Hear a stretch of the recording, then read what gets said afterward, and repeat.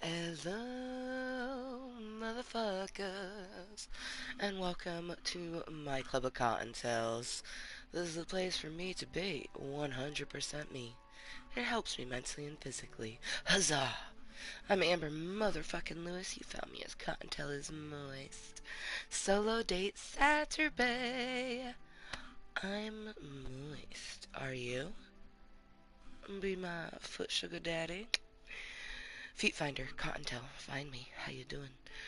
So, to be moist is simply to be you. So, when it says, I'm moist, are you? It's, I'm me. Are you? Are you being yourself? You being 100% yourself today and always? I hope so. Um, I went and we did, like, I'm actually kind of surprised that I got up when I did, because it's Saturday. Like, I would have thought, let's sleep in.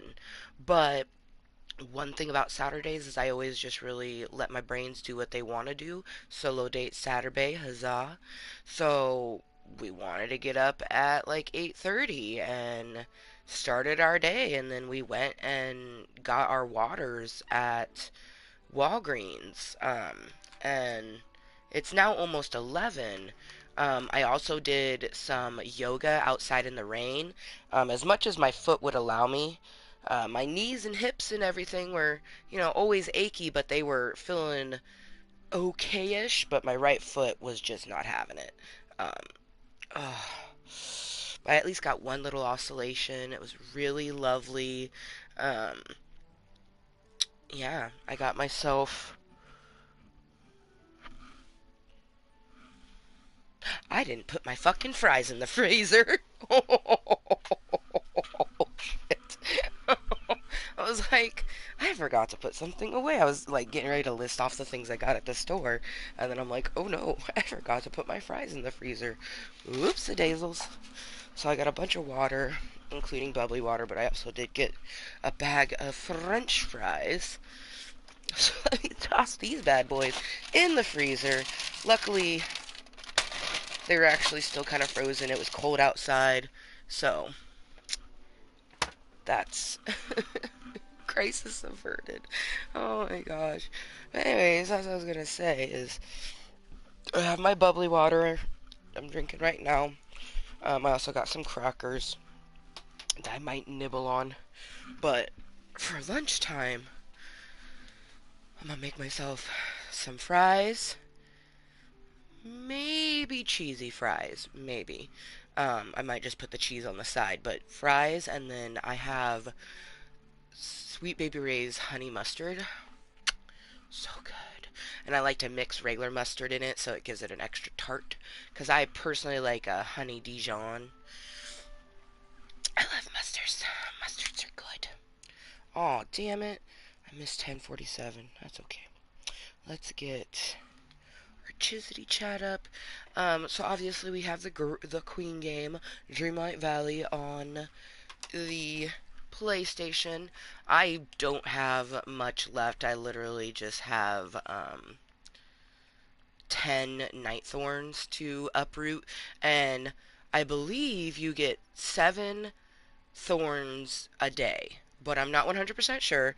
Either way, we'll be getting some of those, and then tomorrow we'll get the rest of it. There's 10 days, so more than enough time. Um, the PlayStation is not what I'm worried about. It's my Switch, and mainly, we have like 8 or 9 more bass to catch. The just it's the bane of my existence. Stinking bass.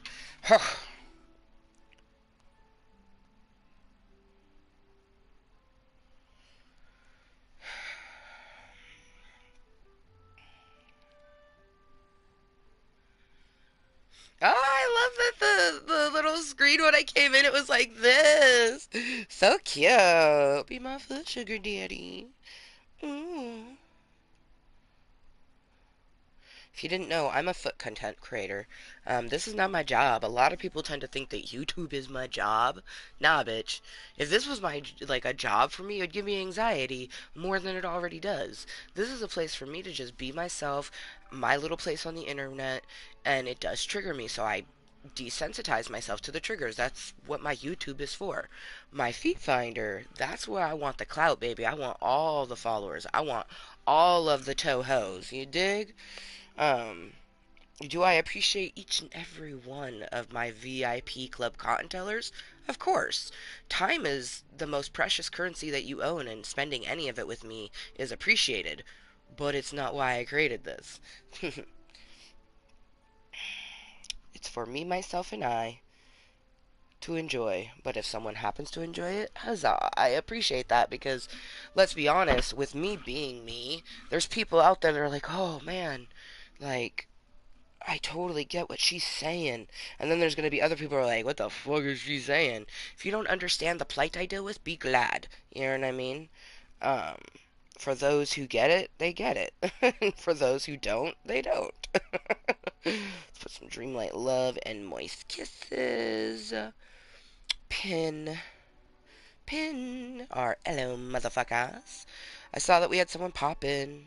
Popped in, popped out. Um, truly, I hope that we get some consistent conversation for today. Um, I don't know how long this meeting is gonna be. Probably until I fucking feel like it. But I do want to play some Pew Pew. Specifically, like maybe one Pew Pew, a little bit of Vroom Vroom, and then Clickety Clackety. Like so much Clickety Clackety, which if you don't know what Clickety Clackety is, it is the Lego. Because Fortnite is no longer just Pew Pew. You don't just eliminate people anymore. Now there's racing and festival where you play music and Lego.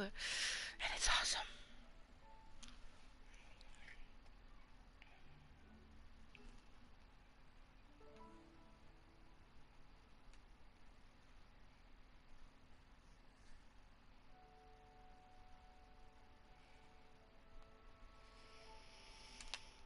Okay. Jada Rose is loaded to perfection. Put up some Dreamlight Love, blowing out some smoke. I'll probably listen to my Jeanette McCurdy. Um, I'm glad my mom died because it seems, even though like that was Nickelodeon, not Disney, still feels fitting, you know. A lot of child actors have been coming out and just really being like, dude, this industry fucking sucks. Like, especially like the ones where they didn't want to pursue acting. They're extra miserable. You know what I mean? Um, and it's just yeah. uh,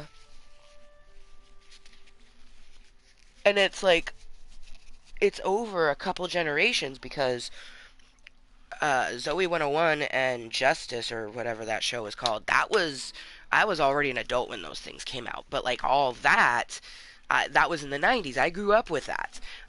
So it's just very interesting to see all of the things that have came about. It's wild, absolutely wild. And it honestly makes me glad that I was too poor. You know, we didn't have money.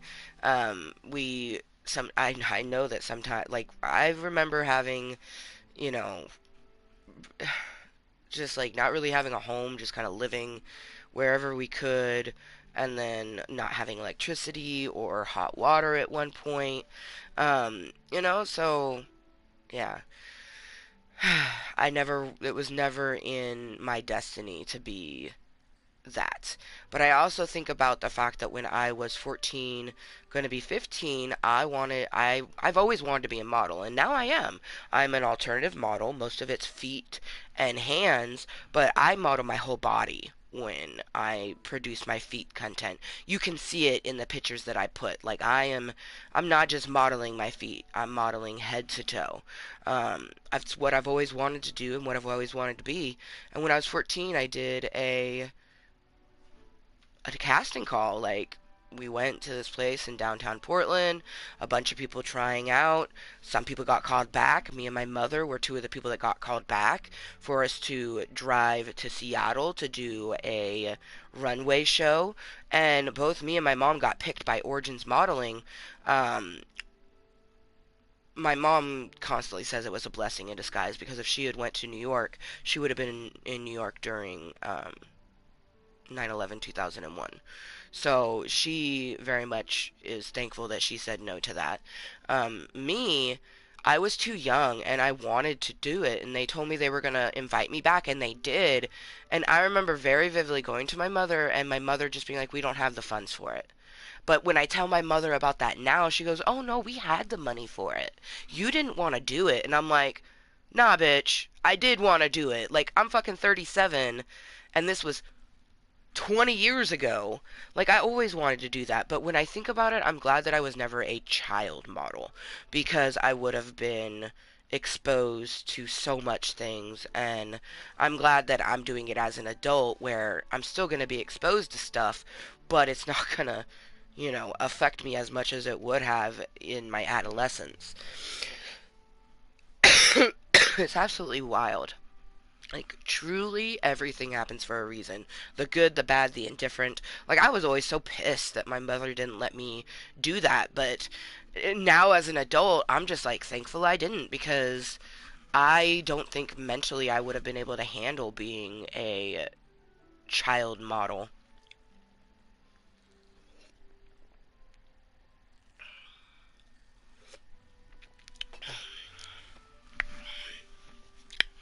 Or maybe it would have been amazing, maybe I would have gotten emancipated, um, and then been living on my own, which is what I was basically doing already. Like, I don't have, like, I I don't have like any memory really of. I think one time I asked my mom to help me with my homework because she's good at math, and she's like, I don't know what that is. She's like, I'm good at regular math. What the hell is that? So she's good at multiplication, division, algebra, not her jam. Um, I was really good at algebra. Like, I don't know, like algebra is just taking the basic math and then adding it into a different way. Um, but for me, I think I like to learn, so I have the capacity to learn. It's just a matter of being exposed to it enough. Um, that's why when I think about my career that I'm forming for myself on Feet Finder, it's gonna be lucrative one day. It's not yet, but it will be, will it be this year? I don't know. That would be lovely.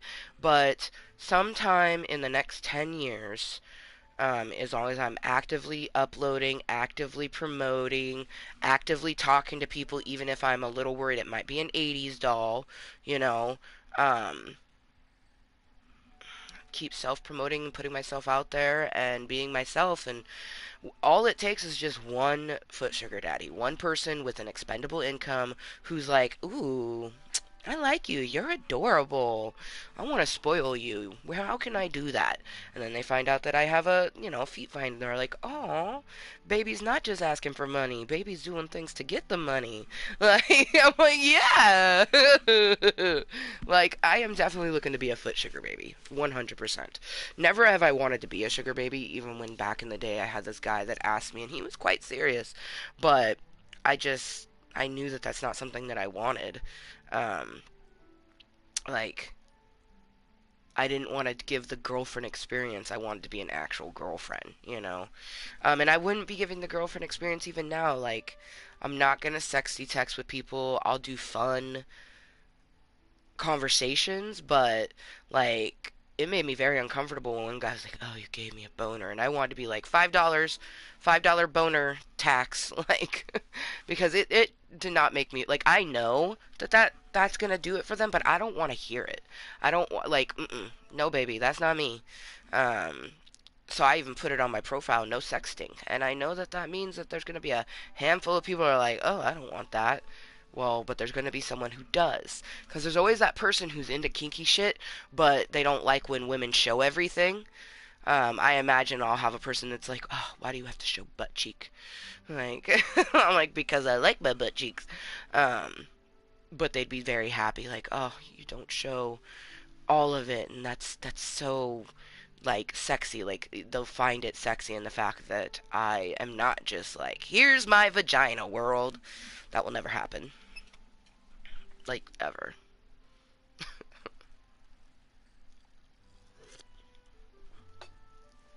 I can promise you that. Let's see. Do do do do do. Oh, we have a new Smosh Reddit reads. That's right, it's Saturbae. Sorry. Oh gosh. Okay, this one is. I'm sorry. What? I'm excited. I love Smosh reads Reddit stories.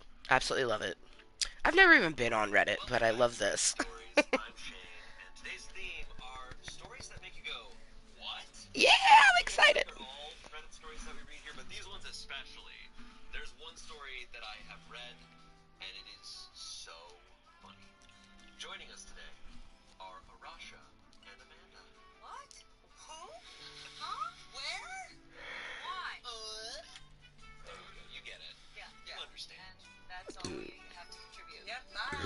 Oh, excuse me. Excuse me.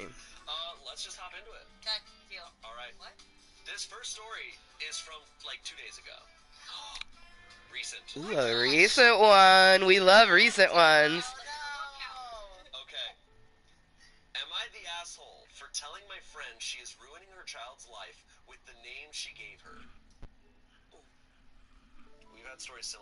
Hmm.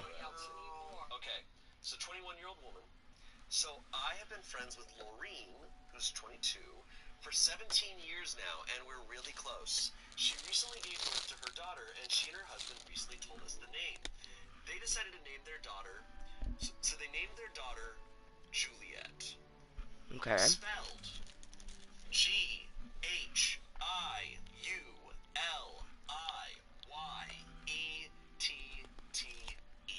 Oh boy.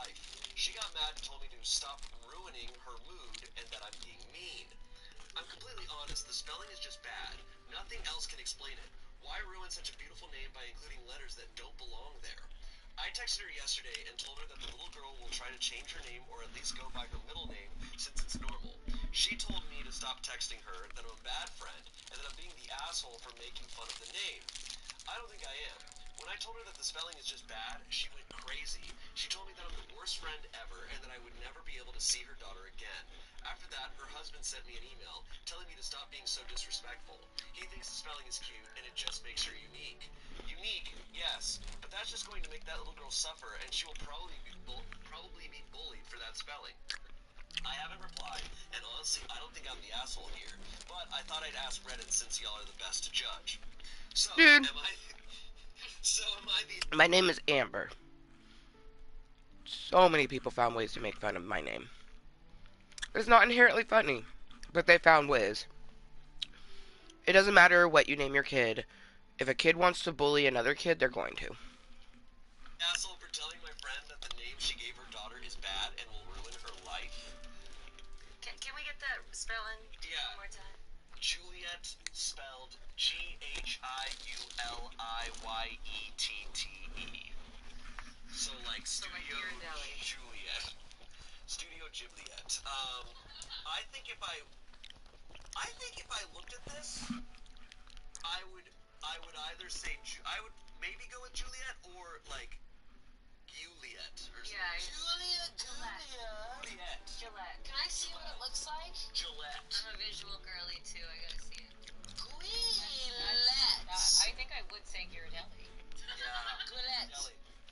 Ghirardelli.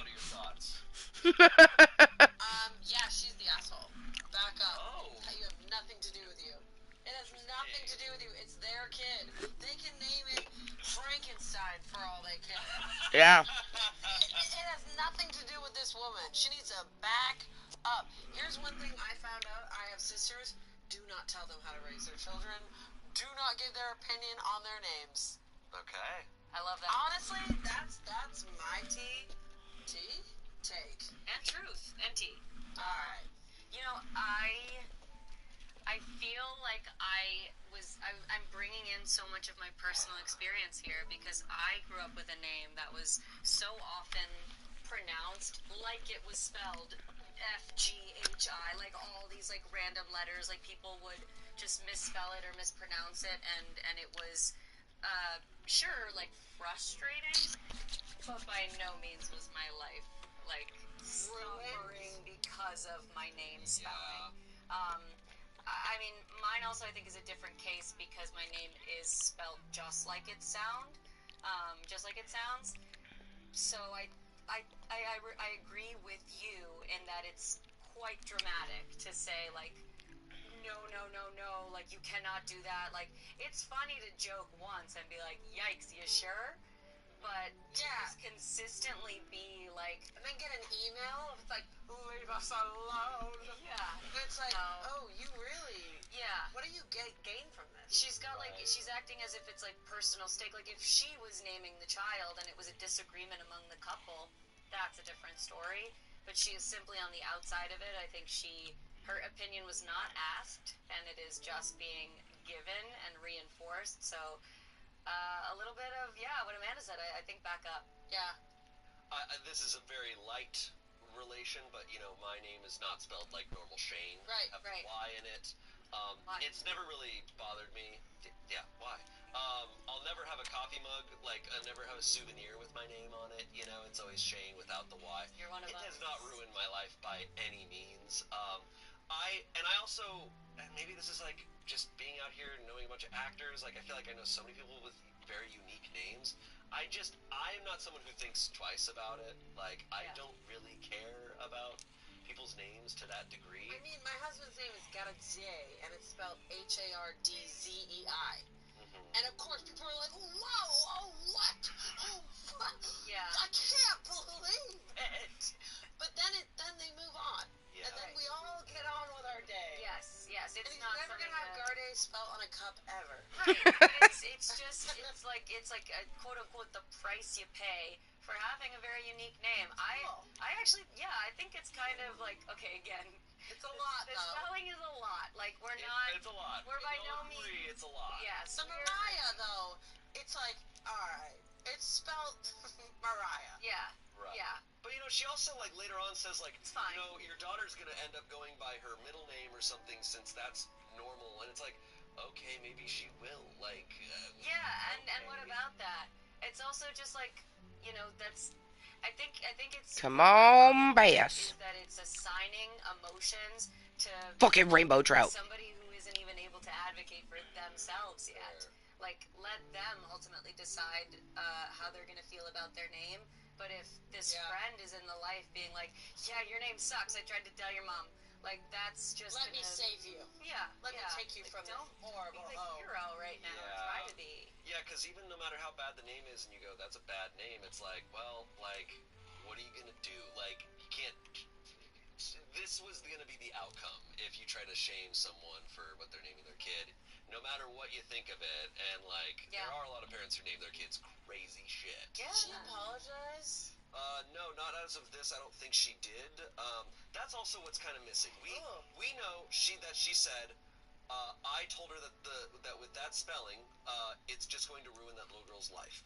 That's all that was like. And then I texted her yesterday and told her that the little girl will try to change her name. So she kept doubling down. Like she kept doubling down. It's like, okay, let up. I know me in this situation. I would not press it. Like I'd be like, that is what you're naming your child. But also, people can change their names, and I don't think Juliet spelled weird is like a name that I would be too concerned with. Right. Like some people do have names where I'm like, okay, maybe people bully you in school, but I also think like school is brutal, and it's like they're gonna find something to bully you for. Like, yes. They're gonna find something. Yeah, I think there's a lot going on inside of this one.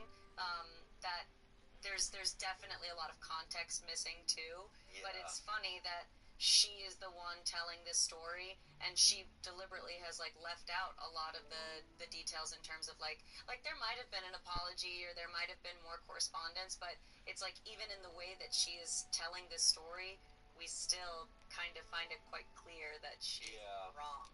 Yeah. Any comments? Well, what I was gonna say is the verdict is not the asshole. And the top comment. What? Why?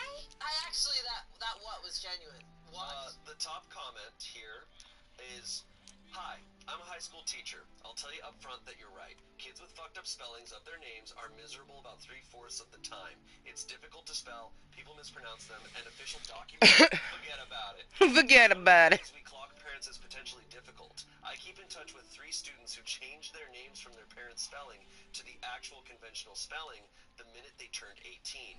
That kid will be Juliet spelled normally, Mariah, Maria, as soon as she possibly can. Not the asshole." That's 25,000 upvotes. I actually, Whoa! you know what I actually feel so bothered by that. Really? I don't agree with Almost that at all. 11:11. I'm like, from other Make a countries, wish and seal it with a spelling toke that's kiss. That's totally different. I think it's the language that's really kind of upsetting me here, in that fucked up versus normal. Like, we need to question these like rituals. Why are names spelled like I a think certain it's way? cute, And just because and it has been that because way of for the so movie long, Luca, that doesn't mean it's where there normal. is a That just girl, means it's Julia, and her name is it's spelled with a recent, G. or It's the pattern that has been Guila, created. Julia. Just because there's a new I spelling think that's that introduced does not make it will be cute. abnormal. You know what I mean? I'm I think they'll be like, oh, it's kind of like Julia from Luca. But I'm also just like, this teacher's like, yeah, it's fucked up. I mean, let's be honest. At one point, the name Apple was weird, and now You're a teacher? And you know I what, know though? an Apple I also that's a wanna store acknowledge manager. that You know what I mean? hear I know where another he's coming Apple that's from the and that Philippines, he has and it had all direct started, you know, experiences with a lot of like, students, these and people they are have had older direct than the experience Apple with that it. Gwyneth It's like, Paltrow that gave birth sucks, and to, I so it's think it's like, cool that he's dude, saying, like, names are hold on, names. like, this is Cheers. trying to, like, fight for, you know, this kid to not have a miserable childhood. But I think at the end of the day, it goes back to the opinion was not asked for. Yes, I agree. I grew up constantly spelling my name to people, and I don't personally think that it made me suffer. I don't think that it ruined my childhood or ruined my life. Yes, it certainly made me feel different from the rest of my class. It certainly made me an outlier, but, like, yeah, it's kind of cool. Yeah, I'm curious. I think it's one that in the comments, if people comment, Yes. if they I have only need 6 more bass, you guys. relate to this story. Oh, also, What their personal experience because it's were. a new day, I can You know, like I think talk to Belle's bow and melt an unmelting snowman with his favorite gifts. but, So, you let's know, make it's sure that interesting. both... I think what's tough here is that these comments are talking about the parents and if they're assholes for naming their kid. Okay, they're both What available. we're talking about is the etiquette. I'm gonna go to the Frosted Heights because my Was it your eggplants place to need give that watered. opinion? Was it your place? Like, you know what I mean? Yeah, There's two absolutely. separate things going on. So most people think that this woman who wrote that is not the asshole. They're saying that she's not the asshole for telling them that they're ruining their kid's life. I actually I haven't been so angered by a Reddit story before. I feel like I've been able to navigate both sides for so long, but this one I actually am feeling so bothered by. Interesting. But again, I know it's not the same as you as well as you too, Shane, but it's also not the same as this person because again, mine isn't as complicated. It could be much more intricate, and it could be pronounced completely different than how it's spelled. So I, in all fairness, can't also advocate for that side as strongly too. Well, it's also it's one of those things like these are our feelings about it. But clearly people have different feelings regarding this, and so it's interesting. I'm curious. Was it just the teacher that commented? There were other comments, but that was like the most poignant. That was like the most upvoted I one. see. So I think it reflects a lot of the sure. the Reddit post. So yeah. All right. Well, let's move on. Let's move on. Here's our next story. This is from 2016. This is a little old school. I was in high school. Well, That Jesus. Hold on. Hold on. No. Oh, man. This person that just said I was in high school in 2016, and I'm thinking, like, I was fucking 29. Like, I had been out of school for a while. And the person that's talking, like, I know what she looks like because I've watched their videos, and I straight up thought that her and I were the same age. But the question is, does she look older, or do I just look younger? It's obvious. I mean, I know the answer. No wonder people don't think I'm 37. I am, though. I'm gonna be 38. Gave away my Hamilton tickets. Am I being selfish for just wanting to break up over this? What? As a 29-year-old woman, my boyfriend, who's 32, gave away my Hamilton tickets. Am I being selfish for just wanting to break up over this? What? Based on that title alone, what do you think? So he gave away the Hamilton tickets? I'd be Gave away pissed. Hamilton tickets. Okay, it better have been for a lot of money. Right. Threw away because while I'm fairly sure he or his family doesn't Reddit, I would rather be safe than sorry. Backstory, my mom is genuinely one of the funniest, kindest, sweetest people I've ever met, and I'm genuinely lucky to have been her daughter. She had me fairly young, raised me by herself, and while we were pretty poor growing up, she did her damnedest to make sure that I got a good education and had everything I needed as a kid. One of the things we share is a love of the theater. She would save up and take me to all the musicals that stopped on tour in our town, and while we were always in the cheap seats, it was always something we both greatly looked forward to. These memories of going to the theater with my mom are very precious to me and are one of the main factors in why I work in the entertainment industry today. Corporate side, I have a horrendous singing voice, lol. Fast forward to today. Like most theater nerds, my mom and I are basically obsessed with Hamilton. And for those of you who aren't really familiar with it, this show is basically impossible to get tickets for at this point. We'll see it in January of next year. I'm lucky enough to be in a financial position with my job that I could afford tickets for a show in July for me and my mom. These are amazing seats. Oh my god. I'd be pissed. I would be so pissed. I would, yes, break it. Throw away the whole fucking man. Why did he give away your fucking tickets? With these tickets back in December, I bought them in October, I think, for Christmas. I'm making a whole week of it. I put us up in a really nice hotel. I made reservations at a bunch of restaurants that we both want to try, and we're going to do a bunch of touristy shit in general. Plus, try to see if we can fit in at least one other show before we leave. We are both incredibly excited for this. My mom even has a little Hamilton countdown that she's doing on a mini chalkboard she uses as a planner. That's so adorable. Every day when she changes it, it's cute. It's In so January, cute. I began dating this guy that I'll refer to as Josh. We were casual / not exclusive for a while, but became serious within the last 2 months. He also works in the corporate side of entertainment, but at a different agency than I do.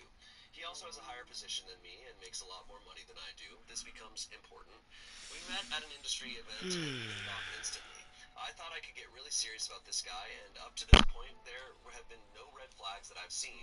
Although right now I'm sifting through all of my memories to see if there's something I missed. He also comes from a much wealthier family than I do.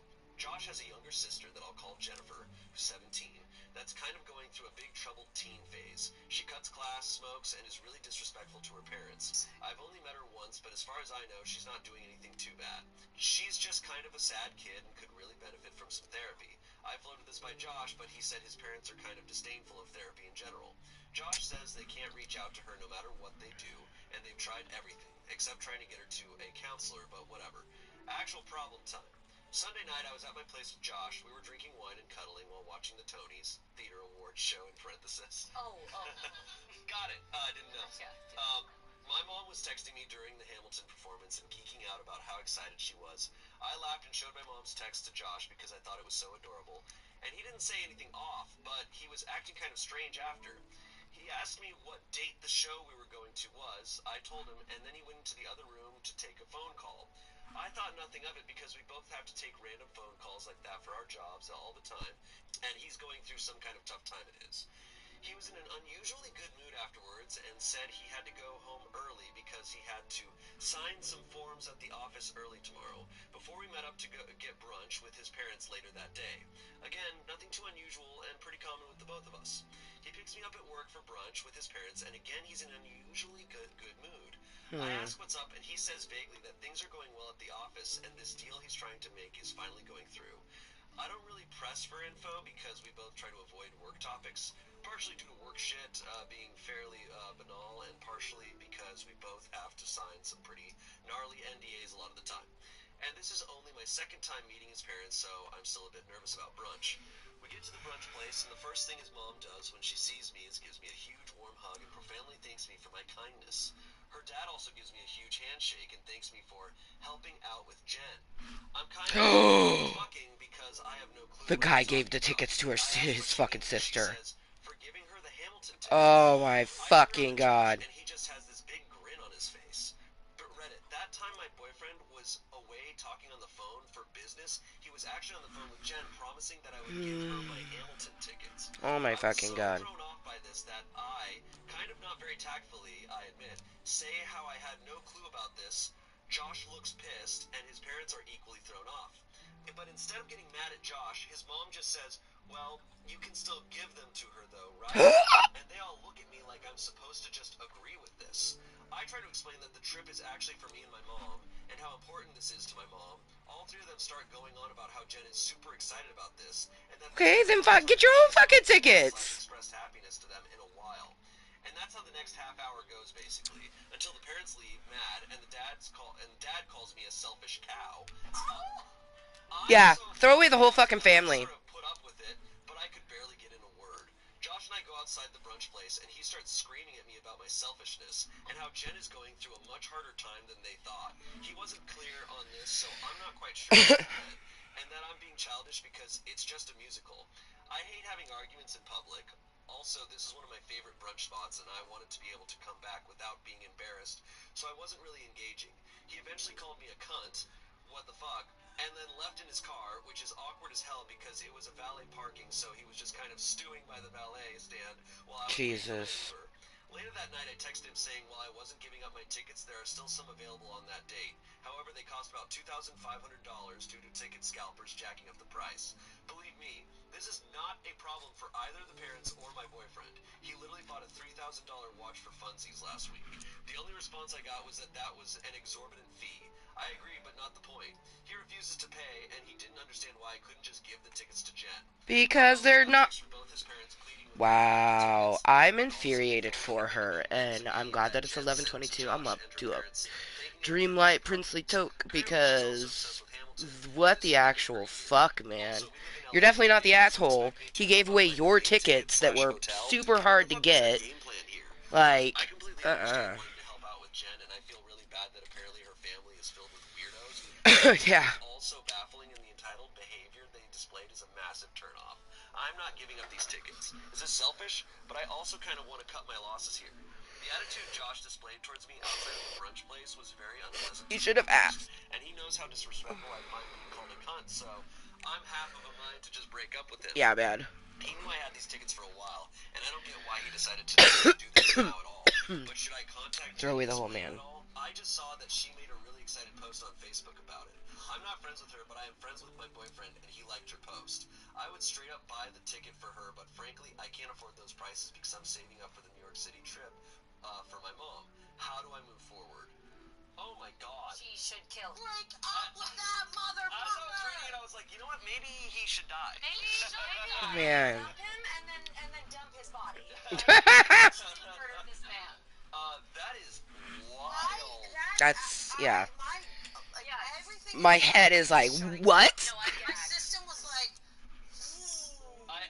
Her comment where she's like, I'm looking back and seeing all the red flags, and I'm like, there's no fucking way this guy didn't have a million red flags. probably Right. I cannot believe the parents called her a selfish cow. Yeah. What? No, this family's This a is nightmare. okay. First of all, I'm really glad that I was worried that he sold the tickets and they were gone. Yes. And I was Yeah. getting really overwhelmed. Me too. I thought it was going to be something with like the agency where he was like, I need to close a deal, so he gave the tickets, and I was like, So, Photos. I have some outfits that are the same on both my PlayStation and my Switch. And right now is one of those moments. So the exact outfit that my character's wearing on my PlayStation is exactly what my little character looks like on the screen that you can't see. we're going. All right. It's been 8 years, guys. You coming? Could be dead. Let's look at the obituaries. Here's Yeah. the thing, Jen, I get it. 17-years-olds are going through a tough time, but tickets well, aren't going to solve her issue. and let's be clear, Yeah. Jen's her year's not going to be ruined because of her.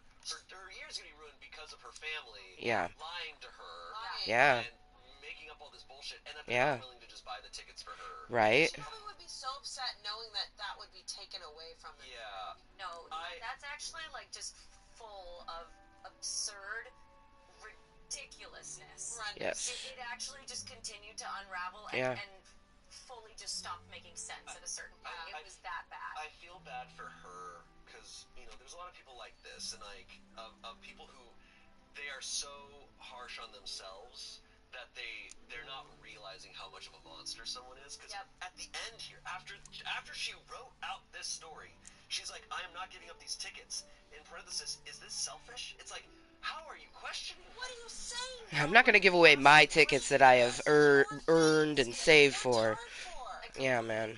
like hear that though. Like it's like you don't have that. No, this person has clearly never been validated. His thick downturned mustache. Oh, that's amazing. So they do have to genuinely reach out to a community and say, am I crazy? I can only assume that this guy in their few months of dating has been so controlling, and she thinks it's normal. Yep. And this was finally where he clearly thought he could just do this. Of Like course. here she was talking about like I got tickets with my mom, and he's sitting there going, oh, I can just take those. Yeah. Those are mine. You're so right. Like he is so messed up that he's thinking just I'll be able to, and he assumed he would say that, and she'd go, oh yeah, that's what he thought was gonna happen. So much control. And he was so mad when it didn't work. He called her a cunt outside her favorite brunch place. That is a crime. That is a crime.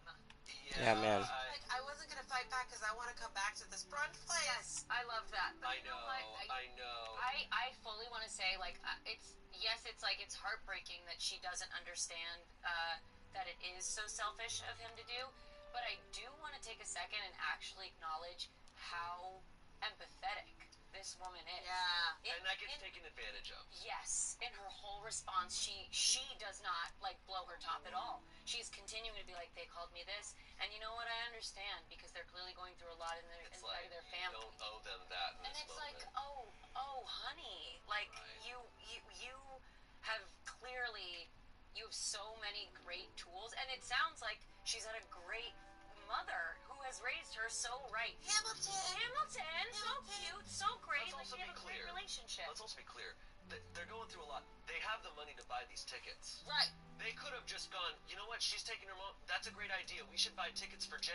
Right. Like, no. They don't want to do shit for Jen. Also, take Jen to therapy, man. Yeah, actually, like No, Jen's hashtag probably take Jen to miserable. therapy. Jen's miserable because that's her family. Exactly. Yeah, justice for Jen.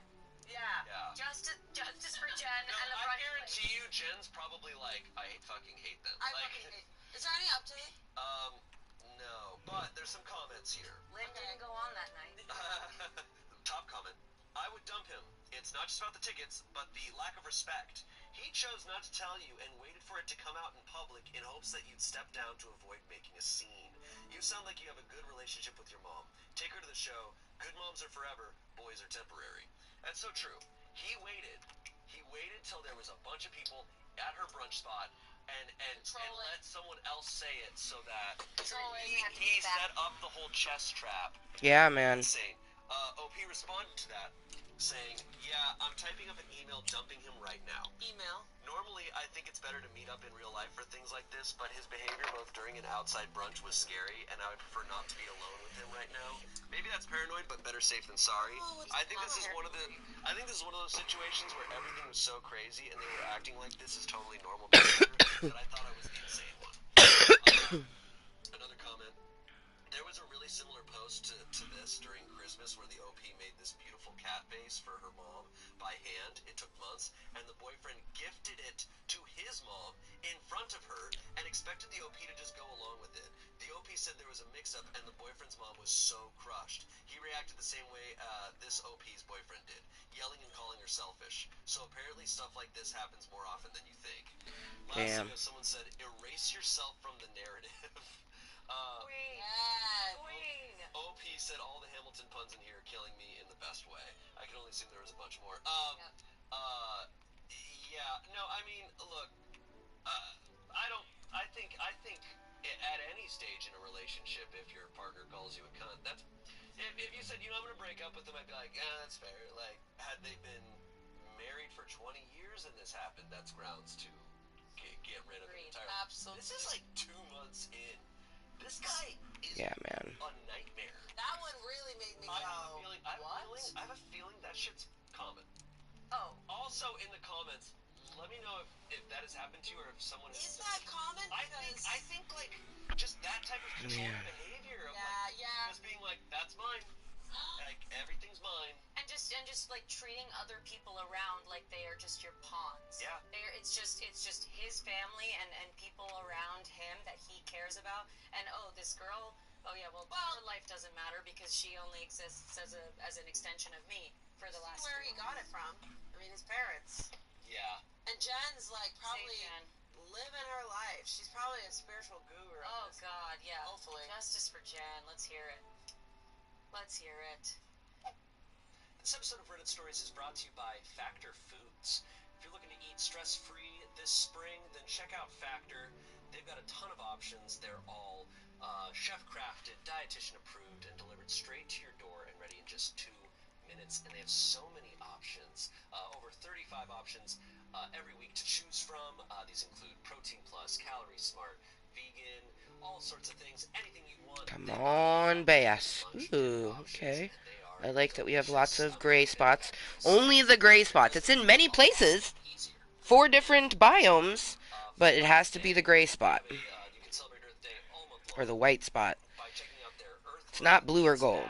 Oh, shaman! Carbon footprint meals to check out, so you can also feel good about it while you are eating. Come on, Bass. Meals. Bass, So, baby. if you're interested, head to factormeals.com/perfect and use code Bass. PERFECT Yes! 50% off Fucking your first Bass! plus 20% off your next box. That's bass ass. First box plus 20% off your next box while your subscription is active. Bass ass. Back to the show. Next story. Okay, so next story got me really pissed off. Yeah. This next story I have read, and it is the funniest Reddit story I've read in a Oh, long good. time. I like some funny. It made me laugh so hard. Okay. This comes from the Grateful Dead subreddit. Oh. For Grateful Dead fans. It's the guy. So my character on Goldberg's was a Grateful Dead fan. You know what the Grateful Dead is? Grateful Dead's a band.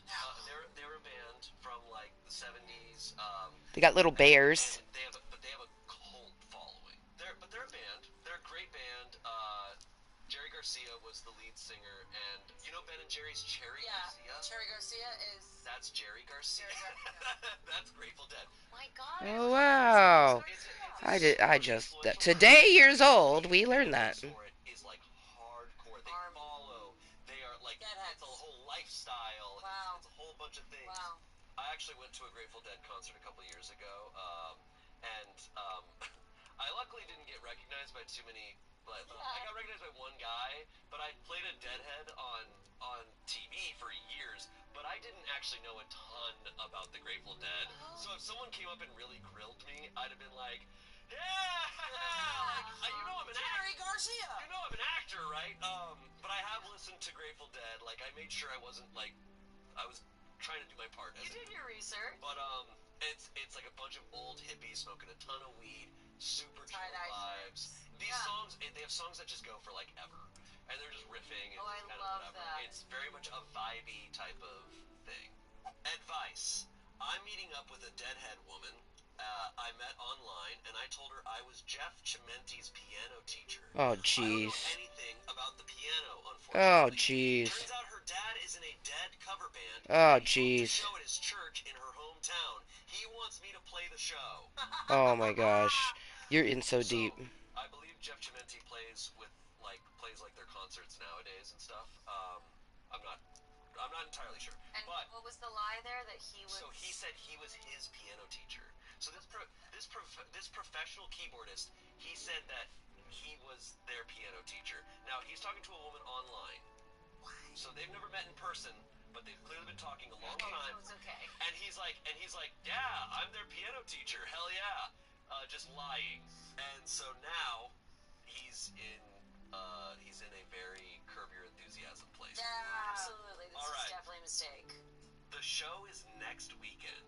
This woman just told me he paid $4,000 to rent the church, and they're going to name the vacation Bible school. Okay, now I this gotta summer find because of the money. His Olaf. Oh, he's right there. was supposed to be for their 40th anniversary trip to I Alaska. have presents He's for actually staying you. at the woman I'm talking to online's house because the wife can't believe he did it. This woman I'm talking to is a graphic designer, and he paid her to design a poster that features my name prominently. Oh, It looks shit. like an old-time movie poster. She shared it on Facebook and tagged me, and a bunch of people that know me were commenting, "What the fuck? This dad just bought a B3 organ off a buddy for me to play. He's invited all his friends. He's invited his ex-wife. She also told me that his buddy is the drive time DJ on the small local radio station and keeps doing show announcements for this concert. Flower and wood. Featuring my name. He owns a diner in town and has renamed Olaf all is a the simple specials and snowman. shows He did want a topaz, and one of the sandwiches, once again, I don't need to give him one though. I just need to give him two. That one is complete. Yes, cast your votes and dream snaps. That one's easy. But let's. There's Beast! He can't show up. Oh, Beast! Ride or die. Hey, buddy old pal. Good day. I'm not a music person, as people know. I would say, yeah. Do you like the critters in the village?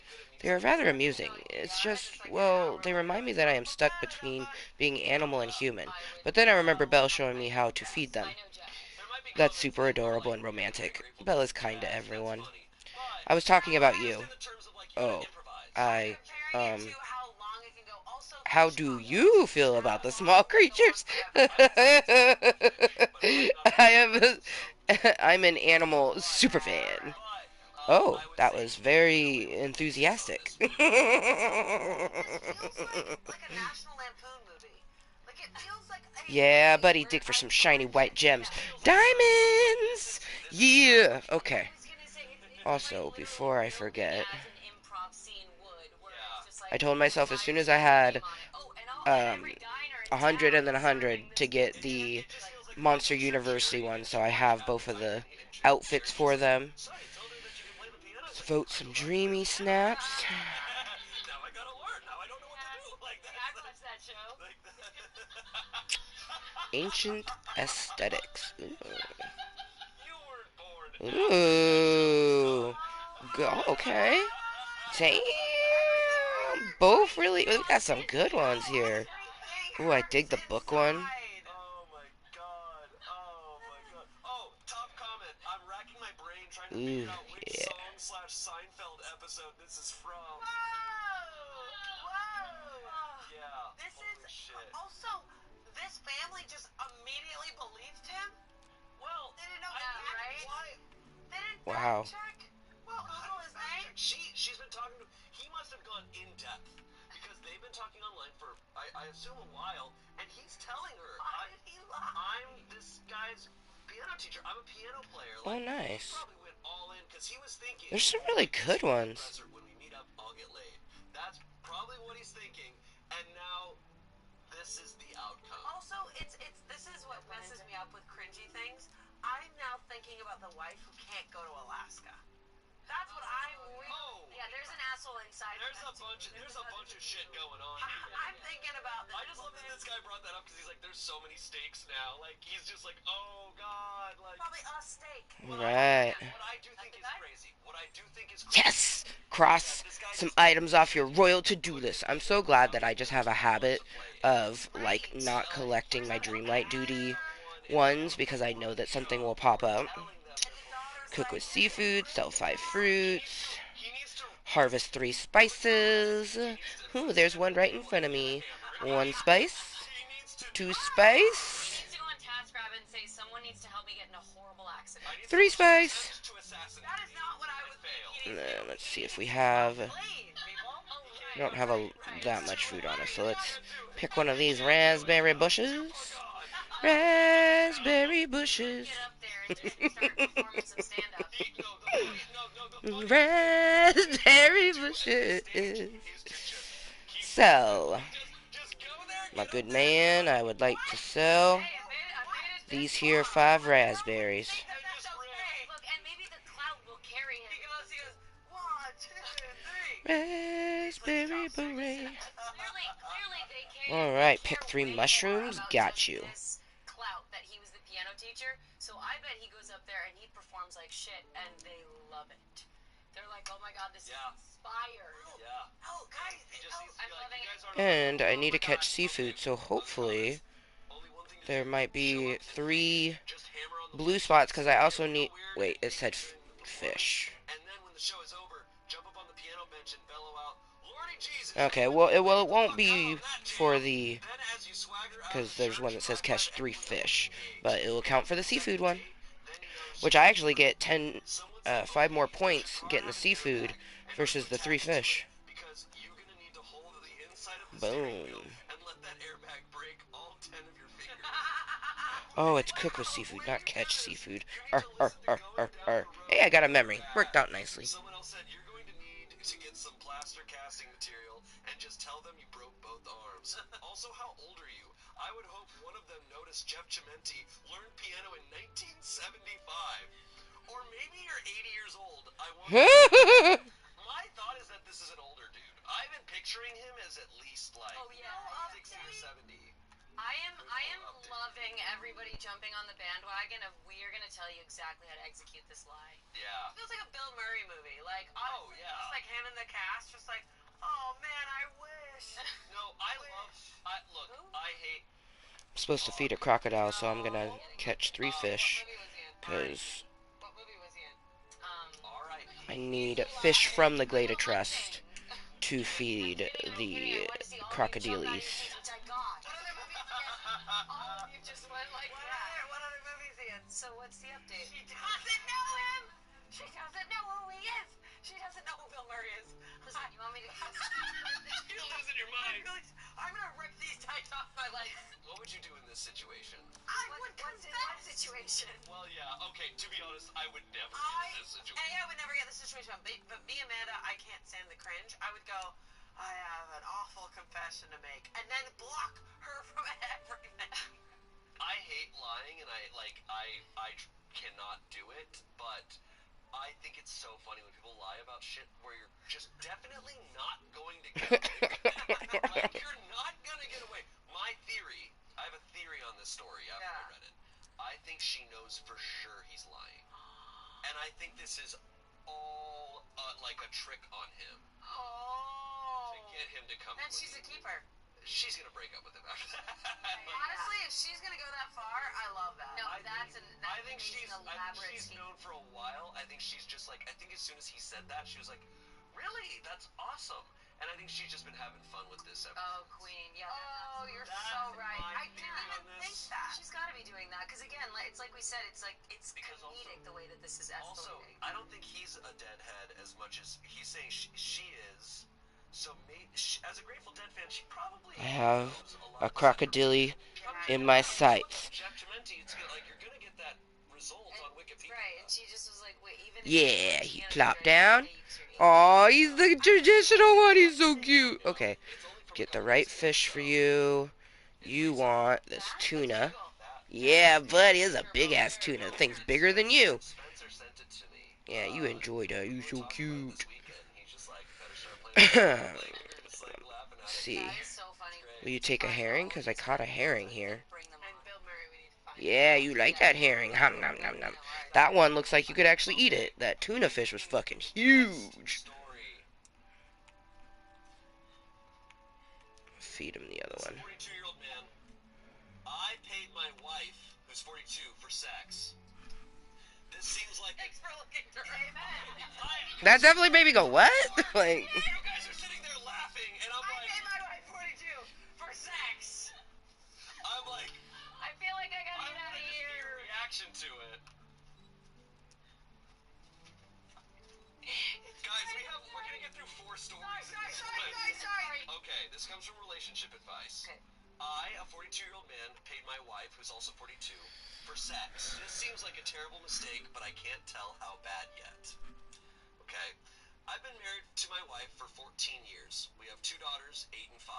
For the first few years, we had a good sex life. Then it dropped back significantly. She stopped instigating and would decline if I did. When I ask, she has several reasons she rotates through. We're too old, nobody has sex very often, or she's too big now. She gained... People don't have sex anymore. It's true. I never have. She gained a lot of weight, and I know it bothers her, but I can't say which came first. She always seems to believe we've had sex in the last week or 2, even if it's been 6 months. Since the kids were born, we have sex 3 or 4 times a year. Usually twice around Christmas and once or twice in the spring and fall. It's the same every time, the way Damn. she's decided it should be. I rub her back and neck, she gives me a couple squeezes and tugs. I'm loving this. Hold on, let me read this. I rub her back and neck, she gives me a couple squeezes and tugs. I go down on her because it's the fastest and most reliable way for her to have a couple orgasms. Then she lays on her back impatiently while I climb on top.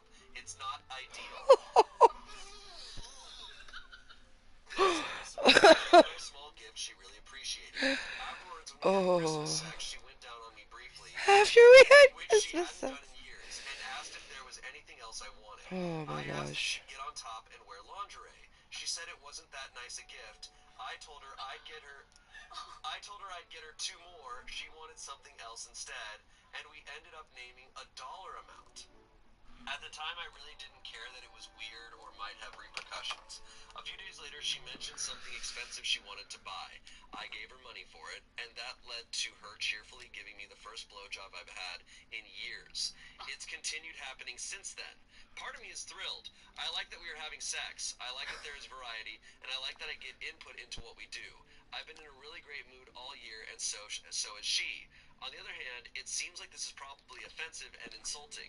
It seems like I'm too close to the situation, and I'm heavily influenced by the fact that I've had more sex this year. Changed my clothes here, Last so week. obviously I gotta change my clothes there. I'm liking the sort of like extra inceptionness, because you know I already am Dreamlight Valley within Dreamlight Valley. Gosh, wouldn't that be creepy if there was a way to stream from the Switch, and then it would be like Dreamlight Valley within Dreamlight Valley, and a meeting within a meeting. See, when I say stream, I think of a river. When I say meeting, I think of doing this, doing a live meeting. When I say stream, it makes me think of a river, a stream. Oh, that is booty. I need to catch that out and reload that, because I'm a little there's baffled nothing by there. this story. She was like, da-da-da-da-da. Alright, get over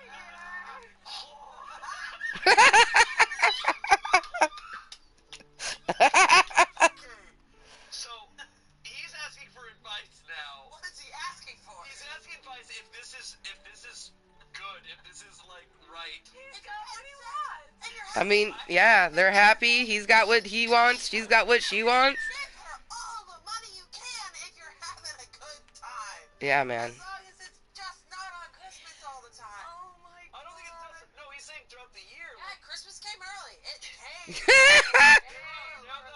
This is like now their regular thing. That's amazing.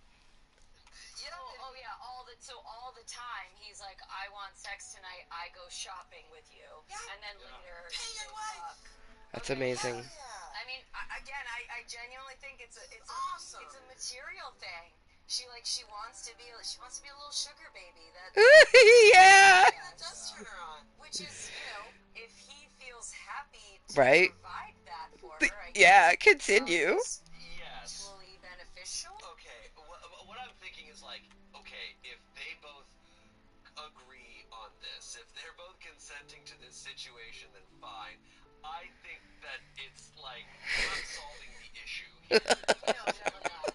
I mean, definitely I not. don't necessarily disagree with what is being said, but should we also think about how OP feels in all of this? What does he actually want from the sex he gets? Is it just the act of sex? Does he like to feel attractive, to feel desired? Because this dynamic might not lead to the outcome that OP actually wishes for, even though sometimes he might feel like beggars can't be choosers and accept what little he gets. If it doesn't actually align with what he is looking for, it might actually be counterproductive over time. OP responded, in a perfect world, sure, I'd like to feel attractive and desired and a connection and all that.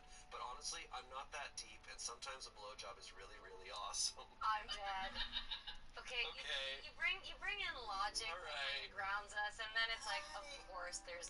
He's like, actually, no, I don't want a connection. I want a beach. He's like, this is I, horrible. I want a beach. Okay, maybe I can be attracted. I really like my dick is soft. If I'm at What the are you saying? Okay, this fucking podcast is getting all moist as fuck, so let's put up the content command. This is why the content command exists, because I'm not doing anything lewd or vulgar, but the thing that is being pumped out that I'm listening to is... sounds like a Oh. harmless kink. Healthy marriages definitely can and do feature sexual exploration. Someone said, take it as a win. Start dating her again. Make sure to compliment her often. See if this is the start of something good. I do agree with that. I agree. That's what I mean. Like, if this is like a mutually agreed upon thing that's like, but I think they're falling into it without like acknowledging what it might be. Sure. I definitely think it's a new kink. I think that they're unlocking something and they're exploring. And I'm happy for them. Totally. My God. I think we can put like a healthy label over it too, in that like it very well just might be her like she just wants to actually be like a little spoiled. She's like, I want to feel like I'm valued, and sometimes the way that I get that is through gifts or being taken out, and that's how I feel loved. So then I can come and love you. What I think is like, look, I'm not, I can't relate to this story, but like, I think. You don't like Christmas shit? I hate Christmas. No, but like, I think these people clearly didn't have like conversations about sexual attraction and desire and like what turns them on. I don't think they've sat and like communicated this. So they just didn't have sex for years, and now it's suddenly like they probably could have gotten to this a lot sooner. Oh, By yeah. being like, what would we like to explore? Because you know, I think a lot of married couples just kind of give up. It's Like, clear they did not talk about what their desires are. No. Like, I just want a BJ. It's interesting because, like he said, it's over time, right? So it's like maybe in the beginning they were getting a little bit of that like early relationship dating, paying, separate kind of thing. But then eventually, when you're married, your finances they group together, your bank accounts group together, and she started to be like, oh well, I'm not feeling like paid for in any way, and that's the way that I like it. And maybe when they first started dating, he like really took her out. He bought her things. So maybe she's, because motherhood it does chemically and physically change you as a person. So I've heard, and I feel like she wanted to have a spark without realizing it. Yeah. Human beings are just fucking figuring it out. And we just want BJs. The way And we just want BJs. So nuts. She gives me some squeezes and tugs, and then I I wanted more. Where is she tugging? He needs to write. Where is he squeezing? He needs to write erotic fiction. Like he needs. Cowboy? Cowboy. I don't know if I would describe that as erotic. Squeezes and tugs. I climb on top. It was actually the driest description of sex, quite literally, that I've ever heard. Cheerfully giving me a sweet old blowjob. Pain's in his limit. No. He doesn't like Christmas. No, I'm sorry. We gotta move on. Okay, well, let's move on. All right, it's time for our final story now, and this one comes from Am I the Asshole and also Best of Redditor updates. Ooh, I'm excited. It has multiple parts. Yes, I love the multiple part ones. This is also recent. Ooh, yeah. Like how fresh? Like only like 10 days ago. Ooh. This is a 23-year-old woman writing this. asshole for controlling what my boyfriend, who's 24, eats? I would typically say yes. Yeah. Let's find out what he eats. Alright. Throw away because I don't want him to find this, but I'm honestly at my wit's end here. I, a 23-year-old woman, have been dating my boyfriend, Jake, who's 24, for 4 years. I'd say we're a happy couple overall, but lately this argument has come up that's divided us. He's always had unique tastes. Cereal with orange juice instead of milk, mayo and butter sandwiches, and raw onions have been the worst culprits. I Oh put up my. with these. We all have our quirks, right? Well, 2 weeks ago, he started eating garlic as his midnight snack. Oh 4 gosh. cloves of garlic. I can't share a drink with him without it reeking of garlic somehow. And kissing him, it's like shoving a clove straight in your mouth. He swears he was only eating them because he didn't want them to go to waste, and that he would stop once he finished the head of garlic. But just when I finally thought it was over, I caught him sneaking a second one in the kitchen last night when he thought I was asleep. Oh my I gosh. confronted him about his secret grocery trip this morning, and he got really defensive and denied it. I'm trying not to be a nag here, but it's really wearing on me. The garlicky aura surrounding him makes me want to avoid him at all costs.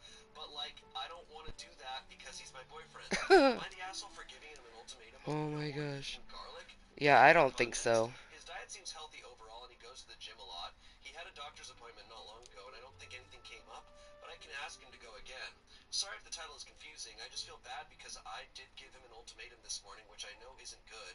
I really love him and don't want to break up with him, but I just don't know what to do. He hasn't come back since this morning. I can't believe she's dating Dustin Hoffman from Hook. You told me that. Yeah, he would eat. I didn't know who. Do you know who Dustin Hoffman is? Do you know the movie Hook?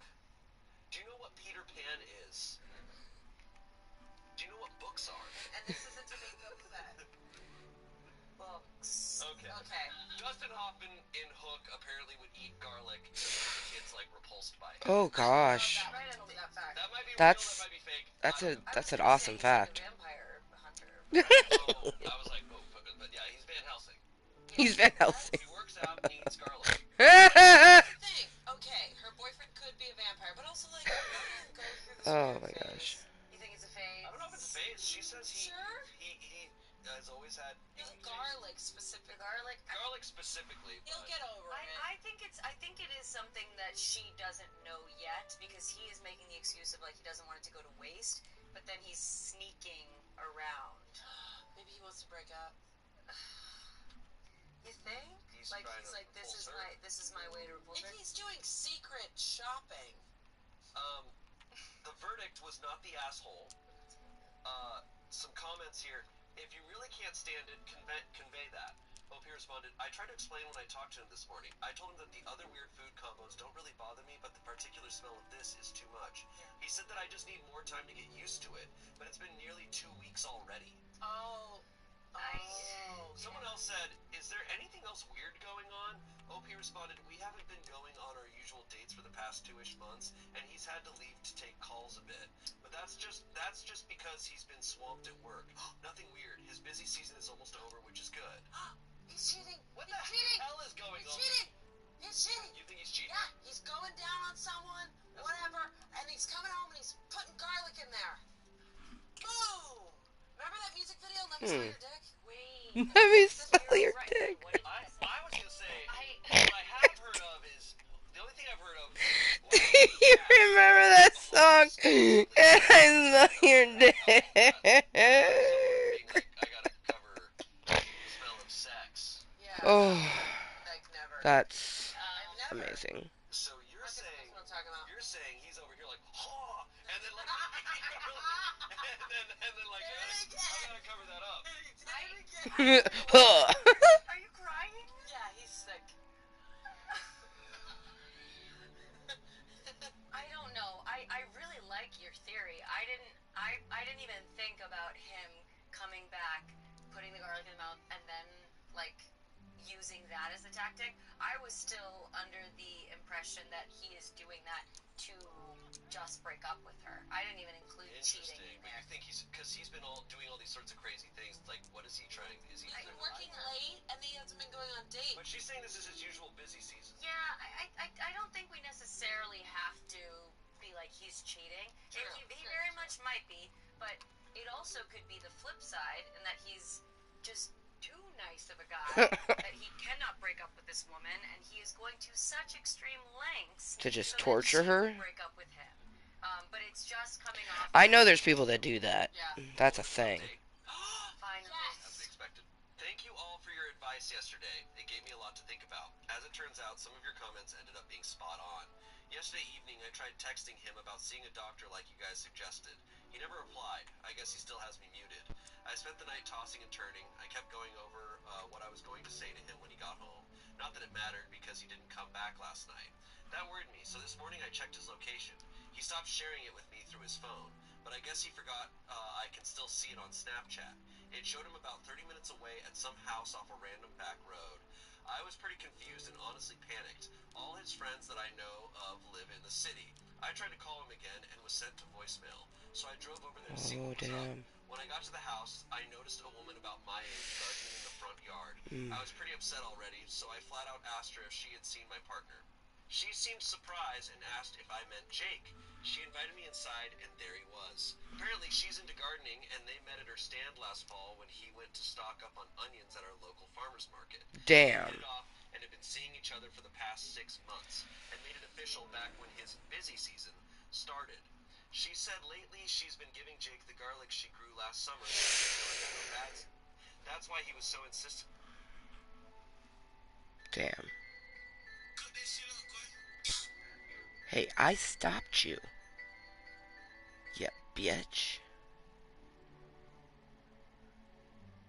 Insistent on eating it by himself instead of cooking it into a shared dish like normal, and why he's been eating onions like an apple instead of letting me use them on my sandwiches. He didn't want to give me her presents because, in his own words, she grew it with love for me, and if you ate them, you would have known. At that point, Oh my I said no, God. so I just left. Since then, Jake's been blowing up my phone about how he can fix this and that he won't do it again, but I'm so over it at this point. Just when I thought my life couldn't get any worse, while I was moving his stuff to the curb, I found his stash of garlic. Shoved in the back of his closet was 1 pound of garlic in a Home Depot bucket, along with letters she had written him. I'm Wow. keeping the garlic. I don't think we can ever come back from this cheating, but I'm going to at least get some good meals out of this terrible situation. Please send me your favorite recipes to use the garlic. Jesus. I need a distraction to keep my mind off of everything. I fucking Dude. fought for that man. I knew Wow. it. Nah. I can't believe he was dating my character in Stardew Valley. I gave him the benefit of the doubt. I'm sorry. It's kind of romantic that he was like, she cooks this for me.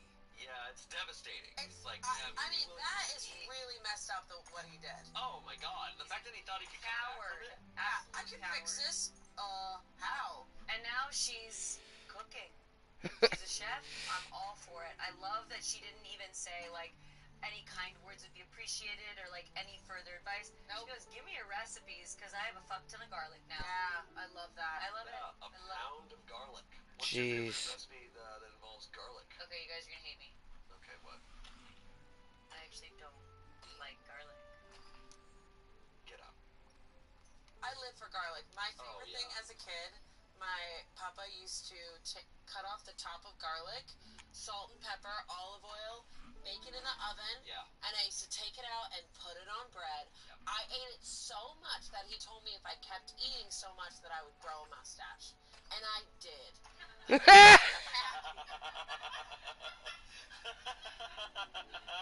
I'm not even making Honey, I don't think that was the garlic. I'm not making any. No, it was the garlic why I grew a mustache and a unibrow.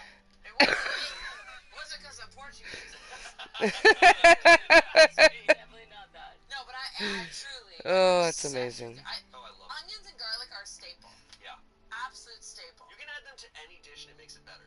It's so good. Yeah. Roasted garlic. Oh, just like marinated garlic, like garlic and like olive oil. Yes. Marinated. Oh. Also fresh garlic in rice. You make white rice and then fresh garlic in it with a little bit of olive oil. It's so yummy. Sorry, I guess I can't. Well, Well, no, it's What we. is I that, feel like we disagree on a lot of things too, because you also love my worst enemy, which is cardamom. I love cardamom. I just feel like I have a very sensitive palate. I'm a picky eater, so strong flavors like horseradish. You guys are gonna hate this one. Truffle. I can't do it. I do love truffle. I lost the room. I heard that sigh. But I It's can't okay. do truffle, That's horseradish. Again, like it That's it crazy. overpowers for me. See, I have grave mouth. I need strong flavor. Yeah, I just it takes over for me, and it's all of what I'm eating. So then I just can't do it. Damn. Yeah. It's okay. Yeah. You're okay. Thank you. Thank What you. what story here gave you the biggest what? What shocked? What was? The guy with the I tickets. think we know what it I think we all. I think we know because we spent 5 hours just sitting here losing our minds about it. Christmas came early. The boner one is what they're most like, what the fuck? Comes early. Okay, but that one wasn't as I wasn't as like gagged because of that one. Gagged? That one. Take your pearl necklace and go.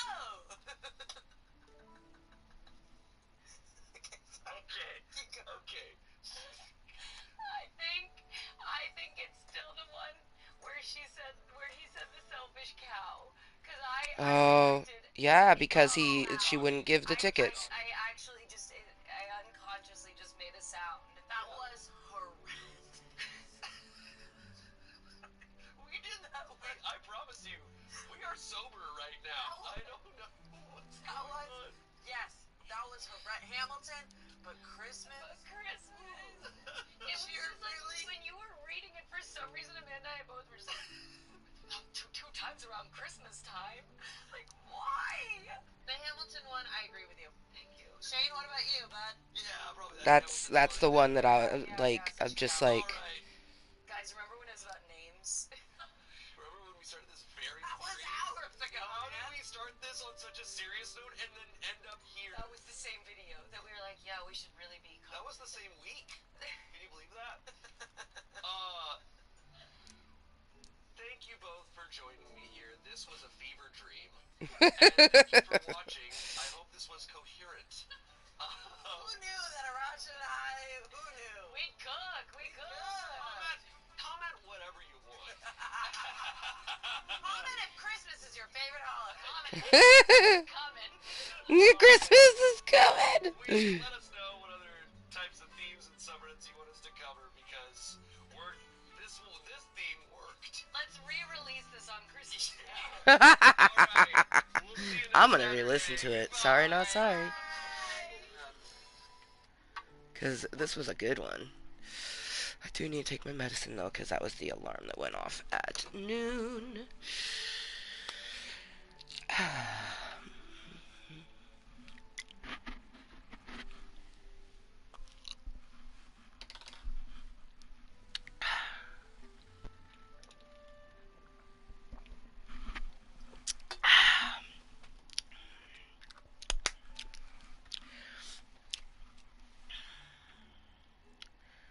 Bubbly water is so good.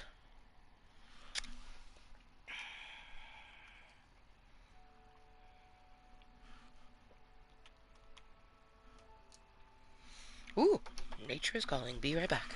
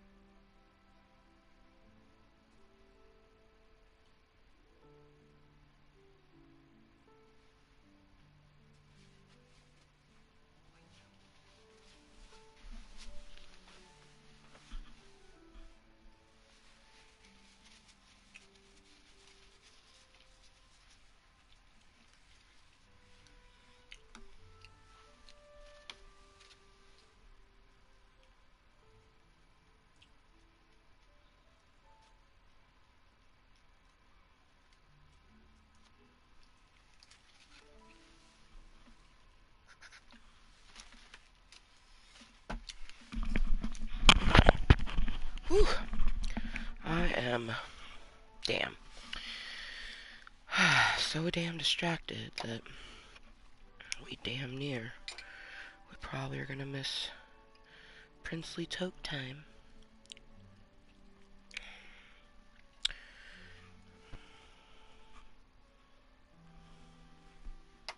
I'm gonna try not. It's 12:21.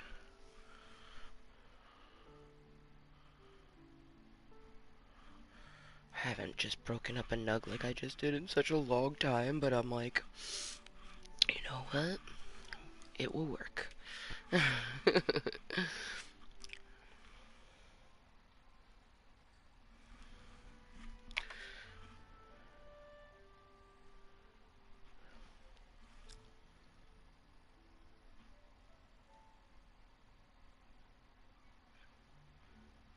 Okay, there we go. At just in time. Woohoo! It is 12:20. Excuse me, 22 right this moment. 222, a little princely, dreamlight, princely toke time. Cheers. Thank anyone lurking, twerking, watching incognitally, watching this later on as posted content. I appreciate you.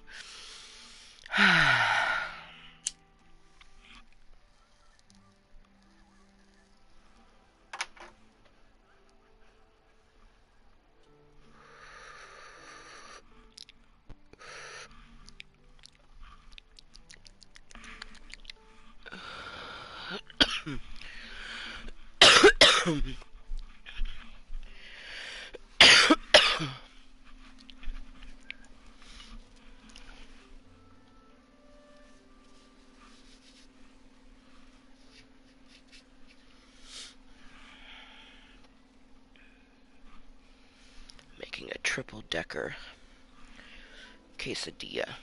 3 tortillas, 2 layers of cheese.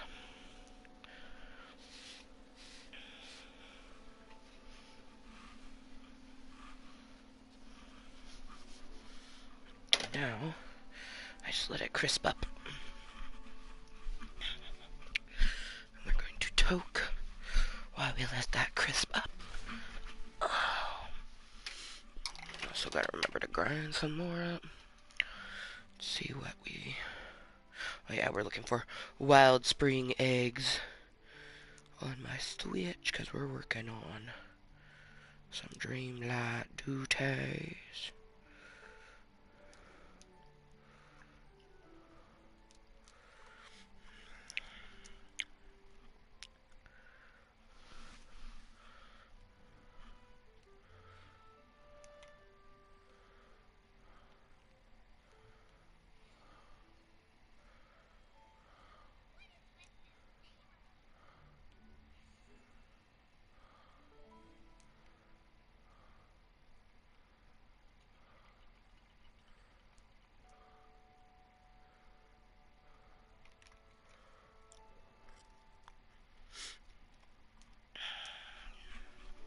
Oh man, this triple decker quesadilla is gonna be so fucking good.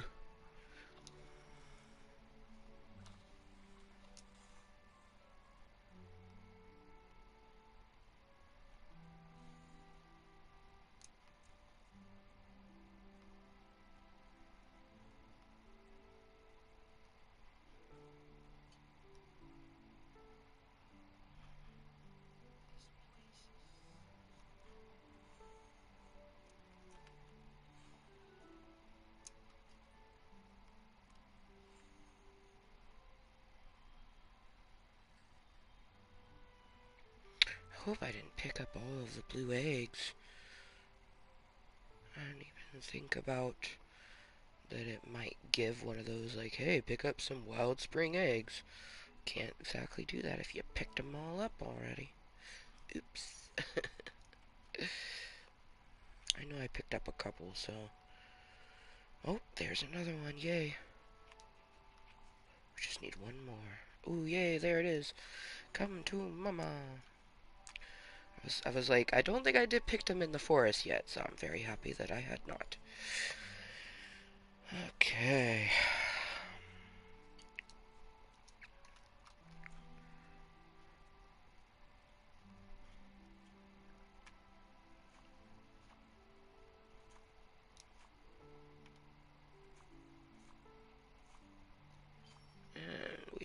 completed the eggplant. Harvest purple from your vegetable patch. That is complete. Hang out with a blue and purple villager. That is Sully, so I gotta go to the monster realm now. But I just need to complete... There we go. We'll do the serve. The restaurant. Need to do one more Dreamlight duty, and that will complete the cross things off your royal to-do list. Oh, I should see what my Switch is at. Okay, it's at 62. We'll need to charge it at some point, right?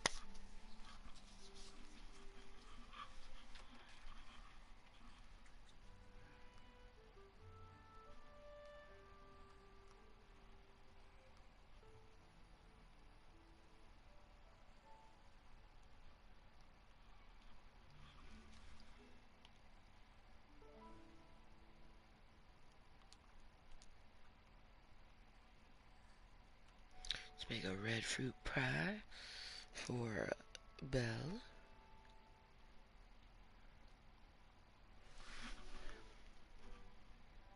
Then we gotta go flip our quesadillas.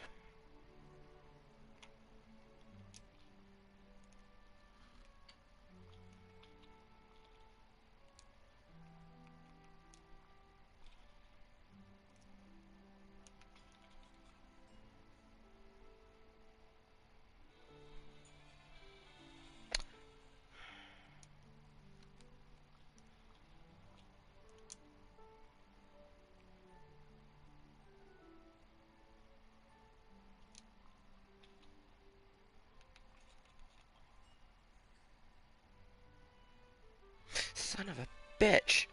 Okay, you know what? Stick to the raspberry, because that's the one that it chooses. I was trying to do a red fruit pie, but not have it be the raspberry. And I made two different other pies. I was like, son of a bitch. Because I totally forgot that the gooseberry makes Snow White's gooseberry pie. And then I tried to do Dreamlight fruit, and of course that makes the whimsical pie. I'm like, son of a bitch. So, stick to raspberry, something that we... it chose, so of course it's gonna be good.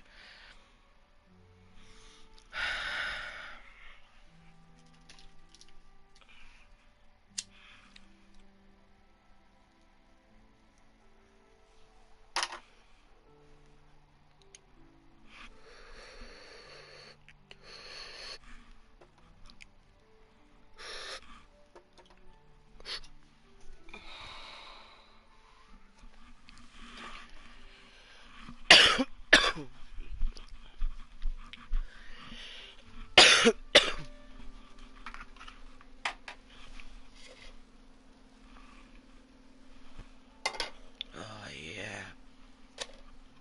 That's a nice...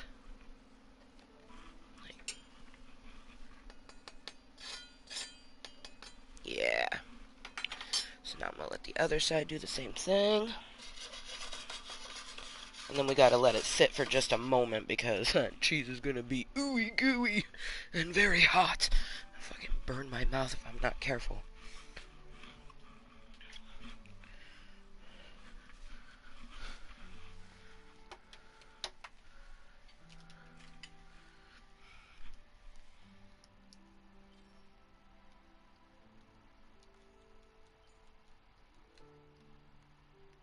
I only have to catch 5 more bass.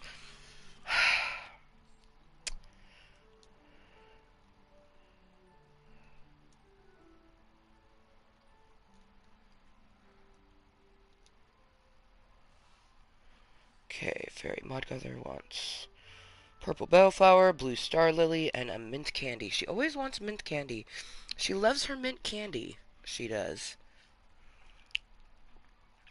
Super simple though. It's just a little, take some mint, add some sugar, mint candy.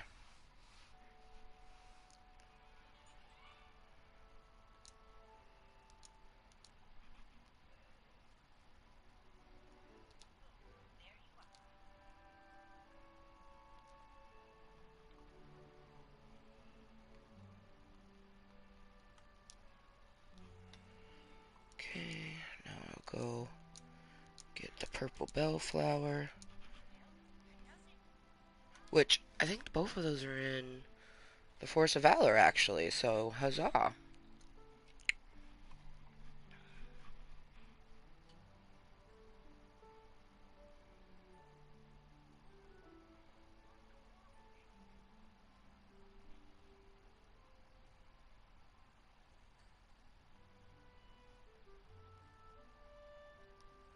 Yep, there's a blue star lily.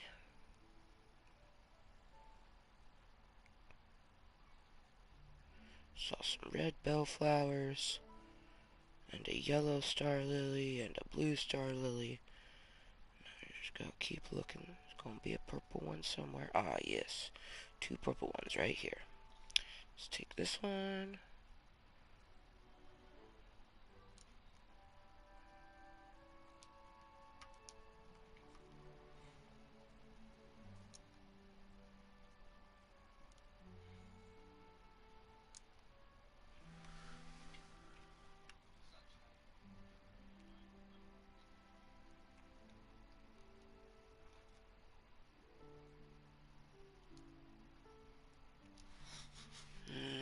Quesadilla.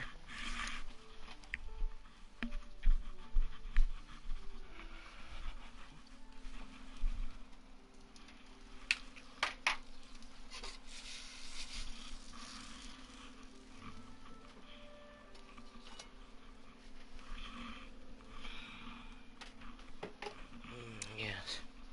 The melted cheese.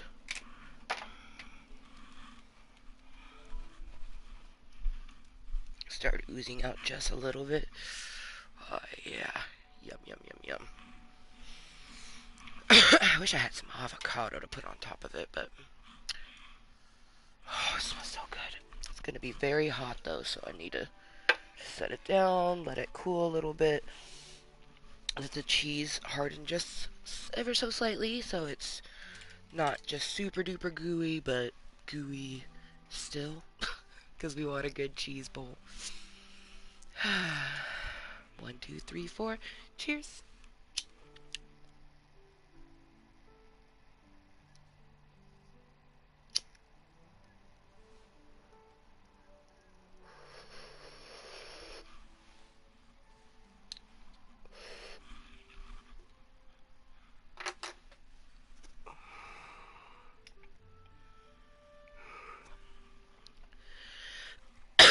I definitely need to make sure to always grind it, because even though I like broke apart the little pieces, it's not enough.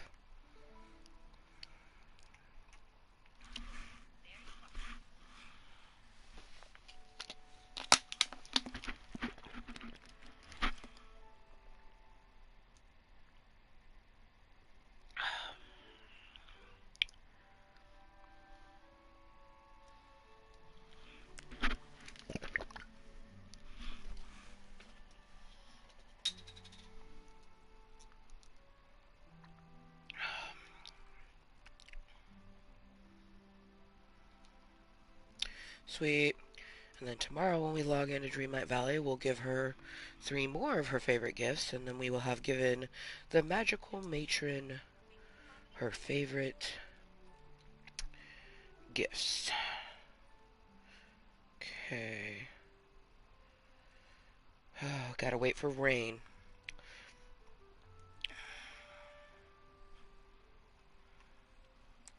Okay, let's save.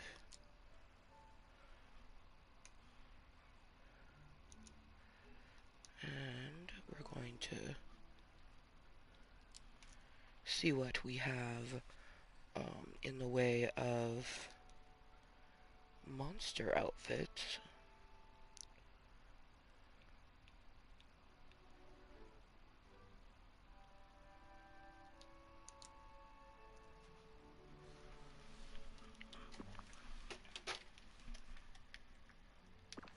Oop.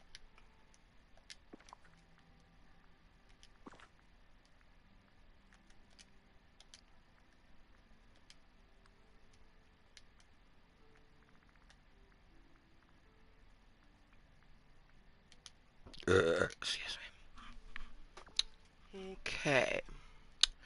We both have the purple tuft ones, so definitely choose that. And then we both have, well, we both have the slippers, but we're gonna be going into the, like, scare zone, so we wanna be wearing some work type shoes. I believe I have these on both. Oh, I do not. I don't have either of those things. So, we do have the adorable outfit, though. You know what? Let's do something around the skirt, though. Because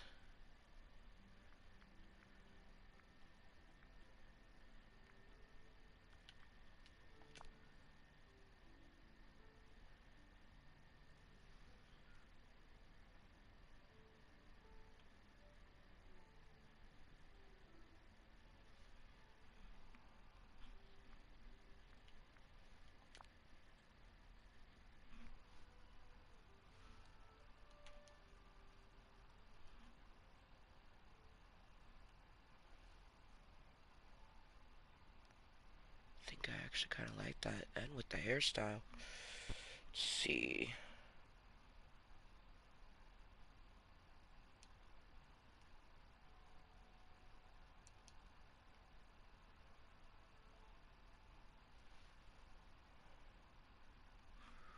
We have, yeah, we do. We have the blue. I gotta take those gloves off. Which actually I like better because I have the claw with the spiky nails, and oh, she is not wearing them actually. I'm kind of surprised because I do have it on. Oh, I put the earrings on.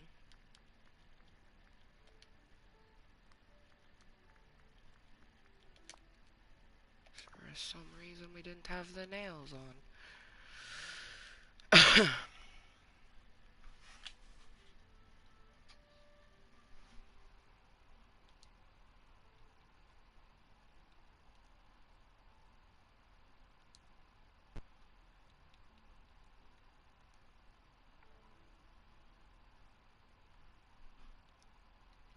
Sweet.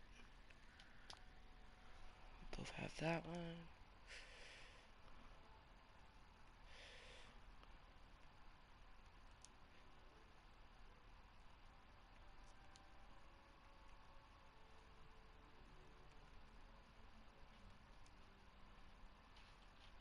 I like the way the shirt looks with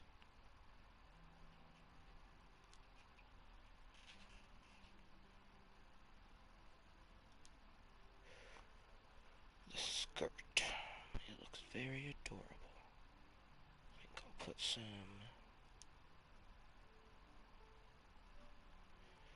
Okay, we don't have blue footy socks, but we do have black. Let's see if we have black.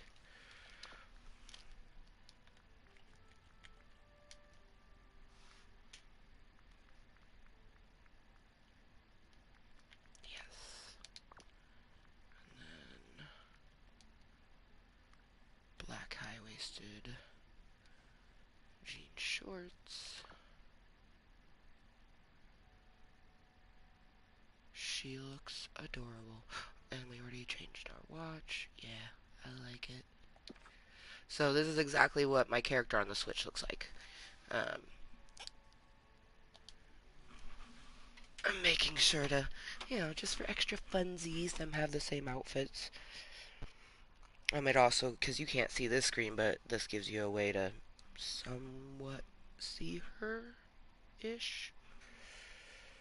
Also, even though I'm in my mermaid medicine room, I have a room that has some Monster Incorporated stuff. So let's go upstairs into our bathroom, which is like half Jungle, Lion King, and half Monsters Incorporated with a little bit of Belle.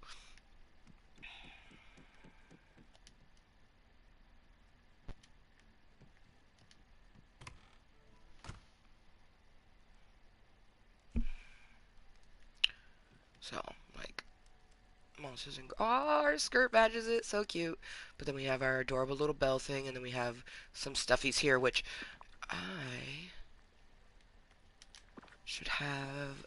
We should add the other ones.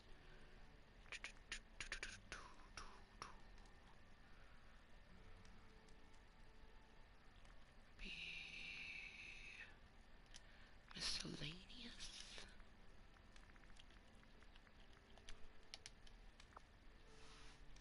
Yes. Oh shit, he's huge. Oh my gosh.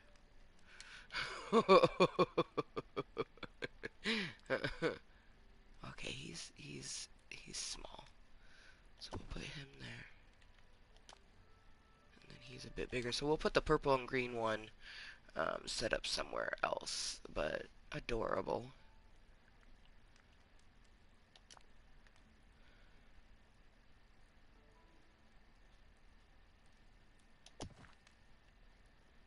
Pile of blue binders.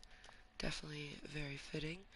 I'll put the cute mug there because it's like a mixture of both. Basically the books shelf is, Monster Incorporated, but bookshelves you think of Belle. So we have a sort of like Belle-esque area. I think it's really cute, especially with the little blue guy. Yeah, this is nice. Very, very nice. Alright. Because in this, on my Switch, we're going to be going to the Monster Incorporated realm. We already did all of that on my PlayStation. I need to hang out with a blue and purple villager, and that is Sully. So, I love how, like, this one, the Forgetting one, I have 11 left, and we still have 10 left, which we haven't gone out and searched, but I just think it's funny that this one has 11 left, and the same one that's on there, we have 10 left. We just planned better with our Switch is what it was, because, we knew what they were. We had already previously done them on the PlayStation. Okay. Save. And I am going to get Jaded Rose. Oops, wait. Yeah, we don't need to put you on the charger yet. I'm gonna put it on the charger when I go to eat my quesadillas. Oh, it smells so good. Oh, yeah. Damn.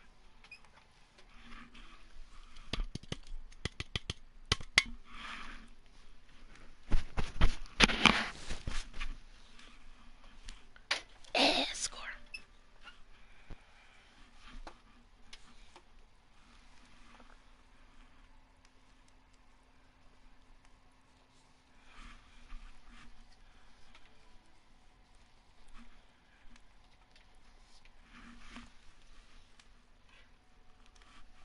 I wonder, are you too hot to eat yet?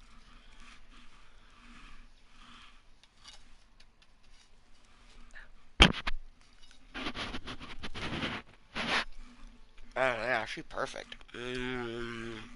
Mmm. Mm-hmm.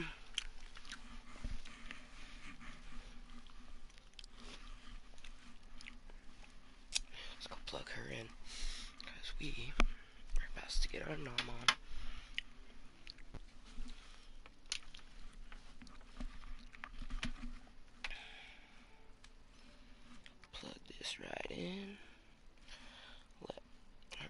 sleep mode.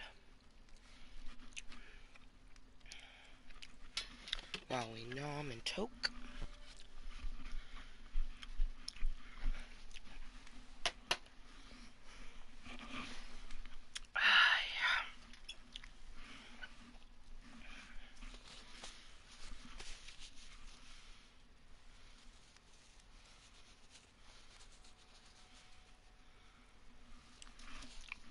Brr.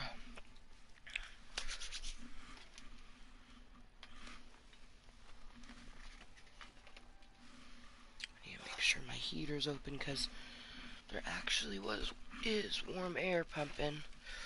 Ooh. It's a rainy day. April showers, as they say. Brings May flowers, though. So, April is just a rainy month, regardless. At least where I live. Maybe that's just a saying that's here. Obviously, like, the seasons are different in other places. Oh, see, that doesn't feel like warm air. The one out in the I almost said living room. I don't have a living room. The little portion of my cave that goes towards the bathroom. There's the furnace and, like, a vent right there. That felt warm. That vent does not feel warm, and we will keep it closed. Brr. Might just put on my hoodie.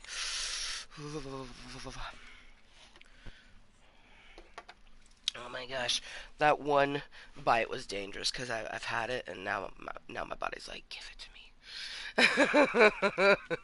Give it to me right now. Back to Reddit Stories. I'm Shane, and today's theme are stories that make you go, what? Which I feel like are all Reddit stories that we read here, but these ones especially. There's one story that I have read, and it is so funny. Joining us today are Arasha and Amanda. What? Who? Huh? Where? Why? There you go, you get it. Yeah. You understand. And that's all we have to contribute. Yep, bye. Okay. Let's just hop into it. Okay, deal. All right. What? This first story is from like 2 days ago. Ooh. Recent. What? Fresh. I know. Let's get a walk out. Let's get a walk out. Okay.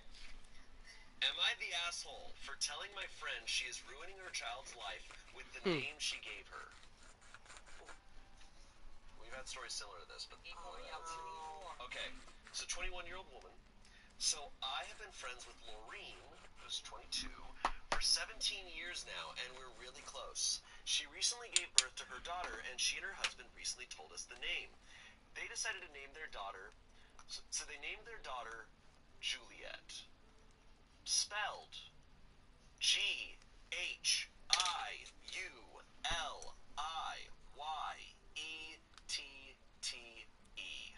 Oh. It just kept going. And her middle name is Mariah. Mahriya. I thought the spelling was a joke until she told me they are serious. I told her that with that spelling of a simple but beautiful name, it's just going to ruin that little girl's life. She got mad and told me to stop ruining her mood and that I'm being mean. I'm completely honest, the spelling is just bad. Nothing else can explain it. Why ruin such a beautiful name by including letters that don't belong there?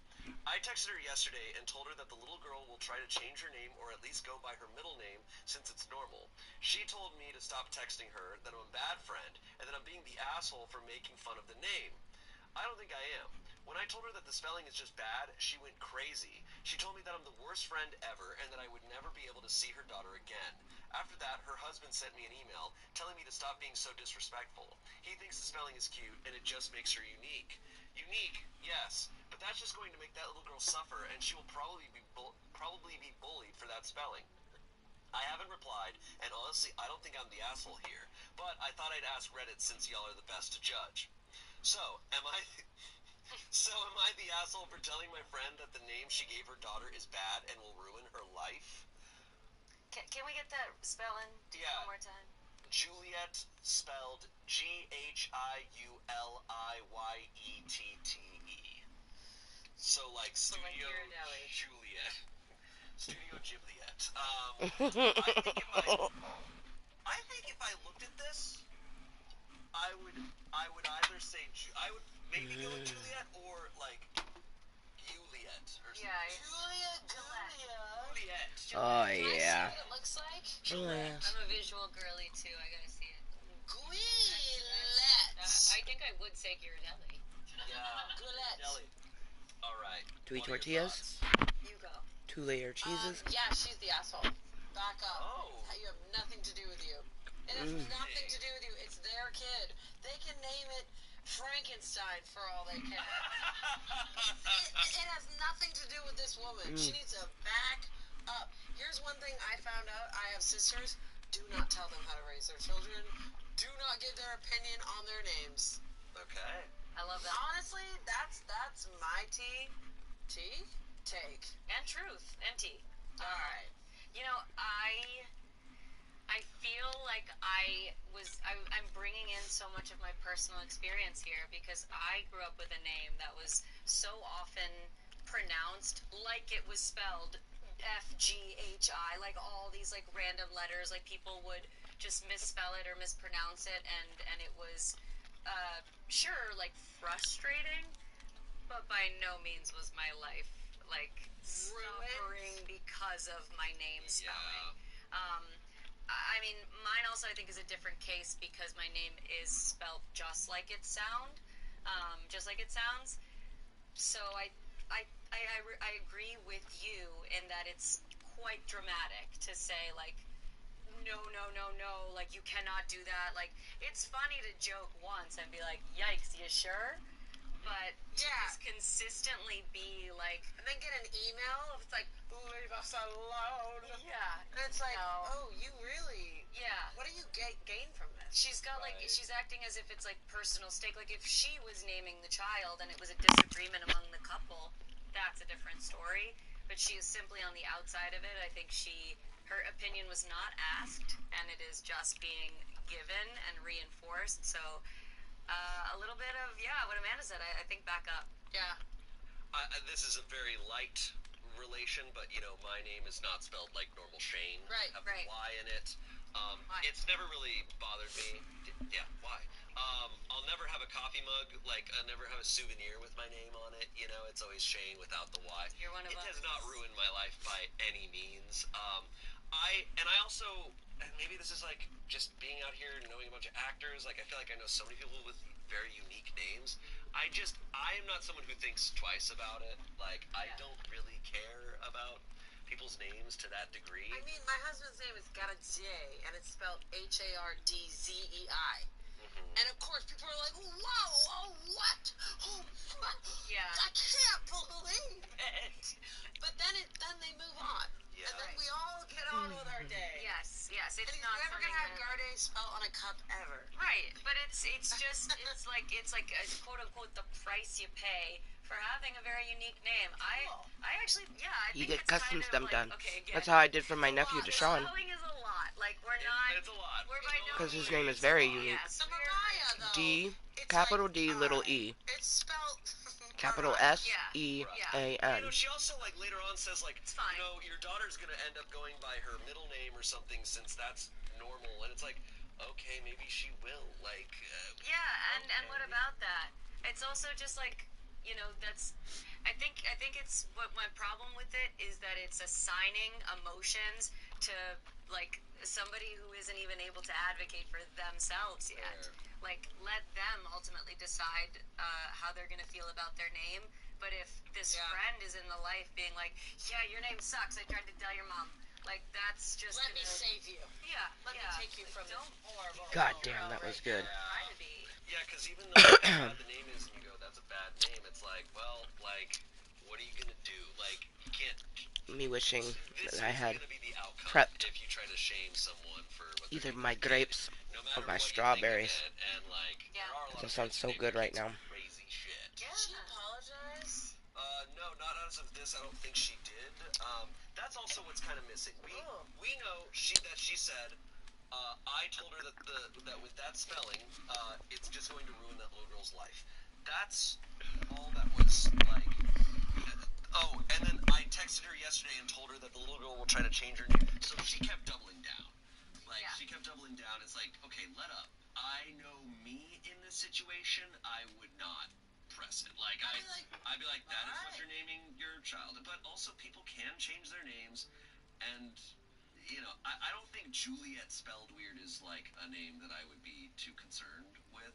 Right. Like, you know, some people do have names where I'm like, okay, maybe people bully you in school, but I also think, like, school's brutal, and it's like, they're gonna find something to bully you for, like, Right. Regardless. they're gonna find something. Yeah, I think there's a lot going on inside of this one. That there's definitely a lot of context missing too. Yeah. But it's funny that she is the one telling this story, and she deliberately has like left out a lot of the details in terms of like there might have been an apology or there might have been more correspondence, but it's like even in the way that she is telling this story, we still kind of find it quite clear that she's Yeah. wrong. Yeah. Any comments? Well, what I was gonna say is the verdict is not the asshole. And the top comment. What? Who? Why? I actually that what was genuine. What? The top comment here is, "Hi, I'm a high school teacher. I'll tell you up front that you're right. Kids with fucked up spellings of their names are miserable about 3/4 of the time. It's difficult to spell, people mispronounce them, and official documents, forget about it.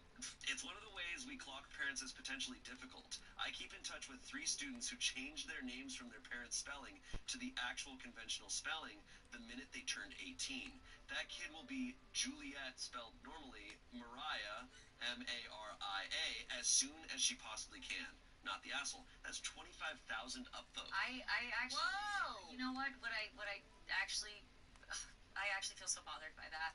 Really? I don't agree with I that. don't at agree with all. it either. I'm like People from other countries who have wild spelling that's totally different. I think it's the language that's really kind of upsetting me here, and that fucked up versus normal. Like, we need to question these like rituals. Why are names spelled like a certain way? And just because it has been that way for so long, that doesn't mean it's normal. That just means it's recent, or it's the pattern that has been created. But just because there's a new spelling that's introduced does not make it abnormal. I'm started. Here. Oh, I'm heated. Yeah, to the child home. What? But I'm also just like, this teacher's like, yeah, it's fucked up, fucking fat. It's like, what? Are you're a teacher? And you know what though? I also want to acknowledge that I hear where he is maybe coming from, and that he has had direct experiences with a lot of students, and they have had a terrible experience with their names. Like, that sucks, and I think it's cool that he is saying like, hey, hold on, like, this is me trying to like fight for, you know, this kid to not have a miserable childhood. But I think at the end of the day, it goes back to the opinion was not asked for. Yes, I agree. I grew up constantly spelling my name to people, and I don't personally think that it made me suffer. I don't think that it ruined my childhood or ruined my life. Yes, it certainly made me feel different from the rest of my the class. It certainly made me an outlier, but like, Yeah. it's kind of cool now. Yeah, I'm curious. I think it's one that in the comments, if people commenting if they have names that they can relate to this story, Yeah. what their personal experiences were and what they think of this too. You know, like, I think because I with my name I can't really relate to that. But you know, it's interesting. I think what's tough here is that these comments are talking about the parents and if they're assholes for naming their kid that. And what we're talking about is the etiquette of, like, was it your place to give that opinion? Was it your place? Like, you know what I mean? Yeah, There's two absolutely. separate things going So, on. Sure. so most people think that this woman who wrote that is not the asshole. They're saying that she's not the asshole for telling them that they're ruining their kid's life. I actually just I haven't been so angered by a Reddit story before. I feel like I've been able to navigate both sides for so long, but Yeah. this one I actually am feeling so bothered by. Interesting. But again, it's I kind of I know it's not the same as you as well as you too, Shane, but it's also not the same as this person because, again, mine isn't as complicated. It could be much more intricate, and it could be pronounced completely different than how it's spelled. So I, in all fairness, can't also advocate for that side as strongly too. Well, it's also, it's one of those things, like, these are our feelings about it. Clearly, people have different feelings regarding this, and so, it's interesting. I'm curious. Was it just the teacher that commented? There were other comments, but that was, like, the most poignant. That was, like, the most upvoted one. I see. So I think it reflects a lot of the comments. The Reddit post. So, yeah. All right, well, let's move on. Let's move on. Here's our next story. This is from 2016. This is a little old school. I was in high school. Well, that makes me sick. Here we go. It's a 29-year-old woman. My boyfriend, who's 32, gave away my Hamilton tickets. Am I being selfish for just wanting to break up over this? What? Based on that title alone, what do you think? So he gave away the Hamilton tickets? He gave away Hamilton tickets. Okay, it better have been for a lot of money. Throw away, because while I'm fairly sure he or his family doesn't Reddit, I would rather be safe than sorry. Backstory, my mom is genuinely one of the funniest, kindest, sweetest people I've ever met, and I'm genuinely lucky to have been her daughter. She had me fairly young, raised me by herself, and while we were pretty poor growing up, she did her damnedest to make sure that I got a good education and had everything I needed as a kid. One of the things we share is a love of the theater. She would save up and take me to all the musicals that stopped on tour in our town, and while we were always in the cheap seats, it was always something we both greatly looked forward to. These memories of going to the theater with my mom are very precious to me, and are one of the main factors in why I work in the entertainment industry today. Corporate side, I have a horrendous singing voice, lol. Fast forward to today. Like most theater nerds, my mom and I are basically obsessed with Hamilton. And for those of you who aren't really familiar with it, this show is basically impossible to get tickets for at this point, unless you want to see it in January of next year. I'm lucky enough to be in a financial position with my job that I could afford tickets for a show in July for me and my mom. These are amazing seats, 5th row center. And through some type of divine intervention, I managed to snag tickets for the night of Lin-Manuel Miranda's final performance.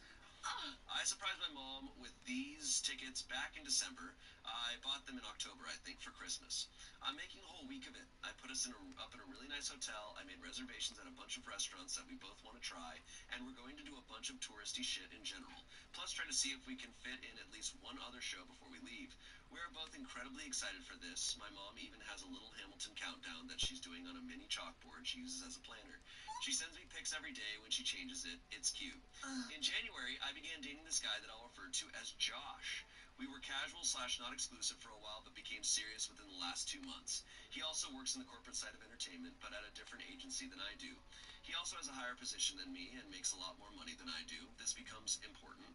We met at an industry event and we hit it off instantly. I thought I could get really serious about this guy, and up to this point there have been no red flags that I've seen. Although right now I'm sifting through all of my memories to see if there's something I missed. He also comes from a much wealthier family than I do. Josh has a younger sister that I'll call Jennifer, who's 17, that's kind of going through a big troubled teen phase. She cuts class, smokes, and is really disrespectful to her parents. I've only met her once, but as far as I know, she's not doing anything too bad. She's just kind of a sad kid and could really benefit from some therapy. I floated this by Josh, but he said his parents are kind of disdainful of therapy in general. Josh says they can't reach out to her no matter what they do, and they've tried everything, except trying to get her to a counselor, but whatever. Actual problem time. Sunday night, I was at my place with Josh. We were drinking wine and cuddling while watching the Tonys, Theater Awards show in parenthesis. Oh. Got it. I didn't know. Yeah. My mom was texting me during the Hamilton performance and geeking out about how excited she was. I laughed and showed my mom's text to Josh because I thought it was so adorable. And he didn't say anything off, but he was acting kind of strange after. He asked me what date the show we were going to was. I told him, and then he went into the other room to take a phone call. I thought nothing of it because we both have to take random phone calls like that for our jobs all the time, and he's going through some kind of tough time it is. He was in an unusually good mood afterwards and said he had to go home early because he had to sign some forms at the office early tomorrow before we met up to go get brunch with his parents later that day. Again, nothing too unusual and pretty common with the both of us. He picks me up at work for brunch with his parents, and again he's in an unusually good ask what's up, and he says vaguely that things are going well at the office, and this deal he's trying to make is finally going through. I don't really press for info because we both try to avoid work topics, partially due to work shit being fairly banal, and partially because we both have to sign some pretty gnarly NDAs a lot of the time. And this is only my second time meeting his parents, so I'm still a bit nervous about brunch. We get to the brunch place, and the first thing his mom does when she sees me is gives me a huge warm hug and profoundly thanks me for my kindness. Her dad also gives me a huge handshake and thanks me for helping out with Jen. I'm kind of what the fucking because I have no clue what they're talking about. I ask what she means, and she says, for giving her the Hamilton tickets. I turn around to Josh, and he just has this big grin on his face. But Reddit, that time my boyfriend was away talking on the phone for business, he was actually on the phone with Jen promising that I would give her my Hamilton tickets. I was so thrown off by this that I, kind of not very tactfully, I admit, say how I had no clue about this. Josh looks pissed, and his parents are equally thrown off. But instead of getting mad at Josh, his mom just says, well, you can still give them to her though, right? And they all look at me like I'm supposed to just agree with this. I try to explain that the trip is actually for me and my mom, and how important this is to my mom. All three of them start going on about how Jen is super excited about this, and that this is the first time that she's not been mad/expressed happiness to them in a while. And that's how the next half hour goes, basically, until the parents leave mad, and dad calls me a selfish cow. I'm so flabbergasted that I just sort of put up with it, but I could barely get in a word. Josh and I go outside the brunch place, and he starts screaming at me about my selfishness and how Jen is going through a much harder time than they thought. He wasn't clear on this, so I'm not quite sure what he meant, and that I'm being childish because it's just a musical. I hate having arguments in public. Also, this is one of my favorite brunch spots, and I wanted to be able to come back without being embarrassed, so I wasn't really engaging. He eventually called me a cunt, what the fuck, and then left in his car, which is awkward as hell because it was a valet parking, so he was just kind of stewing by the valet stand while I was waiting for my Uber. Later that night, I texted him saying while I wasn't giving up my tickets, there are still some available on that date. However, they cost about $2,500 due to ticket scalpers jacking up the price. Believe me, this is not a problem for either the parents or my boyfriend. He literally bought a $3,000 watch for funsies last week. The only response I got was that was an exorbitant fee. I agree, but not the point. He refuses to pay, and he didn't understand why I couldn't just give the tickets to Jen. I also got texts from both his parents pleading with me to get the tickets, and also they forwarded an email to me that Jen sent to Josh and her parents, thanking them for the surprise. Apparently, she's also obsessed with Hamilton, and this is making her year. Also, we live in LA. Do they also expect me to give up my plane ticket/hotel? What the fuck was their game plan here? Look, I completely understand wanting to help out with Jen, and I feel really bad that apparently her family is filled with weirdos, but this has been all so baffling, and the entitled behavior they displayed is a massive turnoff. I'm not giving up these tickets. Is this selfish? But I also kind of want to cut my losses here. The attitude Josh displayed towards me outside of the brunch place was very unpleasant to say the least, and he knows how disrespectful I find being called a cunt, so I'm half of a mind to just break up with him. He knew I had these tickets for a while, and I don't get why he decided to do this now at all. But should I contact Jen and explain at all? I just saw that she made a really excited post on Facebook about it. I'm not friends with her, but I am friends with my boyfriend, and he liked her post. I would straight up buy the ticket for her, but frankly, I can't afford those prices because I'm saving up for the New York City trip for my mom. How do I move forward? Oh my god. He should kill. Break up with that motherfucker! As I was reading it, I was like, you know what? Maybe he should die. Maybe dump him and then dump his body. Like actually murder this man. That is wild. Yes. Everything inside me was shutting down. No, I'm My gagged. system was like, Her comment where she's like, I'm looking back and seeing all the red flags, and I'm like, there's no fucking way this guy didn't have a million red flags. probably had I cannot believe the parents called her a selfish cow. Yeah. What? No, this family's This is nightmare. okay. First of all, I'm really glad that I was worried that he sold the tickets and they were gone. Yes. And I was Cheers. getting really overwhelmed. Me too. I thought it was gonna be something with like the agency where he was like, I need to close a deal, so he gave the tickets, and I was mom like, was sending photos. She had a checklist. She was ready to go to Hamilton. It's their thing. It's their They thing. were young. Why would he take that? Because he's evil and needs to die. Let's Yeah. bury him under the brunch place. Done. Done. We're going. All right. It's been 8 years, guys. You coming? He could be dead. Let's look at the obituary. Here's Yeah. the thing, Jen. Wow. I get it. 17-year-olds are going through a tough time. But tickets well, aren't gonna solve her issue. and let's be clear, Jen's her year's not gonna be ruined because of her. Her year's gonna be ruined because of her family lying to her Lying. and making up all this bullshit, and that they're not willing to just buy the tickets for her. She probably would be so upset knowing that that would be taken away from them. Yeah. No, that's actually like just full of absurd ridiculousness. Horrendous. It actually just continued to unravel and fully just stopped making sense at a certain point. It was that bad. I feel bad for her because, there's a lot of people like this, and like of people who they are so harsh on themselves that they're not realizing how much of a monster someone is. Because at the end here, after she wrote out this story, she's like, I am not giving up these tickets. In parenthesis, is this selfish? It's like, how are you questioning? What do you say?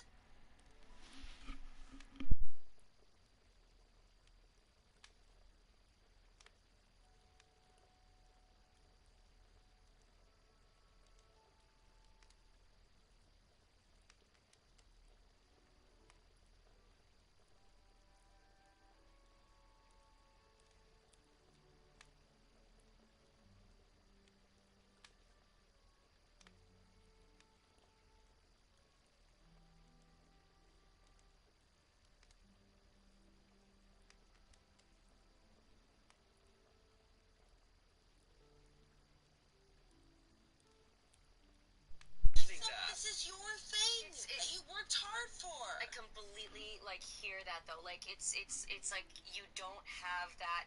No, this person has clearly never been validated. They've only been made to feel like that they are wrong, to doubt themselves, to be insecure about their thoughts. So they do have to genuinely reach out to a community and say, am I crazy? I can only assume that this guy in their few months of dating has been so controlling, and she thinks it's normal. Yep. And this was finally where he clearly thought he could just do this. Of Like, course. here she was talking about, like, I got tickets with my mom, and he's sitting there going, oh, I can just take those. Yeah. Those are mine. You're so right. Like, he is so messed up that he's thinking just, I'll be able to, and he assumed he would say that, and she'd go, oh, yeah, that's what he thought was going to happen. So much control. And he was so mad when it didn't work. Yeah, he called her a cunt outside her favorite brunch place. That is a crime. That is a crime. Yeah, I wasn't gonna fight back because I want to come back to this brunch place. Yes, I love that. But I you know, what? I know. I fully want to say it's heartbreaking that she doesn't understand that it is so selfish of him to do.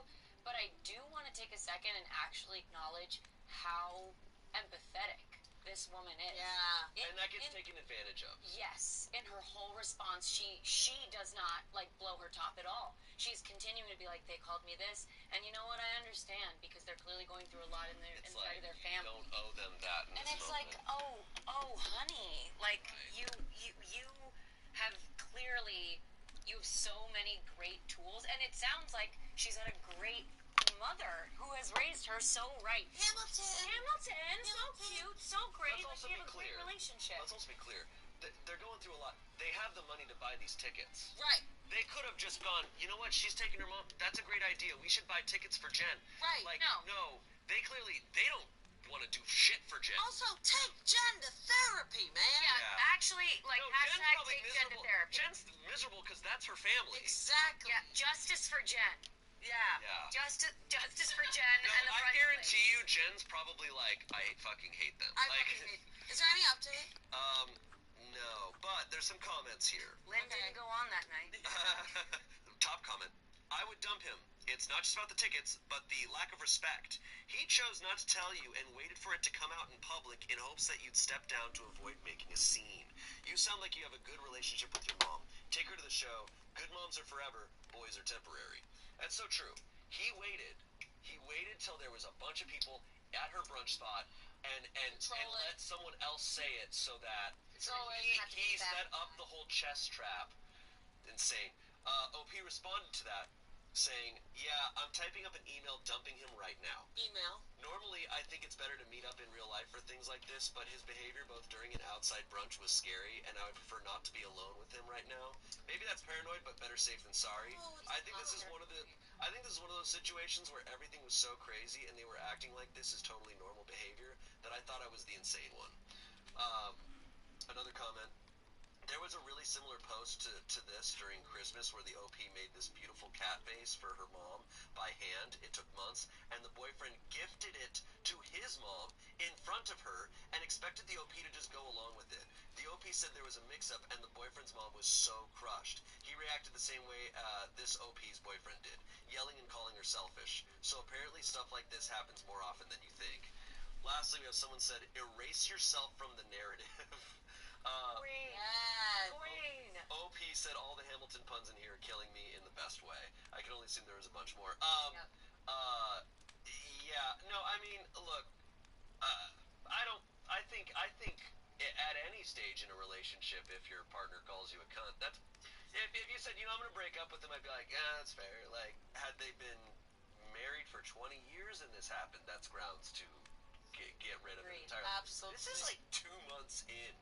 This guy is a nightmare. That one really made me go, I have a feeling that shit's common. Oh. Also, in the comments, let me know if that has happened to you or if someone has. is that common? I think like just that type of controlling behavior of just being like, that's mine. Like everything's mine. And just like treating other people around like they are just your pawns. Yeah. It's just his family and people around him that he cares about. And this girl, well, her life doesn't matter because she only exists as an extension of me for the last. Where he got it from? I mean, his parents. Yeah. And Jen's like probably Jen. living her life. She's probably a spiritual guru. Oh God, yeah. Hopefully. Justice for Jen. Let's hear it. Let's hear it. This episode of Reddit Stories is brought to you by Factor Foods. If you're looking to eat stress-free this spring, then check out Factor.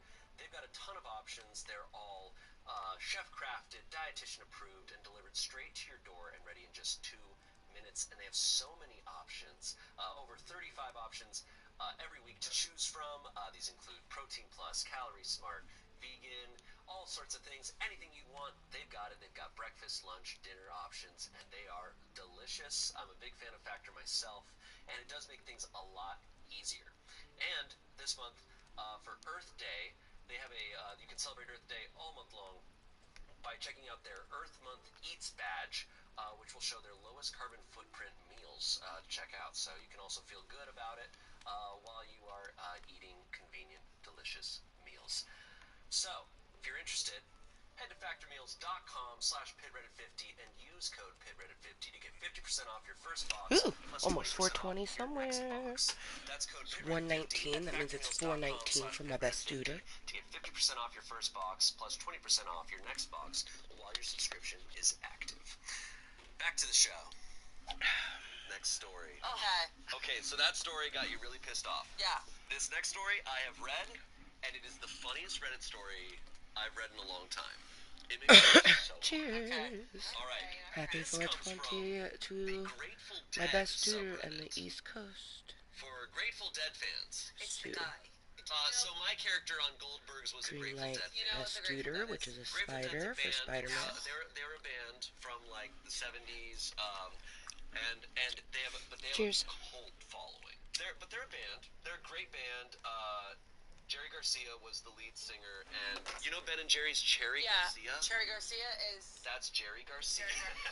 That's Grateful Dead. My God, I was always like, who's Garcia? It's a super influential band, but the fan base for it is like hardcore. They follow.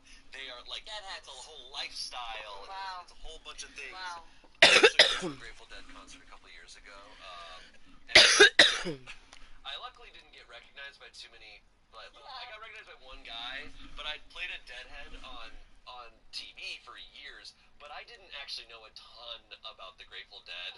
So if someone came up and really grilled me, I'd have been like, yeah, like, you know I'm an Jerry Garcia. you know I'm an actor, right? But I have listened to Grateful Dead. Like I made sure I wasn't like I was trying to do my part. You did your research. But it's like a bunch of old hippies smoking a ton of weed, super chill Tie-dye vibes. shirts. These Yeah. songs, they have songs that just go for like ever, and they're just riffing. And Oh, I it's kind love of whatever. that. It's very much a vibey type of thing. Advice: I'm meeting up with a deadhead woman I met online, and I told her I was Jeff Chimenti's piano teacher. I don't know anything about the piano, unfortunately. Turns out her dad is in a Dead cover band, and he booked a show at his church in her hometown. He wants me to play the show. So, I believe Jeff Chimenti plays like their concerts nowadays and stuff.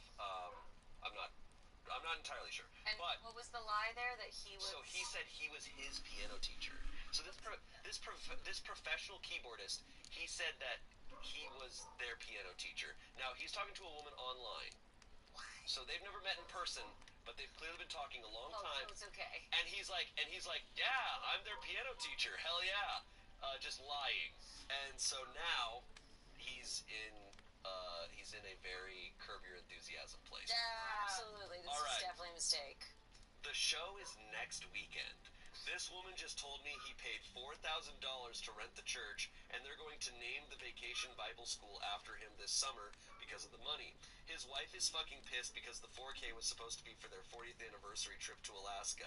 He's actually been staying at the woman I'm talking to online's house because the wife can't believe he did it.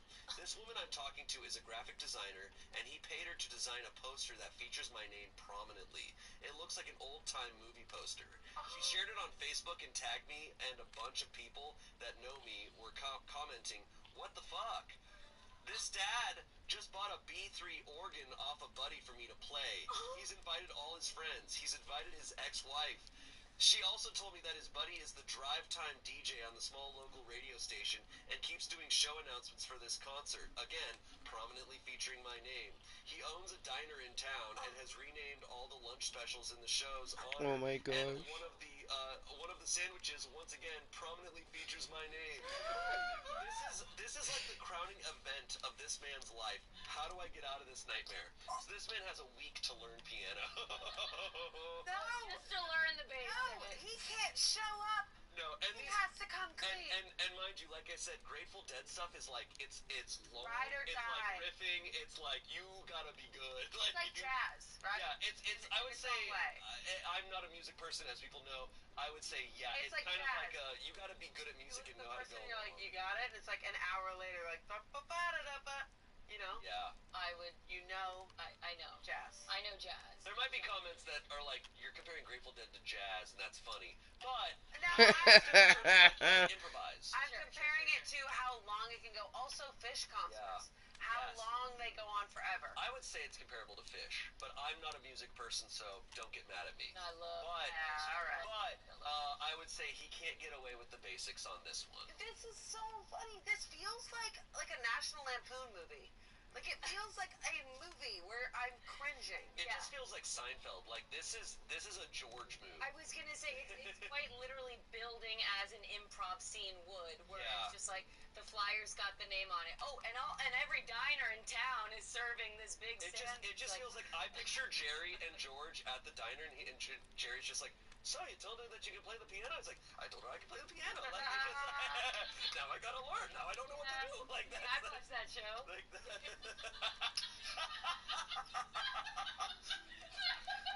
You weren't born after that show was done. Oh my god! Everything hurts! Right here on this couch. Everything hurts inside. Oh my god. Oh my god. Oh, top comment. I'm racking my brain trying to figure out which song/Seinfeld episode this is from. Whoa! Yeah. This Holy is shit. also this family just immediately believed him. Well, They didn't know I mean, right? why? They didn't fact check. Well, Google how do you his fact name? check? She's been talking to. He must have gone in depth because they've been talking online for I assume a while, and he's telling her Why did he lie? I'm this guy's piano teacher. I'm a piano player. Like he probably went all in because he was thinking like this will really impress her. When we meet up, I'll get laid. That's probably what he's thinking. And now this is the outcome. Also, it's this is what messes me up with cringy things. I'm now thinking about the wife who can't go to Alaska. That's what I'm really. Oh, Yeah, there's an asshole inside. there's a bunch of shit going on here. I'm thinking about this. I just love that this guy brought that up because he's like, there's so many stakes now. Like, he's just like, oh god, like. Probably a steak. What I do think is crazy is that this guy just booked this venue and put him in it without being like, do you want to play in it? Right. Like, you Where's the gotta booking ask letter? someone if they want to perform in a show before telling them. And the daughter's like, isn't it great, Dad? He needs to like put down Reddit. He needs to put his hand on a table and get a hammer. He needs to do something. He needs to go on TaskRabbit and say, someone needs to help me get in a horrible accident. I need to do an assassination. That is not what I would think fail. he needs to do. He needs to come clean, people. Oh, He can't come clean. right. It's too late. What are you He guys can't do it. He can't do it. No, he's too far gone. Oh, No. right. He could get up there and just start performing some stand-up. The funniest thing he could do at this stage is to just keep going. Like, just go there, get up there, and be like, What? Hey, I made it this far. In what world would you think that And that's just okay? Look, and maybe the clout will carry him. He goes, 1, 2, 3. He plays chopsticks. Listen, clearly they care way more about just this clout that he was the piano teacher. So I bet he goes up there and he performs like shit, and they love it. They're like, oh my god, this is inspired. yeah. Oh, guys. He just needs to be I'm like, loving you it. guys aren't on my level. Oh my god. Okay, other comments. Only one thing to do. Show up and fake it. Just hammer on the white keys. Get real weird and naked during the performance, and then when the show is over, jump up on the piano bench and bellow out, Lordy Jesus, we went the way the fuck out on that jam.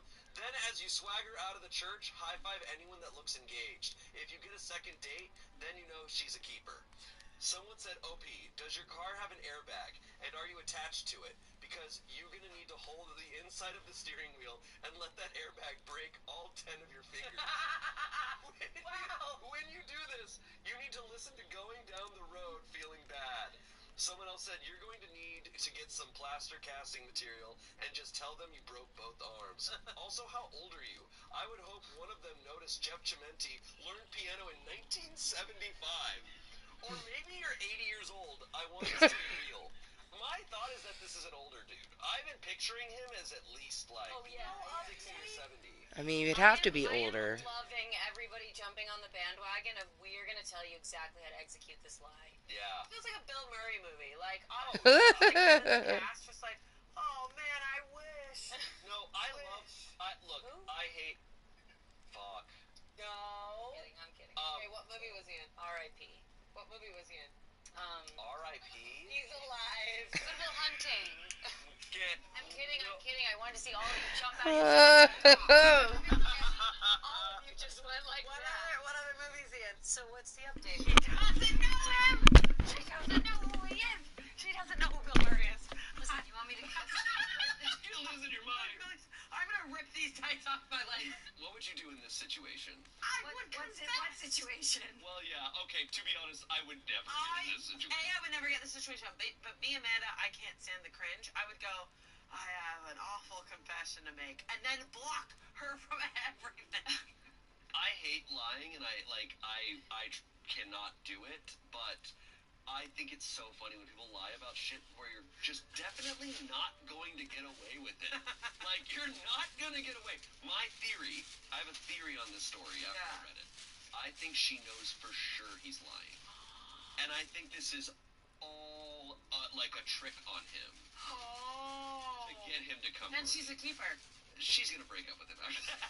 Honestly, if she's gonna go that far, I love that. No, I think she's she's known for a while. I think she's just like, I think as soon as he said that, she was like, really? That's awesome. And I think she's just been having fun with this ever Oh, since. Queen. Yeah. Oh, you're That's so right. my I didn't theory even on this. think that. She's got to be doing that because again, it's like we said, it's Because comedic the way that this is Also, escalating. I don't think he's a deadhead as much as he's saying she is. So as a Grateful Dead fan, she probably knows a lot of this information. She's probably trying to look it up. If she looked up Jeff Chimenti, it's gonna you're gonna get that result on Wikipedia. Right, and she just was like, wait, even if you were his piano teacher, I don't want to date you because you're 80. No. I wish there was an update. I know. It's only from a couple days ago, so it's recent. That? Let's Google. That. Dad had piano teacher, player, No, minor. it's Spencer. Spencer sent it to me. We were talking about it this weekend. He's just like, better start playing the piano. Like, we were just like laughing at it. That is so funny. It's great. We need to find all of these men I know. and bring them And on. Bill Murray, we need to find him. Yeah, Just yeah. Make sure we Oh, know. but you know, all right, His we IMDb. won't find him. Okay, next story. This is a 42-year-old man. I paid my wife, who's 42, for sex. This seems like Thanks for looking through. Amen. because you You did? you guys are sitting there laughing, and I'm I like, paid my wife 42 for sex. I'm like, I feel like I I gotta get out wanted of to see your here. reaction to it.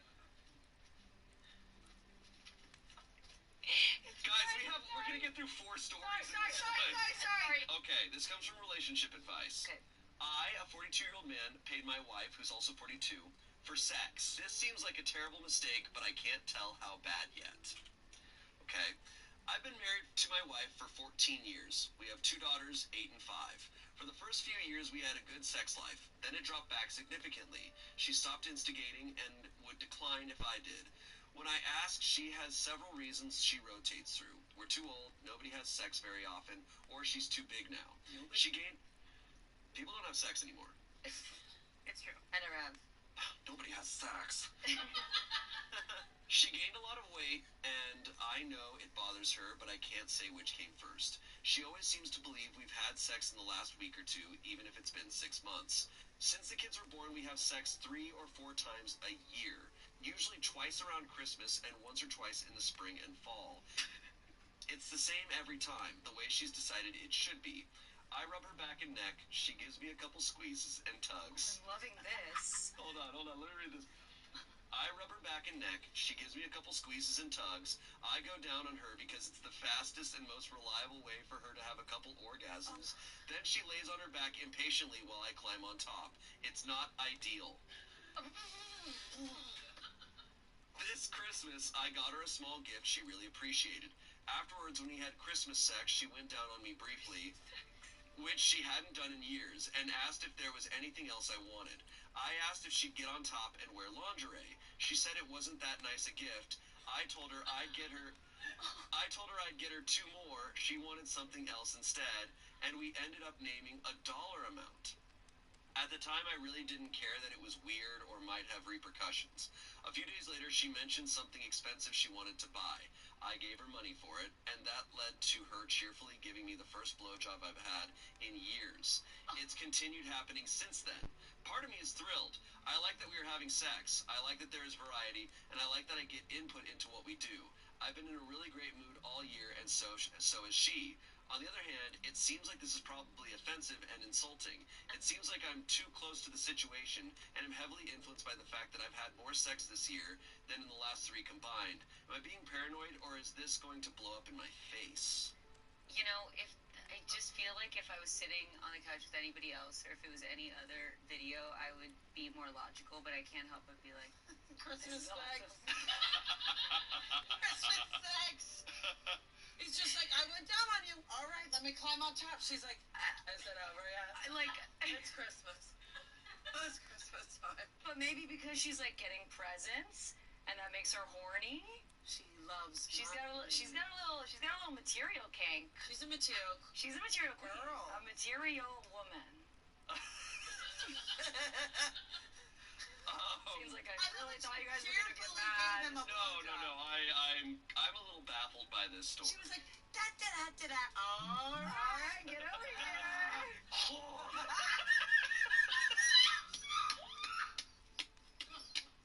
Okay, so he's asking for advice now. What is he asking for? He's asking advice if this is good, if this is like right. He's got what he wants. And you're happy, and your wife is cheerful. Keep paying her. Give her all the money you can if you're having a good time. As long as it's just not on Christmas all the time. Oh my god. I don't think it does. No, he's saying throughout the year. Yeah, Christmas came early. It came. No, like Yeah. this is like now their regular thing. That She's like, yeah.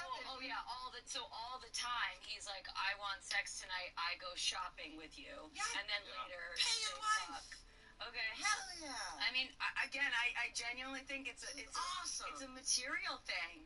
She wants to be a little sugar baby that like turns her on. Yeah, maybe that does turn her on. Which is, if he feels happy to provide that for her, I guess it becomes mutually beneficial. Okay, what I'm thinking is like, okay, if they both agree on this, if they're both consenting to this situation, then fine. I think that it's like they're not solving the issue here. No, definitely not. Some comments here. I don't necessarily disagree with what is being said, but should we also think about how OP feels in all of this? What does he actually want from the sex he gets? Is it just the act of sex? Does he like to feel attractive, to feel desired? Because this dynamic might not lead to the outcome that OP actually wishes for, even though sometimes he might feel like beggars can't be choosers and accept what little he gets. If it doesn't actually align with what he is looking for, it might actually be counterproductive over time. OP responded, in a perfect world, sure, I'd like to feel attractive and desired and a connection and all that. But honestly, I'm not that deep, and sometimes a blowjob is really, really awesome. I'm dead. Okay.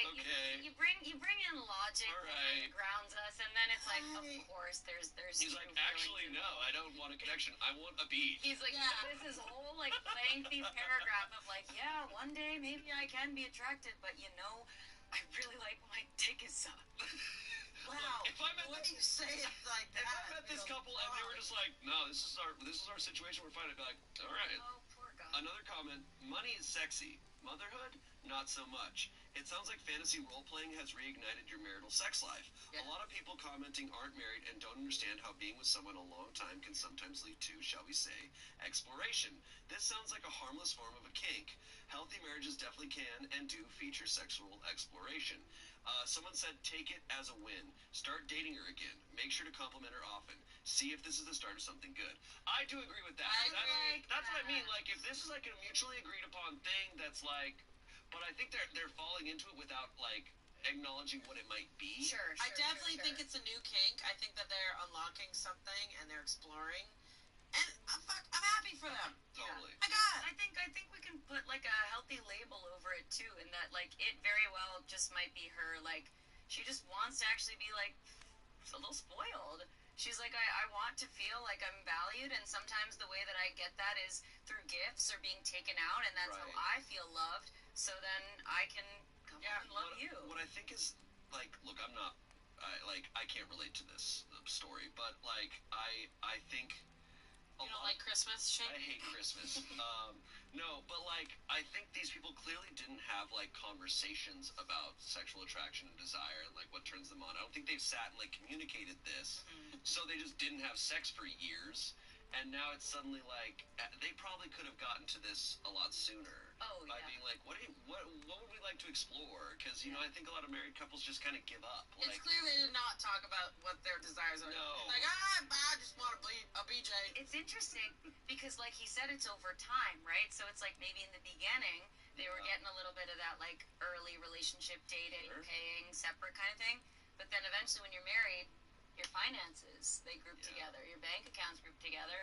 And she started to be like, oh, well, I'm not feeling like paid for in any way, and that's the way that I like it. And maybe when they first started dating, he like really took her out. He bought her things. So maybe because motherhood it does chemically and physically change you as a person. So I've heard, and I feel like she wanted to have a spark without realizing it. Yeah. Human beings are just fucking figuring it out. And we just want BJs. The way this guy wrote this story. Oh, it's insane. He's so nonchalant. He gives me some squeezes and tugs, and then I come on I top. wanted more. Where is she tugging? He needs to write. Where is he squeezing? He needs to write erotic fiction. Like he needs. Cowboy. I don't know if I would describe that as erotic. Squeezes and tugs. I climb on top. It was actually the driest description of sex, quite literally, that I've ever heard. Cheerfully giving me a sweet old blowjob. Okay. Shane's hit his limit. No. He doesn't like Christmas. No, I'm sorry. We gotta move on. Okay, well, let's move on. All right, it's time for our final story now. And this one comes from Am I the Asshole and also Best of Redditor Updates. So we've got a story that has multiple parts. Updates. And this is also recent. So this is fresh. Like how fresh? Like only like 10 days ago. All right. This is a 23-year-old woman writing this. Am I the asshole for controlling what my boyfriend, who's 24, eats? I would typically say yes. Well, let's find out what he eats. All right. Throw away because I don't want him to find this, but I'm honestly at my wit's end here. I, a 23-year-old woman, have been dating my boyfriend, Jake, who's 24, for 4 years. I'd say we're a happy couple overall, but lately this argument has come up that's divided us. He's always had unique tastes.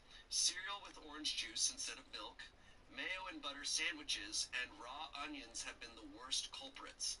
I put up with these. We all have our quirks, right? Well, 2 weeks ago, he started eating garlic as his midnight snack. Raw cloves of garlic. I can't share a drink with him without it reeking of garlic somehow. And kissing him, it's like shoving a clove straight in your mouth. He swears he's only eating them because he didn't want them to go to waste, and that he would stop once he finished the head of garlic. But just when I finally thought it was over, I caught him sneaking a second one in the kitchen last night when he thought I was asleep. I confronted him about his secret grocery trip this morning, and he got really defensive and denied it. I'm trying not to be a nag here, but it's really weighing on me. The garlicky aura surrounding him makes me want to avoid him at all costs. But, I don't want to do that because he's my boyfriend. Am I the asshole for giving him an ultimatum of no more eating garlic? Edit for context. His diet seems healthy overall, and he goes to the gym a lot. He had a doctor's appointment not long ago, and I don't think anything came up, but I can ask him to go again. Sorry if the title is confusing. I just feel bad because I did give him an ultimatum this morning, which I know isn't good. I really love him and don't want to break up with him, but I just don't know what to do. He hasn't come back since this morning. I can't believe she's dating Dustin Hoffman from Hook. You told me that. Yeah, he would eat. Do you know who? Do you know who Dustin Hoffman is? Do you know the movie Hook? Do you know what Peter Pan is? Do you know what books are? And this isn't a big deal for that. Books. Okay. Dustin Hoffman in Hook apparently would eat garlic to make the kids repulsed by him. And I love that. Right, When you told me that fact. that might be real, that might be fake. I don't know. I was gonna say he's like a vampire hunter, or Oh, I was like, whoa, but yeah, he's Van Helsing. yeah, that's. He works out and eats garlic. Vampire hunter. Here's the thing. Okay, her boyfriend could be a vampire, but also let him go through this weird phase. You think it's a phase? I don't know if it's a phase. She says You sure? he has always had The unique garlic The specifically. garlic. garlic specifically. He'll But get over it. I think it is something that she doesn't know yet because he is making the excuse of he doesn't want it to go to waste, but then he's sneaking around. Maybe he wants to break up. You think? He's he's trying to like this is repulse her. this is my way to repulse If her. he's doing secret shopping. The verdict was not the asshole. Some comments here. If you really can't stand it, convey that. Hope he responded. I tried to explain when I talked to him this morning. I told him that the other weird food combos don't. It's a brain particular smell of this. full of grapes He said that I just need more and strawberries. It's been nearly 2 weeks already. Mm. Someone else said, "Is there anything else weird going on?" Hope he responded, "We haven't been going on our usual dates for the past 2-ish months, and he's had to leave to take calls a bit. But that's just because he's been swamped at work. Nothing weird. His busy season is almost over, which is good." He's cheating. What the cheating. hell is going on? Mm. He's cheating. You think he's cheating? Yeah, he's going down on someone. If I find a small enough one, He's coming home and he's I'm gonna put garlic in there. it in Ooh. this one. Music video, let me smell your dick. Wait. That one. You're right. Wait, what did you I Yeah. have heard of is the only thing I've heard of is alcoholics constantly doing stuff to cover their. It's a little too Never heard big, of someone being like, I gotta but cover one that's about that size, that one's definitely not gonna fit in it. Never. So you're saying What I'm talking about. he's over here ha, and then and then I gotta cover that up. I really love Mm. it. Are you crying? Yeah, he's like.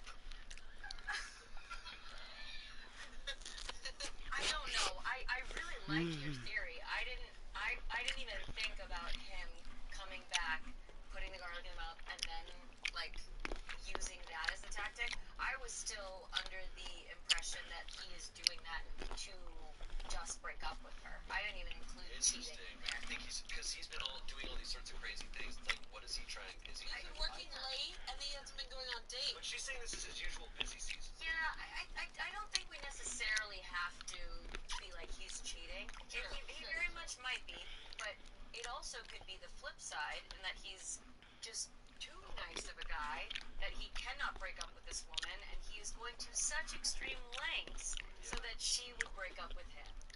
But it's just coming off as peculiar. Yeah. Well, there's an update. Finally. That's expected. Thank you all for your advice yesterday. It gave me a lot to think about. As it turns out, some of your comments ended up being spot on.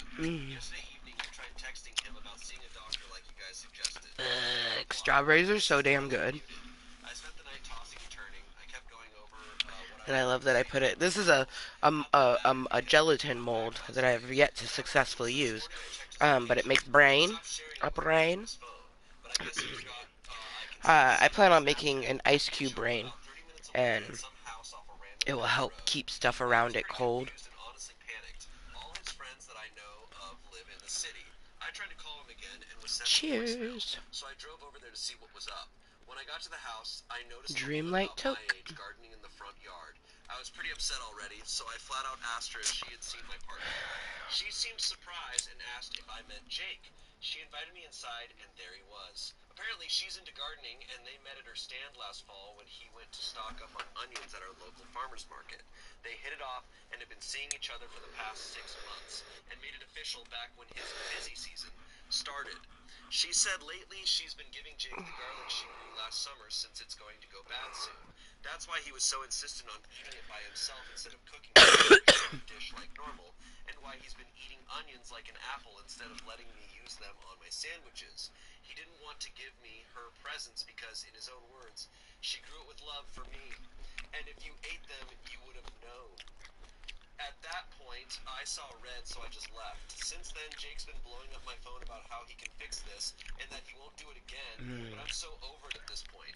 Just when I thought my life couldn't get any worse, while I was moving his stuff to the curb, I found his stash of garlic. Shoved in the back of his closet was 1 pound of garlic in a Home Depot bucket along with letters she had written him. I'm keeping the garlic. I don't think we can ever come back from this cheating, but I'm going to at least get some good meals out of this terrible situation. Please send me your favorite recipes to use the garlic in. I need a distraction to keep my mind off everything. I fucking fought for that man. I knew Wow. it. Nah. I can't believe he was dating my character and starting back. I gave him the benefit of the doubt. I'm sorry. It's kind of romantic that he was like, she cooks this for me. Yeah, it's devastating. It's like, I mean, that is really messed up, what he did. oh my god, the fact that he thought he could come Coward. back I Absolute can coward. fix this. How? And now she's cooking. She's a chef. I'm all for it. I love that she didn't even say, like, any kind words would be appreciated or, like, any further advice. Nope. She goes, give me your recipes because I have a fuck ton of garlic now. Yeah, I love that. I love it. A I love pound of garlic. What's your favorite recipe that involves garlic? Okay, you guys are going to hate me. Okay, what? I actually don't like garlic. Get out. I live for garlic. My favorite thing as a kid, my papa used to cut off the top of garlic, salt and pepper, olive oil, bake it in the oven, Yeah. and I used to take it out and put it on bread. Yeah. I ate it so much that he told me if I kept eating so much that I would grow a mustache. And I did.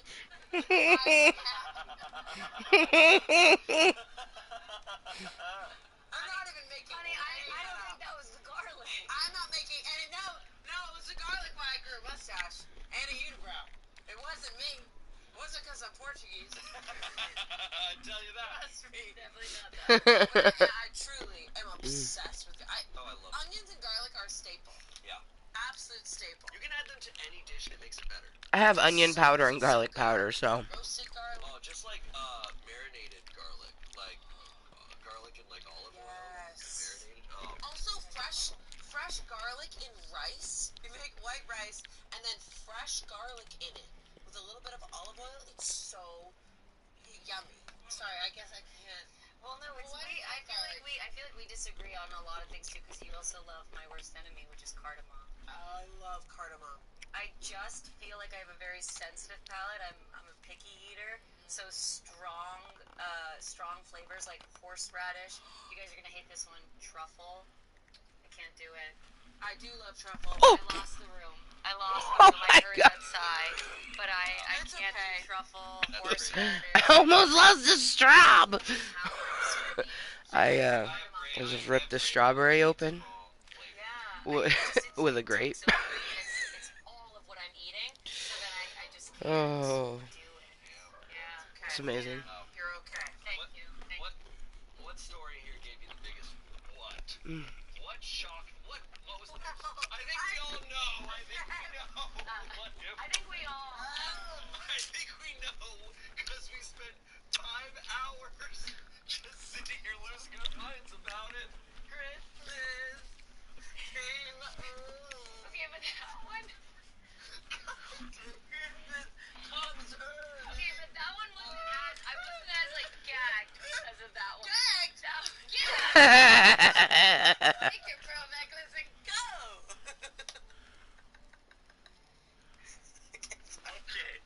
Okay. I think it's still the one where he said the selfish cow, because I reacted out loud. Shocking. I actually just I unconsciously just made a sound. That was horrendous. We did that. I promise you, we are sober right now. I don't know what's That going on. was, yes, that was Hamilton, but Christmas. It was just like when you were reading it, for some reason Amanda and I both were just like, two times around Christmas time. Like, why? The Hamilton one, I agree with you. Shane, what about you, bud? Yeah, probably that Hamilton one. Yeah, such a cow. All right. Guys, remember when it was about names? Remember when we started this very was serious? ours. How did we start this on such a serious note and then end up here? That was the same video that we were like, yeah, we should really be. That was the same week. Can you believe that?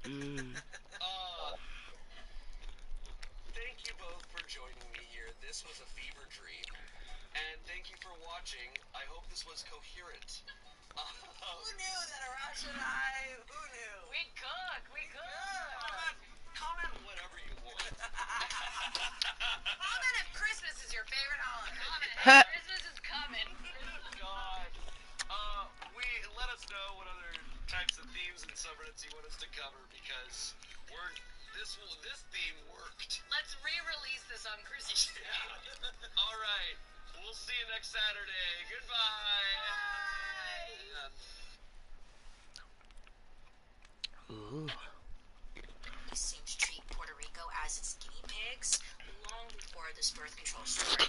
This is like nothing new. Margaret, Gamble, and Pincus are just a small piece of this larger puzzle that we call dark history.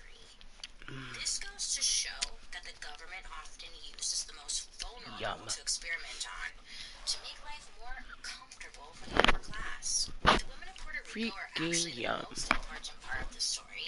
They're the ones who have to it. They're the ones still suffering to this day. And it was their lives that were taken advantage of to create this pill that we don't even think twice about. Look at me and my dumbass drinking it with beer. Like, come on, Bailey, get your shit together. Bitch. Honestly, I wish I could tell you more. I feel so good right now. Puerto Rico Had delicious quesadillas, but for the most and part, then some you can't fucking really grapes find and the strawberries. You can easily I'm gonna let find that settle, more about and one then I have Pincus and Gamble than you do the some actual sweet unknown participants in the treats story, for myself or for my just the solo freaking date, files of the story. You can't find Saturbae, any of them. which so far is going c'est magnifique, Why were these trials so mysterious? What were they hiding? très Why magnifique. are there so few records? What's the big secret, you guys? You know, why didn't they try this on men? Well, they have dicks, that's why. They don't have a reproductive system like we do, but okay, still. I think these are great questions, but I think here the point has been about power. Who has it and who is going to abuse it? Because it doesn't stop with just Clarence, Margaret, and Pincus, and it never will. So this episode isn't necessarily about the birth control pill, because as we know it today, it's pretty great for what it does, and it's available to everybody, but it's important to know where it came from and what sacrifices had to be made to make it happen. So don't go throwing your birth control out the window because you need it. Well, you don't need it, but you know what I'm saying. Like, it's different now. It's different now. Anyways, two truths can exist at once. The birth control pill is great, but the way they created it, super fucked up, okay? We didn't seem to learn much in the way of changing how we do things. Drug testing still goes on with some of the poorest communities of the world as participants. And many of the same reasons motivate people to participate, like access to health care that otherwise they couldn't get. With fewer alternatives, these communities are less likely to quit trials and are less likely to demand answers when compared to people in richer nations. If you feel like this isn't much of a conclusion, that's because, like, there kind of isn't one. It's hard to feel closure when there's still a lack of research into so much of women's health. I wish I just had something happier to end this with, but hey, at least, maybe you learned something with me today. Let's continue the conversation over on social using the hashtag Dark History. Oh, also, you can join me over on YouTube where you can watch these episodes on Thursday, like after the podcast airs.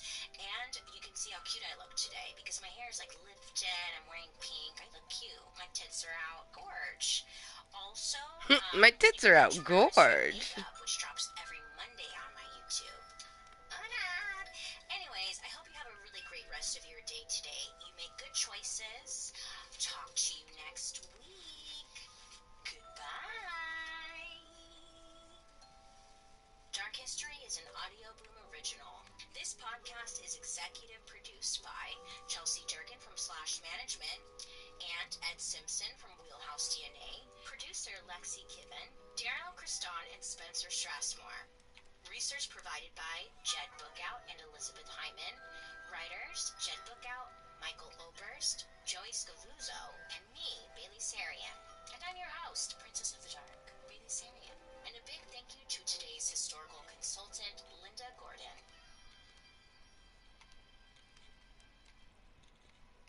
With summer quickly approaching, it's time to start planning those outdoor projects now. I'm Jake with The Wall, and for 37 years we've been maximizing landscapes throughout the Portland area with retaining walls, patios, fire pits, irrigation, outdoor lighting, and so much more. Let our design team help you navigate those difficult landscapes and install the outdoor living area you have always wanted. There's no project too small or too big, and no matter the size of your lot, we can help create your own personal oasis and be ready to enjoy your property this summer. Give us a call today to schedule your free estimate, or go to our website at bythewall.com. CCB 54495.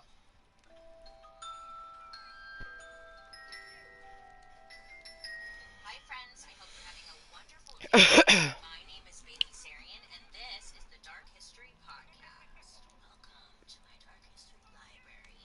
If you're a curious cat like myself, then come on this journey with me and let's learn something new together, shall we? So, today, let me tell you about today's story. Because I was Why living don't slug monsters enter races? and I was thinking to myself, Because they never win. They only ooze. proudly display a skull with a hole in its head. Oh, considering I laughed, I'm gonna say, ha ha ha, good one. What is that thing on your desk, whatever. And he was like, oh, it's a lobotomy skull. And I was like, well, what the hell is that? He said that it was a way that they treated depression way back in the olden days. And I really never gave it much thought after that. Plus, I'm pretty sure that teacher ended up in prison now, so, like, honestly, that's really what I remember him for. Not the skull on his desk. So it's actually very fitting now. But during quarantine, I just had a lot of free time to think about those lost memories I've had, and that skull popped into my noggin. So I decided, let me start Googling what a lobotomy is. And you know how that goes. Rabbit hole. Next thing you know, 3 a.m., and I'm watching surgery on YouTube from like 1942. Plus, at first, I was spelling lobotomy wrong.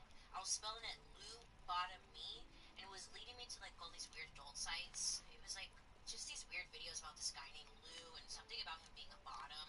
I don't know. It completely went over my head. I was like, when do we get to the holes in the head? So 3 hours and $13 later, turns out nothing goes into the holes in the head other than an ice pick. Good to know. Good to know. But then I finally weed through all the bullshit and learned that once upon a time, there was like this cure-all treatment for mental illness called lobotomy. Yeah. Anywho, if you're wondering, a lobotomy is a surgery where they cut tiny pieces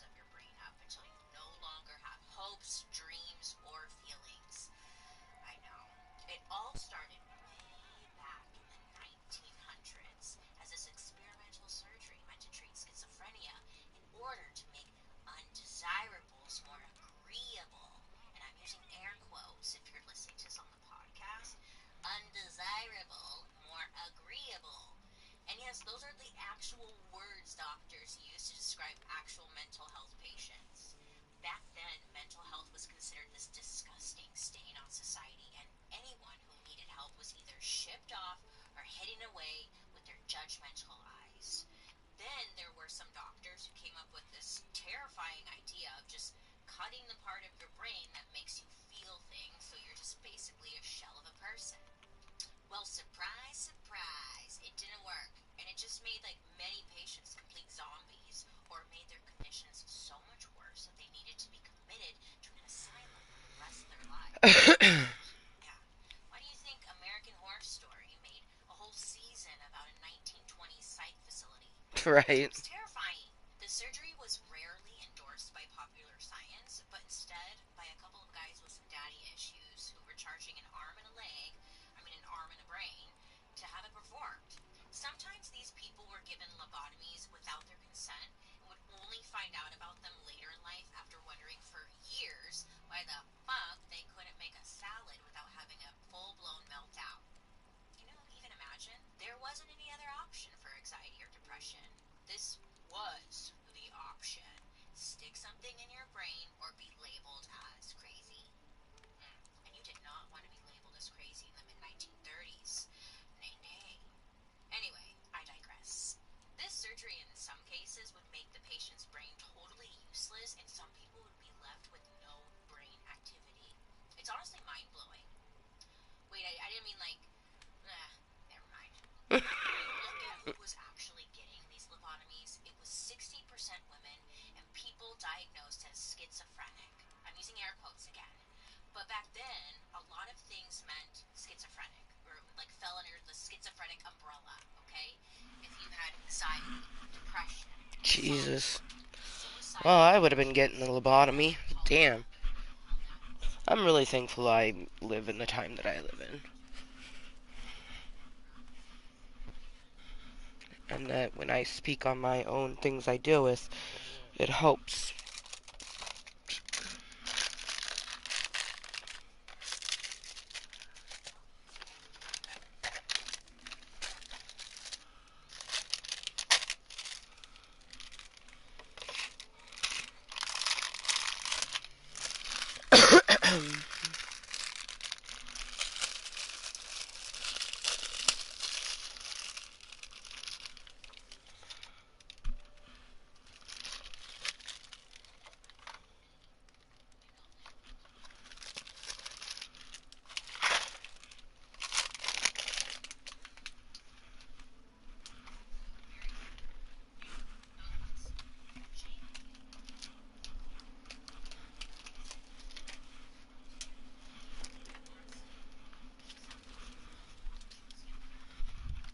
she loved fashion, dancing, swimming, doing blow in the bathroom, and telling everyone she loved them.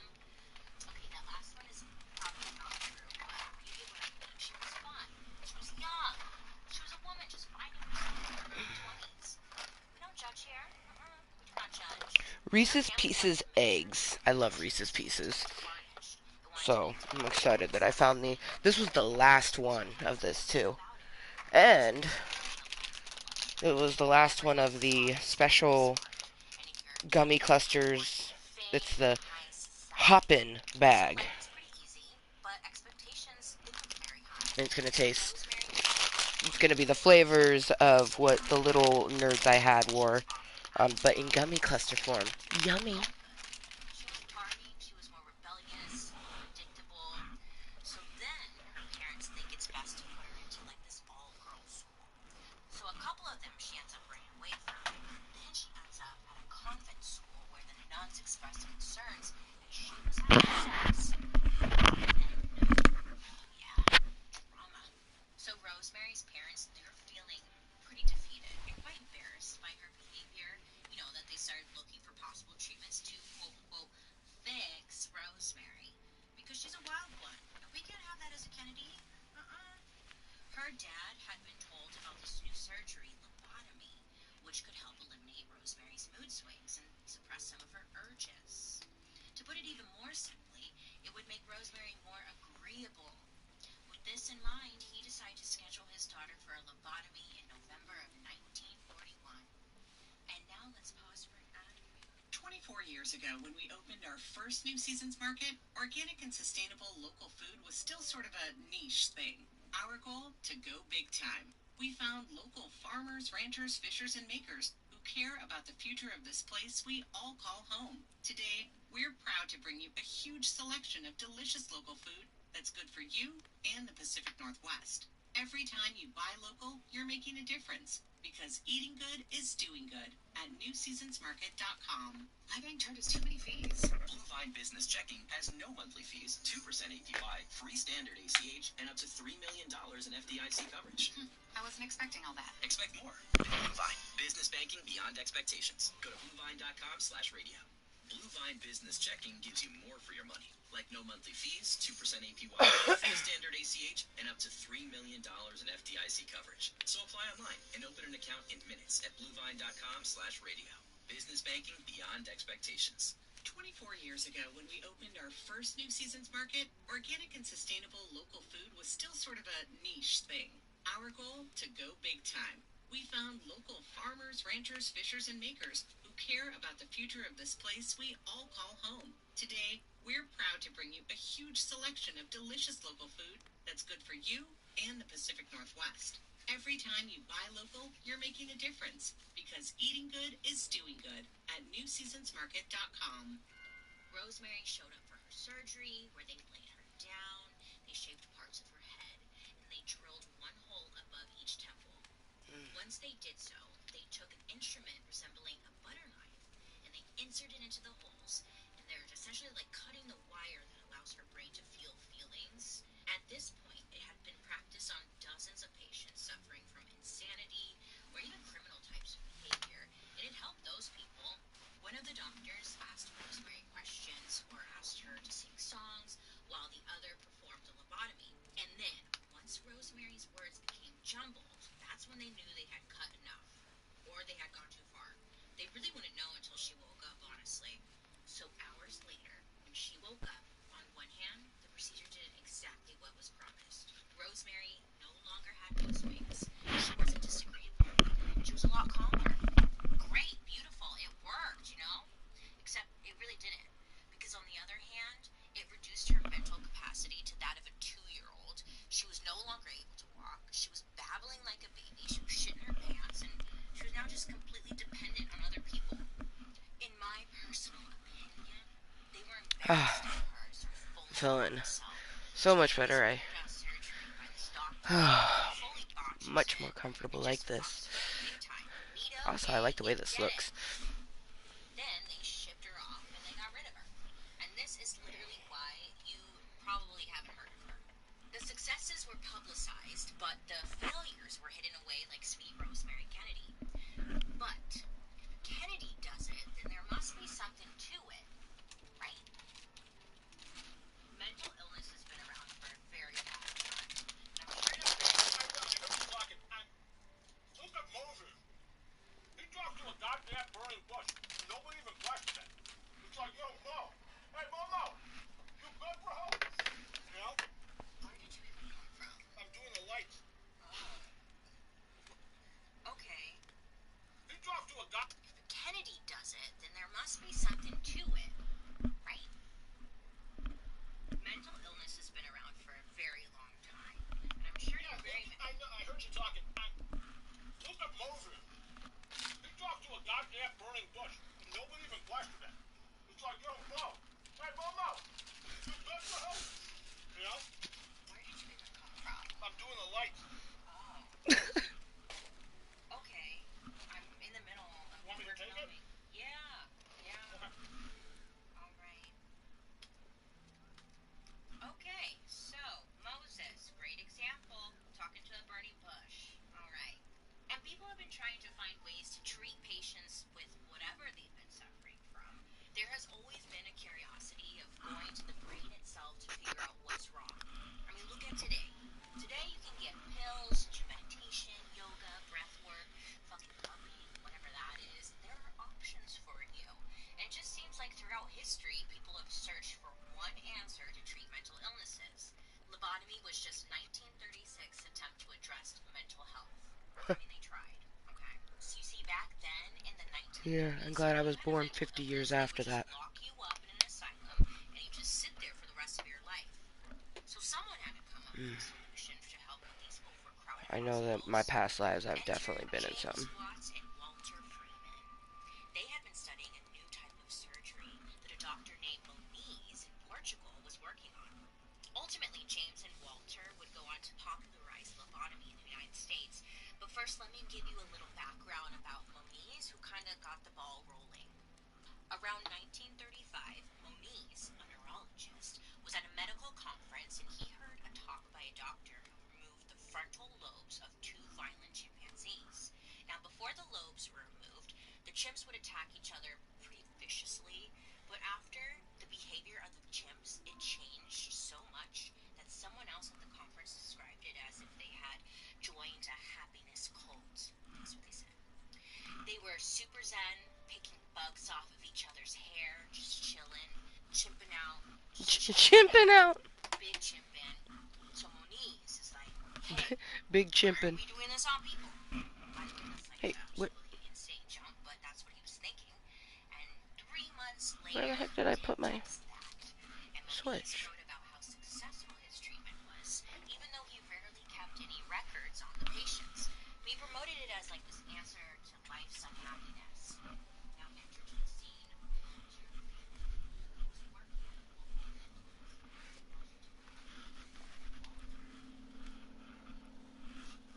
Washington. Oh, it's right there. That's so funny. I put it on top of my fridge. It seemed like his dad was not much of a helper, and Walter kind of resented his dad's absence and showmanship of his grandpa. He really idolized his grandpa, and Walter was eager to live up to the legacy. And on top of that, he saw his colleagues and friends making names for themselves, and he was eager to do that for himself too. Social pressures, you get it. While he was working at the hospital, he had this weird feeling of disgust and shame because of how poorly treated the patients were, and he wanted to help find an easier solution to all this. Now that's when he came across what Mooiisstt was doing, and he sees an opportunity to do two things. One, help people, and two, have the world roll out the red carpet to him as the healer of all mental illnesses. I have arrived. Now he knew if he could perfect Monizz's technique and get everyone to do it, there'd be less suffering, right? Like, and that's a great thing. But Walter wasn't a surgeon, and he couldn't perform the surgery himself. So he called up his friend, neurosurgeon James Watts, and he's like, hey, do you want to work on this little project with me? We can save mankind, change the world. Sounds great. So James and Walter, they worked together and modified the Mooiisstt technique. They added a dull flat knife drilled into the side of the skull instead of the top and renamed it as what we know today as the lobotomy. Rebrand! And in September of 1936, they lobotomized their first patient. Now, I regret to inform you, friends, it was a big success. You can imagine, really boosted Walter's ego. And an egotistical lobotomist is not a good thing, I can imagine. Now, 63-year-old Alice Hammett was dealing with insomnia, anxiety, and overwhelming depression for most of her entire life, and she went looking for some help. Walter had diagnosed Alice with agitated depression a while before this. Now, she was getting worse and worse, violent mood swings. She was randomly laughing or crying, and she was unable to sleep, and she struggled with massive self-doubt. Just a normal Tuesday in my book. Normally, a patient at this time would be tossed into a mental hospital, and the key would just be thrown away, But Walter was able to present a choice. She would go to the mental hospital or the lobotomy. Now, Walter, he was a great salesman, and he was able to present it as the one-all, be-all solution to her struggles. So, of course, to Alice, a one-and-done surgery or stay in a hospital forever, naturally, she's going to choose the one-and-done. Sign me up, doc. I'll take one lobotomy. So, Walter and James, they put her under anesthesia, and just like with Rosemary Kennedy, they have to shave Alice's head. Then they drill 2 holes above her temples, and they Walter begins his neurological examination. Her pupils were responsive. He stroked the soles of her feet and her toes curled in response. She seems fine, great. And then 4 hours later, the anesthesia wore off, and she woke up and focused on Walter. And he asked her, how are you feeling? And she's like, oh my god, I feel so much better now. Later that night, she named her husband. I know, groundbreaking. Described his line of work, recite her address, and correctly identify objects in the room. Way to go, Alice. You go, girl. He went to her bedside the next day and found her alert, sitting up, there. Now, Walter wanted to know what her emotional state was like and asked her if she still felt her old fears. And she's like, oh my god, no, I do not. I feel so happy. He's like, do you feel happy or sad? She's like, I'm so happy. Over the next few days, he monitored Alice and watched her become more alert, more active. She was just doing the most. She would read magazines and talk about what she just read. She had a good appetite, good sleep, and more importantly, very little anxiety. She didn't even care about the parts of her head Walter had to shave from James' new surgery, which was something that she said filled her with intense anxiety before the procedure. This was the first attempt to treat mental illness through surgery on the frontal lobes of the brain in Wow. American medical history. To Walter and James, the result was exactly what they wanted to Yeah. see. It wasn't perfect. I mean, there was some slurring happening in Alice's words as her brain healed, but Alice went on to live a somewhat normal, anxiety-free life. And Alice would become Walter and James' poster child for the simple effectiveness of lobotomy, soon described by the New York Times as the surgery of the soul. I mean, don't you want to live an anxiety-free life, just like Alice? Well, before we figure that, I'm tired of my bank nickel and diming me with fees. There has to be a better option. Well, Blue Vine's business checking account gets you more for your money. I'm listening. With Blue Vine, you get 2% APY, free standard ACH, up to $3 million in FDIC coverage, and no monthly fees. I wasn't expecting all that. Expect more with Blue Vine. Business banking beyond expectations. to get like a taste of rock star status. They set their goal to operate on BlueVine.com/radio. That's It's BlueVine.com/radio. really good. and we're back. So Alice ended up dying 5 years later. Anyway, The it's at this point nerds on them are smaller. taste of rock star status. They set their goal to operate on 20 patients by the end of the year because in order to commercialize lobotomy, they had to prove success. They were invited to perform more operations, so Walter began touring the country. So Walter was channeling his grandfather's showmanship, and instead of giving some kind of boring medical jargon-filled speech, he turned it into like this weird spectacle. He wanted to perform lobotomies in front of a huge audience in hopes of receiving a huge applause. He would wear like a wide-brimmed hat, his facial hair shaped into like a sharp goatee, and he would carry around a cane, which many believe It's almost 420 somewhere, but when it's he was like the Willy Wonka the 220, which is 420 somewhere, I like to wait for 222. 1930s carnival barkers, you know? Are you feeling sad? You got a case of ants in your pants? Are you terrified of getting older? Well, step right up. We got a one-time fix to solve all your problems. What's that? You don't love your husband? Well, we can fix that too. You see right here it says hosted by Bailey Sarian. There's no commentary or anything. How about you take your brown apple and just get out of here and get back to the lights? The lights need assistance. Doing great. I don't know why he's here. Meanwhile, James was able to stay focused on the medical implications and the larger impact on the medical industry at the time. He was a straight-laced dude. He had like a baby face with a serious demeanor, and if Walter was the showman and the face of the procedure, then James was just a dude who wanted to get to work. When he first met Walter, Walter was wearing a sombrero, getting ready to lecture about brain stuff. For me, that's a big red flag. Like, he's obviously full of shit. But James liked the flair and what he had to say. So he decided to venture away from his usual basic doctor MO and risk it all just to be part of whatever Walter was selling. They would invite the press to report on the procedure, reaching a much larger audience countrywide, which was a really smart business move, to be honest. This would lead to New York Times announcing to the American people this brand new surgical procedure, the lobotomy, the surgery of the soul. Tell me more.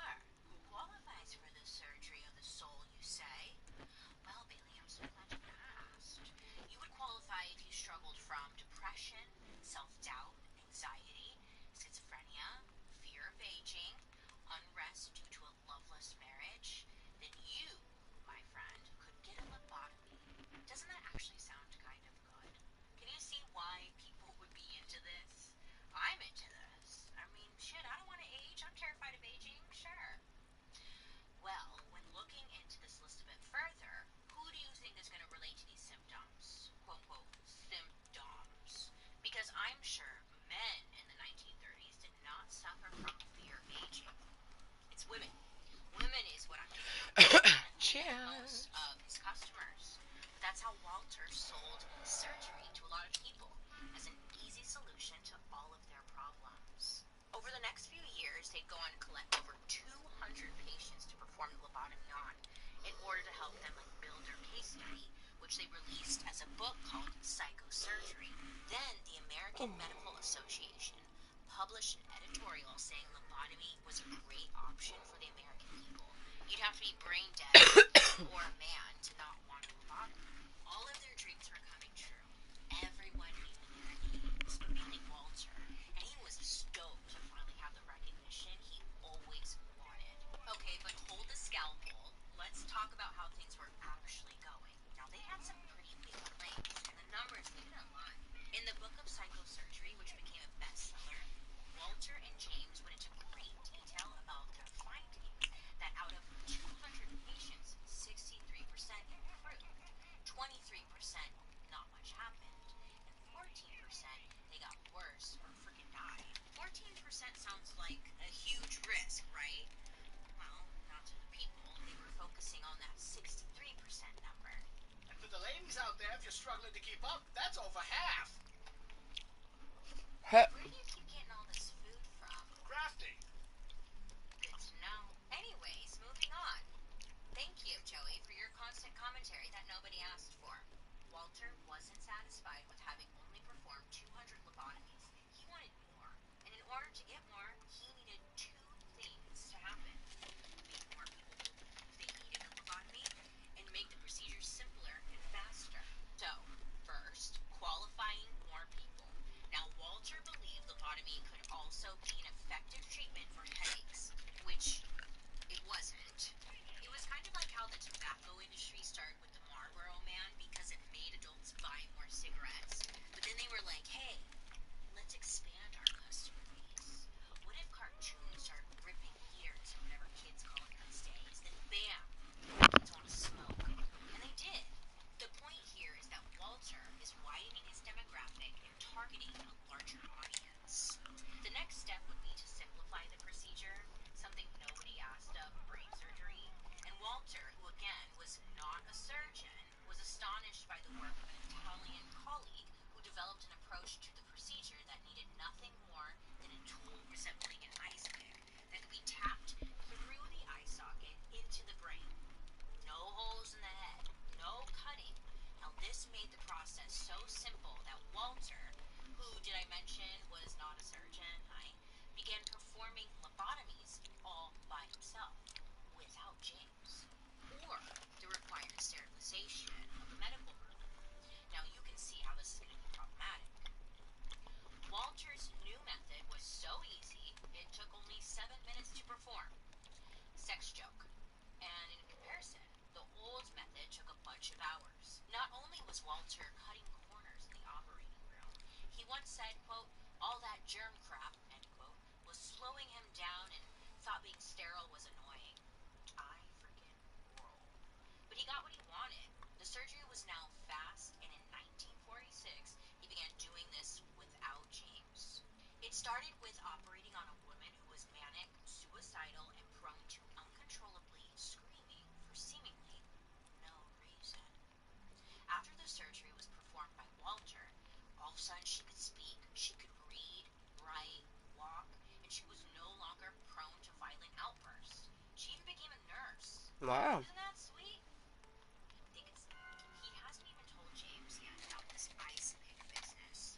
He went ahead and performed 9 more surgeries without James even knowing. So Walter eventually goes to James and is like, hey buddy, I've been experimenting a little. I can't wait to show you the things I've been working on. You're gonna love it, man. And he goes on to show him the new and improved ice pick procedure. And we don't know exactly how that conversation went, but what we do know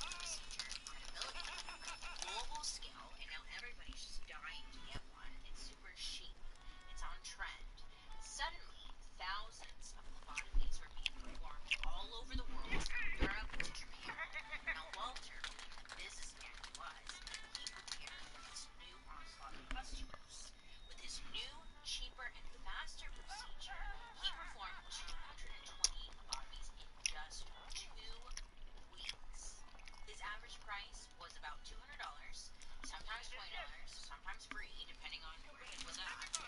Between the 1930s and the 1970s, 40 to 50,000 lobotomies were performed in America, with Damn. Walters considered to be roughly 10% of that number. Most of the lobotomies done were on disenfranchised, powerless people, older adults, the mentally ill, women, now even children. If you think Damn. of lobotomy, there's a good chance this name is going to come up. Howard Doley. Oh, he's the most famous survivor of the procedure, and he had it done to him when he was just 12 years old. My gosh. But plot twist. Howard didn't find out he got a lobotomy until he was an adult.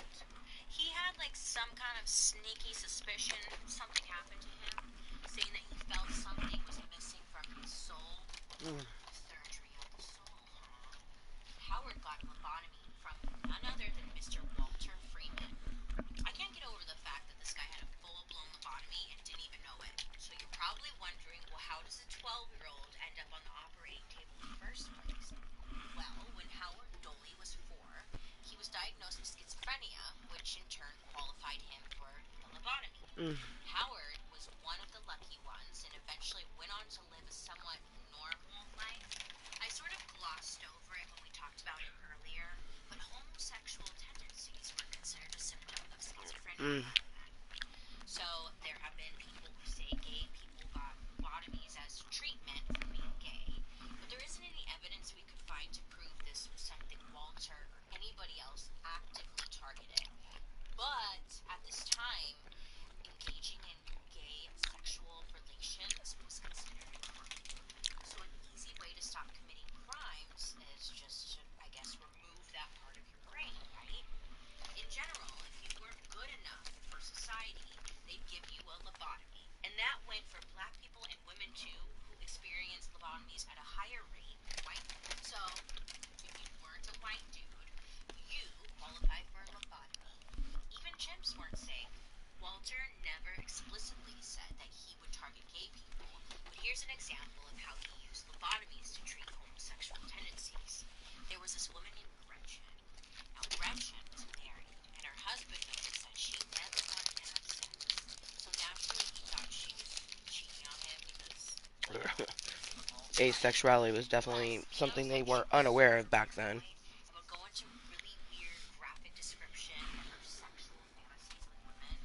I don't know, I think it sounds kind of hot to me. Well, one day, Gretchen hopped into her car and she drove off into the night, leading her right into a telephone pole.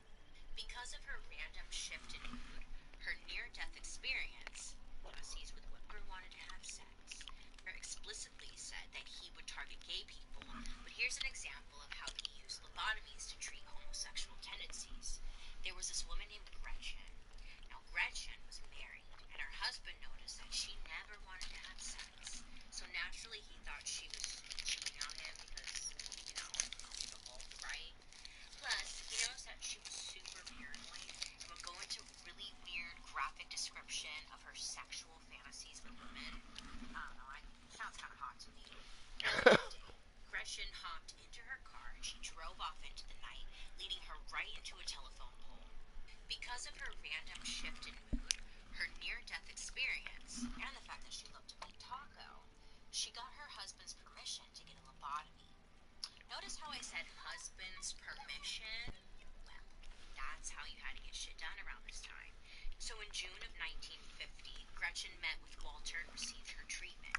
Afterwards, everything seemed fine, at first, but then she started having these psychotic episodes where she saw crosses in the sky, she lost all of her artistic interests, and even her sense for adventure. Gretchen became dependent on full-time care, spending the rest of her life living with her mother. Unlike Rosemary or Howard or Alice, Gretchen's story is like most common stories surrounding lobotomy. You were sold this as an easy fix, but the effects were lasting and worse than anybody could have imagined. It literally destroyed lives. And just like in the previous dark history stories we've talked about, there's this common theme of the same groups being marginalized, victimized, criminalized, and exploited. And they always swear it has nothing to do with race, gender, or sexual orientation.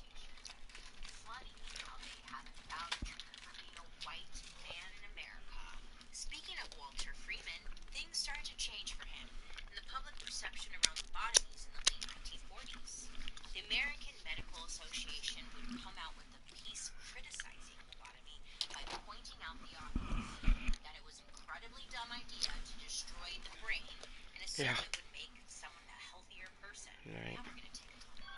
Lobotomy was on the decline and was becoming a thing of the past.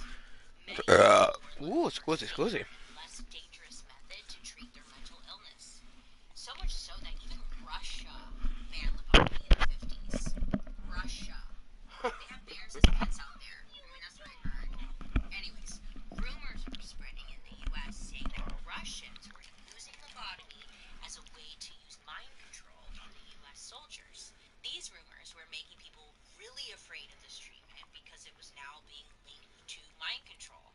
Now, we have no direct proof of this, but at the time it was believed to be true. It wasn't looking good for Walter.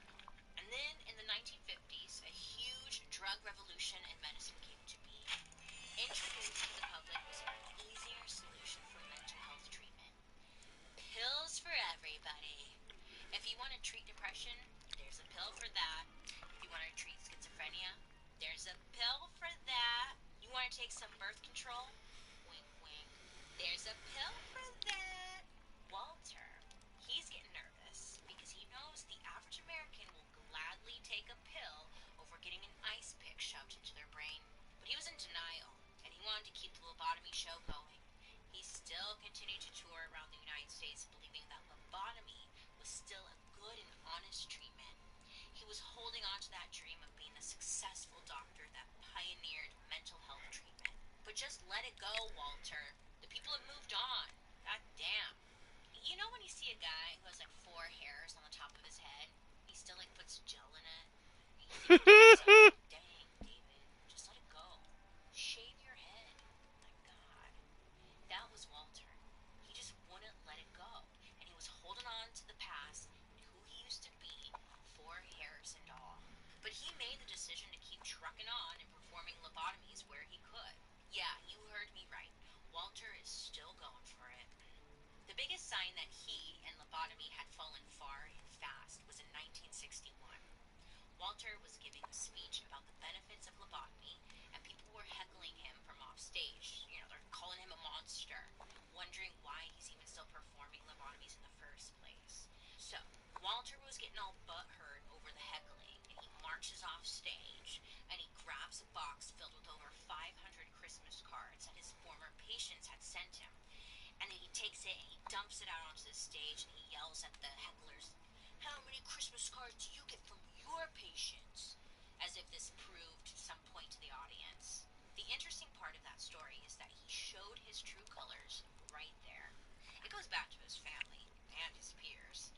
He enjoyed being the star of the show, and he needed constant validation that he was doing a good job.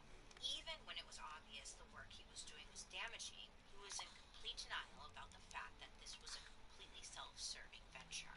The final nail in Walter's coffin? 1967. Walter's final lobotomy patient died as a result of the surgery, leaving Walter to throw in the towel for good this time and giving up his career. By this time, Walter himself had performed about 3,500 lobotomies. Who knows Cheers. lives and families were truly affected by both of their work. And at this point, he was just a sad clown. He lost everything. He lost his job, he lost his fandom, he lost his best friend, and the cherry on top of this new low, Walter got cancer. Yeah, sorry, bud. Talk about a bad day. You know what would make Walter feel so much better? On his old patients and seeing what successful, happy lives they had. All those times he had. Cue the apology tour. Maybe we should call it the validation tour because, once again, our man thrives on validation.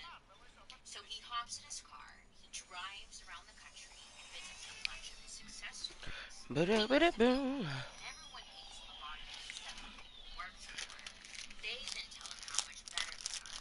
He is he's dying of cancer, everything sucks, so he needs confirmation this all wasn't for nothing. Around this time, he released his final lobotomy report.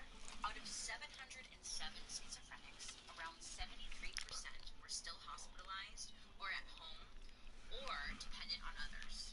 But he was determined to find that healthy 27% because he got there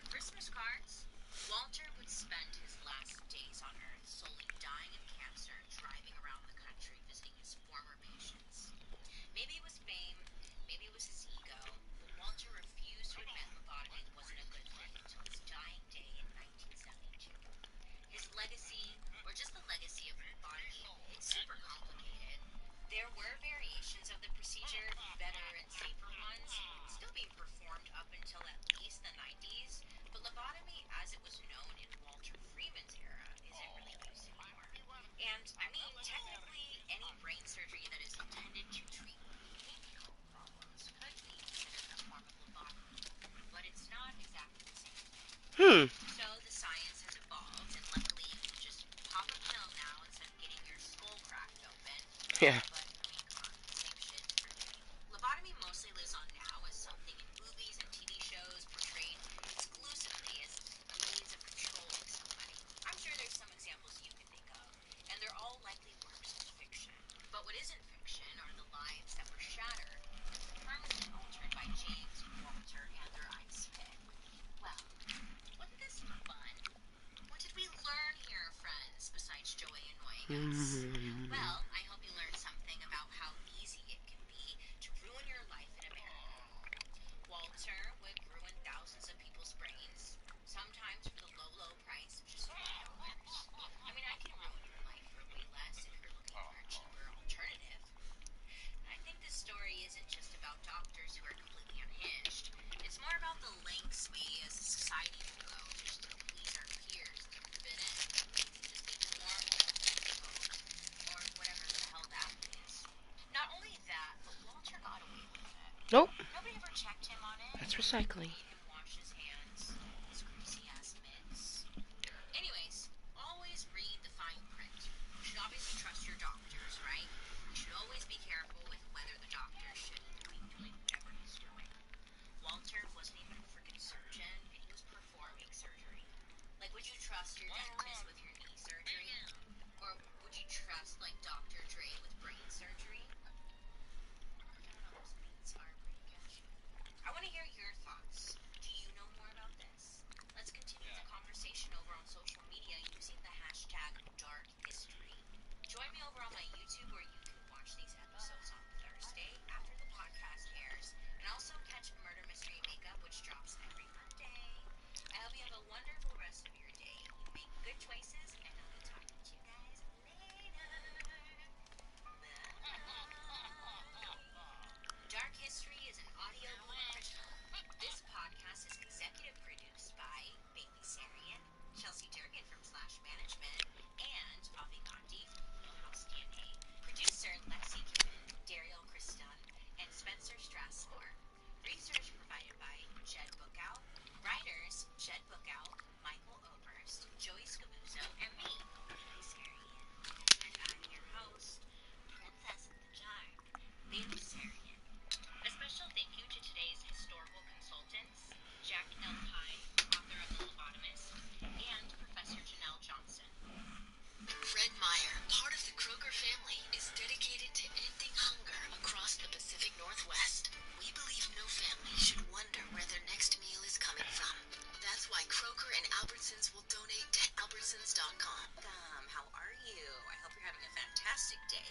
If you're a curious cat like myself, then come on this journey with me.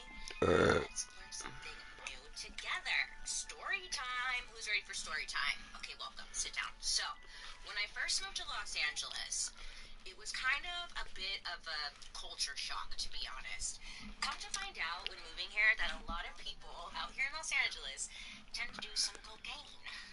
And I'm so sorry to out you, Los Angeles, but god damn, you've got some white stuff hanging out your nose. You know? Yeah, you know.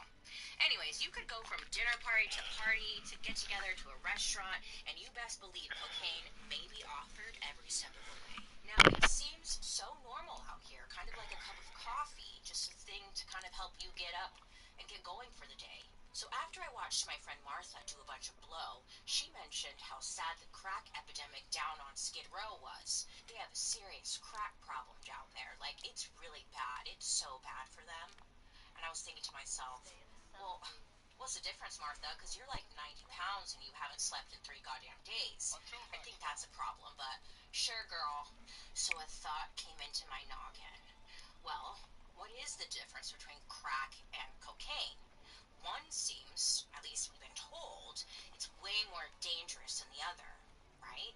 And well, after some Googling, I came across the honest truth. There is basically no difference between crack and cocaine. Huh? How can this be? Why the different names then? I mean, I had so many questions and honestly, not many answers. It turns out though, I didn't know a damn thing, and my bet is maybe you don't either. What if I told you the death of an American basketball player on the rise would be the catalyst for for some of the most aggressive and toxic drug laws the nation had ever seen. What if I also told you that 22% of the world's prison population is from the United States? What if I also told you you could save a bunch of money by switching to Geico? I mean, crack, it's cheaper. So, where do we begin? Let's go on a journey with a girl I know named Cocaine. Sounds kind of romantic, huh? Cocaine. Alright, how did coke or cocaine get introduced to Americans in the first place? Well, most Americans were introduced to cocaine in 1884, where it was being used as like a local anesthetic because it was hard to come by or honestly just expensive. But in turn, using the cocaine was more of a risk than it was a benefit because it was like addictive and it was easy to give an incorrect dosage, which nobody wants that. So it kind of fell off in the medical world. But there was a use for it. It was Yeah. fun. It stimulated Level your 2. brain. It gave you energy. It put you My in a Sully. great mood, Oh, yeah. helped numb pain, and overall just made you Let's feel so put much better. you I mean, as a sign me up. mining You don't have to tell me more. companion. In the late 1890s, cocaine would be used in products, cures, and medicines that you could easily purchase from your Sears and Roebuck catalog. It's how people would shop back then. Sears Roebuck catalog. It was like an Amazon, but in print. We've all probably heard the rumor that Coca-Cola actually had cocaine in it. Yeah. Well, that's because it was true. I mean, it did. Yeah. And honestly, that's why no one drank Pepsi. Yeah. Not only that, cocaine was in so many different items throughout this time. There was hair treatments claiming to cure your baldness, hemorrhoid cream, for that thing, medicine for toothaches, cough drops, cigarettes with cocaine mixed in. I mean, honestly, take me back. Holy This shit. sounds like a good Cigarette. time. People made Cigarette good mixed choice with about it, cocaine. but Holy also fuck. this was just a different time when you could just make wild claims like, hey, cocaine helps with your hair growth, and nobody was fact checking that. It was just a good time. It's kind of like today, sugar being in everything. Back then, they were just throwing cocaine into everything. In 1906, the Pure Food and Drug Act was passed, which essentially meant businesses needed to let consumers know like what's in the product you're eating/drinking. Also, disclose any potential dangers with ingredients, like cocaine, which again, it wasn't regulated, and they couldn't back up the bold claims they were putting out there to consumers that it was going to help with your sore throat. Like I'm sure it would, a little, but they couldn't actually prove it. So say goodbye to cocaine now, she was out of there. The whole public perception of cocaine would end up changing in 1914 when the shady-ass New York Times published an article titled, this is their title, not mine, Negro Cocaine Fiends Are a New Southern Menace. That was the title. In this article, it described the effects of cocaine on the Southern African American community specifically, alleging it made them immune to bullets, I'm not even kidding there, immune to bullets, paranoid, and prone to violent rage. Now, this article was creating a fear and crisis within the white community. It made it seem like Southern white American women were in literal mortal danger because African Americans were using cocaine and wreaking havoc. The article, it gets worse. It says, and I quote, once the Negro has formed the habit, he is irreclaimable. The only method to keep him from taking the drug is by imprisoning him. This is merely palliative treatment where he returns inevitably to the drug habit when released. End quote. Because the whites are in danger, supposed danger, this led to hysteria surrounding cocaine, which then led to the Harrison Narcotics Tax Act in 1914, which officially cracked down on cocaine, making it illegal. Bill. Now, this is the first time that we know of the media portraying black Americans on cocaine as a threat to public safety. If you couldn't guess, that theme is going to come up again. Okay, maybe a few times. Maybe that's what this whole goddamn episode is about. Cocaine use in the U.S., it dropped off for a long time. Now, there isn't a ton of information about how it was being used throughout the 20s, 30s, 40s, and 50s, but I mean, Come on, some Diamonds. people were hitting the slopes. It's just really not written about. Cocaine was kind of like Jesus. It went away for a while, Damn it. and then it rose from the dead. But in this case, people were like, "Oh yeah, cocaine is back. She's not even mad we ignored her for 40 years. She's a resilient beast." So, it's the 60s, and, there's peace, love, and drugs. Charles Manson, Peace, love, and hippies, drugs. Yeah. Woodstock, Vietnam War, free love, civil rights movement, birth control. We went to the freaking moon. It was a big Yes, diamonds. shift in American culture. The hippie movement was a big middle Damn it. finger to the man who was still None pushing of them the were American shiny. dream from the 40s and 50s. Susie Homemaker was found dead in her two-bedroom house with a white picket fence and 2.5 kids in 1961. Obviously, Susie isn't a real person, but the point is, Susie was the American dream, and the old, boring, buttoned-up TV dinner, Leave It to Beaver American dream was dead. I think now is the perfect time to pop. When it comes to business, upgrades are everywhere. Software upgrades, client upgrades, first class on flights. We love those. With Bluevine, you can upgrade the way you manage your money too.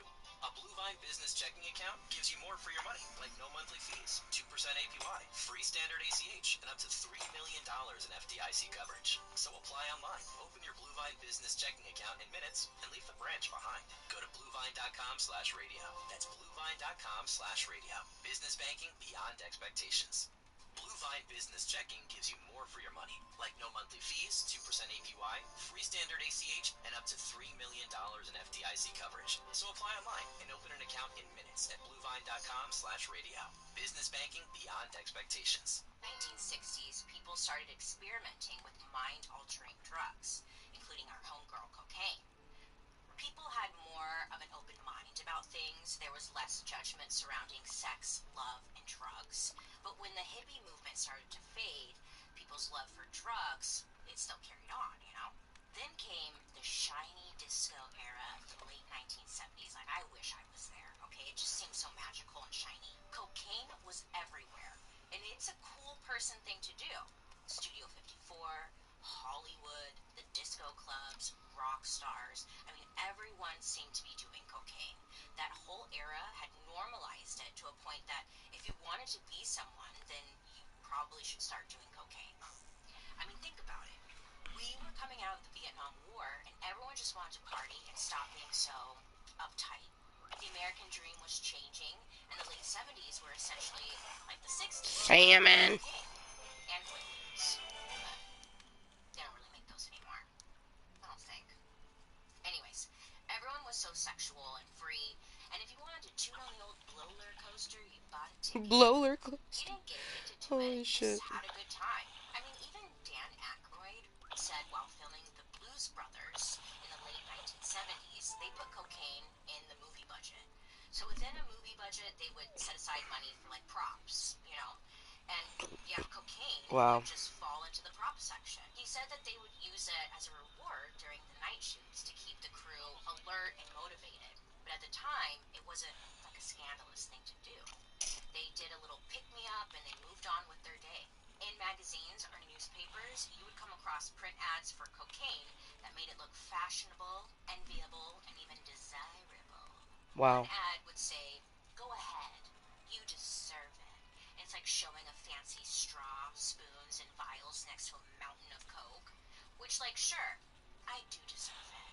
Thanks. There were many popular songs and media that would reference cocaine, again cementing it as a symbol of luxury. Going out for the night, grab your mink coat, gold straw, and a mountain of cocaine. Well, then comes the 80s. At The this point, 80s. it's not a new thing. Everyone knows cocaine. It's like the go-to party drug. It's for rich people, businessmen, and party animals alike. Well, guess what? The low-income people, they want in on it. They felt like they deserved it too. And now And the supply insert chain is crack. in a place where it Oh, can get to wow. those communities, but That makes it's too sense. That makes expensive to buy, sense. so it's not really selling that fast. This is where we meet the great Freeway Rick Ross. Now, some of you might be thinking, Bailey, the rapper? Question mark? Nay, nay. This is a different person. This is not the rapper. In fact, Yes, I gotta buy us. Yes, Sully. I fucking have you too. God damn it. Now we only need like 3? 4. We need 4 more. 4 of 20. And we're still waiting for it to rain. Well, by this time, smoking cocaine had become more common. It was also called freebasing, but in order to freebase it, you had to cook it up and prepare it so that it would smoke properly. Well, Rick learned that some people were making their cocaine last longer by mixing it with baking soda, which would create small rocks of cocaine. So Rick decided he would just pre-bake his cocaine and sell what he called ready rock, or what we know as crack cocaine. With crack cocaine, the high was similar to regular powdered cocaine, but I guess it hit quicker, was more intense. Downside, the high lasted for a shorter amount of time. It had a similar effect as the injectable cocaine that was used medicinally in the early 1900s. The only reason the effects are different is because snorting something just doesn't get absorbed as fast as smoking or injecting something. Ready Rock was a huge hit. Ross's business was so successful by 1982 that he was moving $3 million Jesus Christ. every day. And that was in then money, not today money. Ross's business expanded outside of Los Angeles too. He claimed to have So thousands he was like of rich. all over the country, anywhere from St. Louis to Oklahoma to Cincinnati, Cleveland, Seattle. I mean, he was everywhere. Later, federal prosecutors would estimate that his gross earnings were over $900 million. He was making Wow. money. While Freeway Rick never claimed to invent crack cocaine, he does admit that he was the one who made it popular. Nobody was making or selling more crack than him. Freeway Rick Ross would end up getting caught and arrested. He would serve time in prison, but when he got out, he became a drug educator, speaking at different schools. Now, crack culture never really got to have a proper renaissance with cool movie appearances like cocaine culture did. Most of the time we would see it in movies and stuff when there was like some kind of lesson being taught. She usually found herself in the poorer neighborhoods surrounded by negative stigma and racism. Yes, racism. Why? Because crack and cocaine are the same drug. Yes, they have the same exact effect on the brain. It's just a different way to consume it. It's like the difference between smoking weed as a joint versus eating it as an edible. So why the hell do we treat crack and its users so differently than we do with powder cocaine? And why are they punished by police at such massively different rates? Before we get into that, let's pause for a word from our sponsor. So let's rewind now. Okay, it's the 1960s. America's at war with Vietnam. President Richard Nixon is obsessed with winning at all costs, even though we are losing very badly. And there's a huge anti-war movement. The civil rights movement is gaining momentum alongside the women's rights movement, and this was all leading to protests in the streets. This seemed to annoy President My Nixon, lotion who smells wanted to get the cities delectable. back under control. So Let's go Nixon sell some made stuff. fear his Oh, I whole need to put these campaign. away. But ironically, he was a fearful person himself. Fear drove everything he did and was how he gained his power. Fear of protesters, drugs, of the economy failing. So he sowed the seeds of using drugs as a stepping stool, as a way to get more power. Nixon was popular as hell when he was president, but it all went to shit when he let fear and paranoia get the best of him, and he started to tap his rivals' phones for secrets. That's not really related to this story, but the point is, Nixon paved the way for using fear as a political tool. I kind of feel like Andrew Jackson was doing that first, but it's debatable. A lot of people say Nixon, but I'm like, after the Andrew Jackson story, I'm gonna say Andrew Jackson for surely. Anyways, great. So, the media was dipping its toe into sensationalism and fear-mongering regarding drugs. Nixon was calling for law and order, which was cracking down on criminals in the streets, quote unquote, which was essentially African Americans on drugs. Does that sound familiar at all? Like the 1914 New York Times article about African Americans on drugs? History just freaking goes in circles, doesn't it? His crackdown of law and order appealed to the poor white voters who were afraid of the approaching danger. This was a dog whistle. A former advisor to Nixon said of the Nixon White House, quote, "We had two enemies, the anti-war left and black people.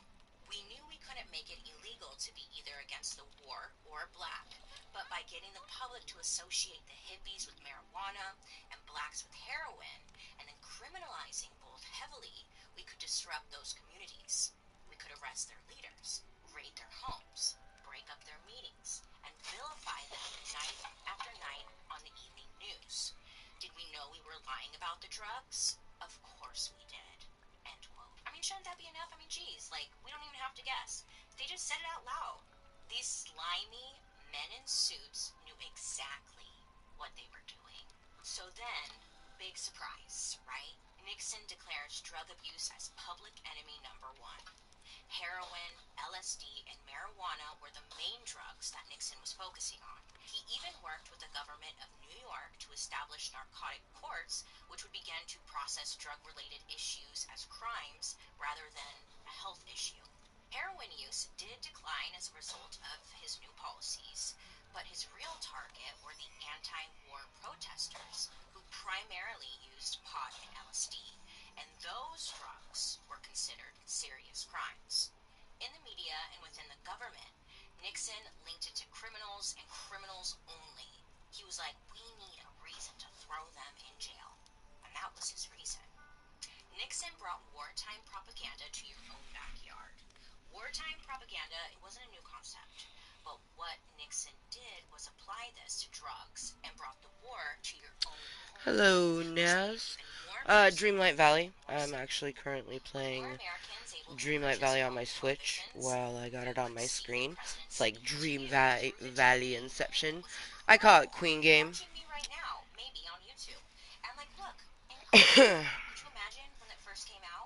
It's actually stemmed from my daughter. When I bought the game, she's like, oh, it's the Queen game, because Disney. Of course she's gonna think Queen. She was 4 when the game came out. Aww. So wild that she's gonna be 6 soon. But hello, welcome. This is when Nixon is laying the groundwork for what comes a little later down the road. Some really damaging policies around drugs. Now, Nixon, he didn't really accomplish a lot, let's be honest. But Nixon did plant the seed. Boop. And Ronald Reagan came in with his big old jug of Wawa, and he just nurtured that seed.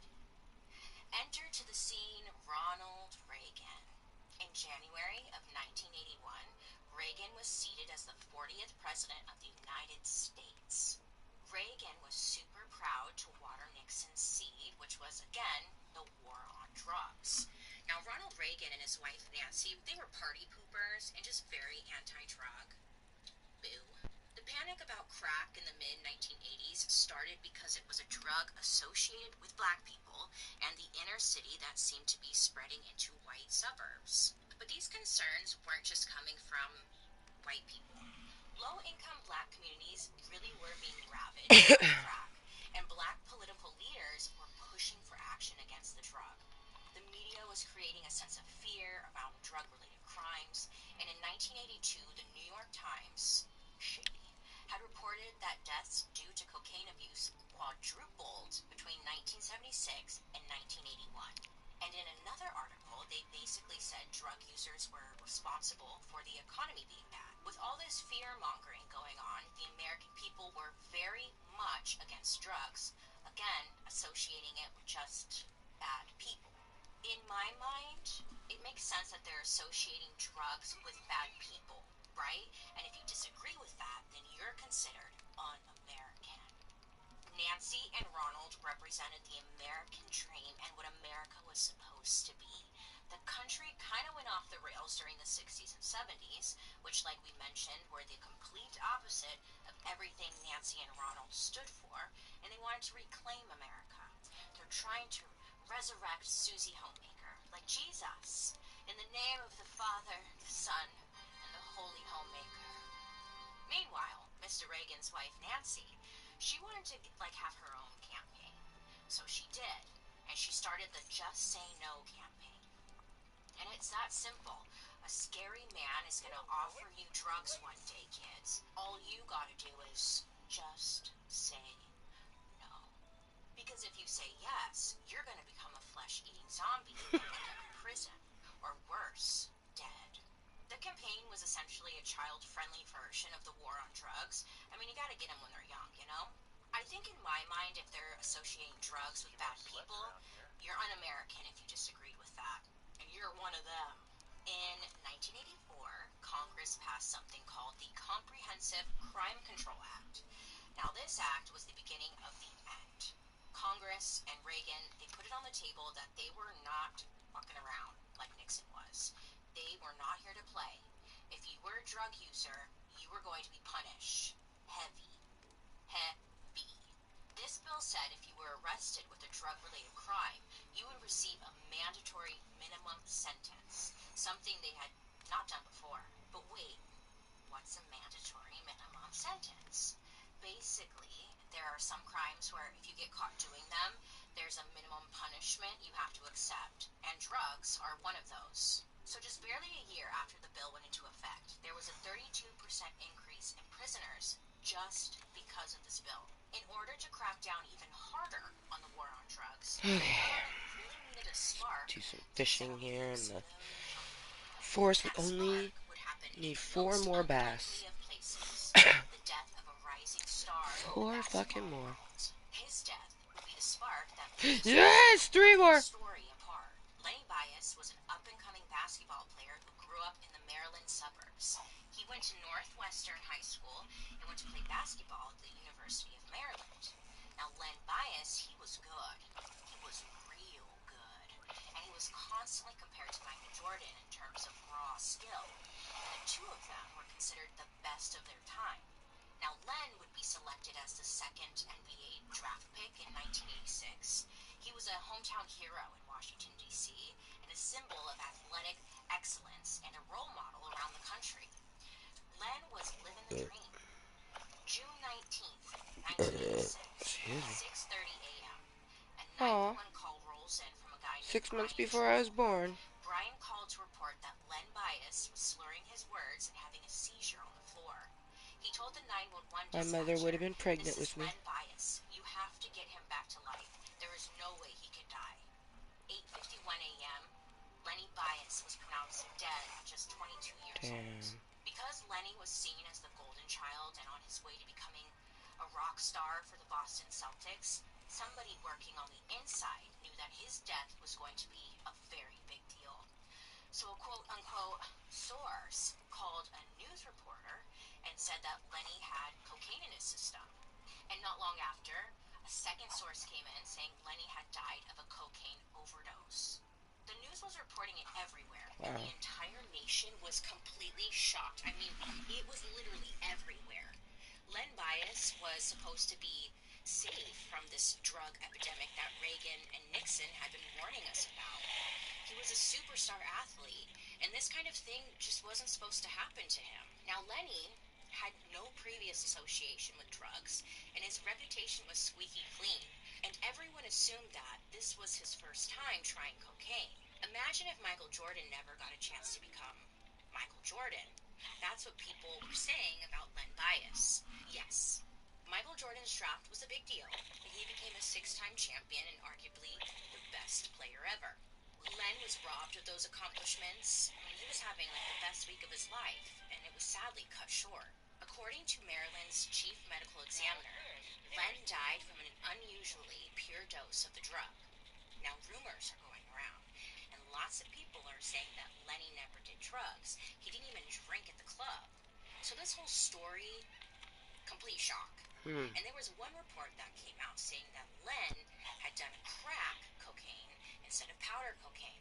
Now, this was untrue, but it seemed to get a lot of traction. From that one report, TV networks, they started airing segment after segment about the dangers of crack and cocaine. They would say that it was crack that killed Lenny when it was really cocaine.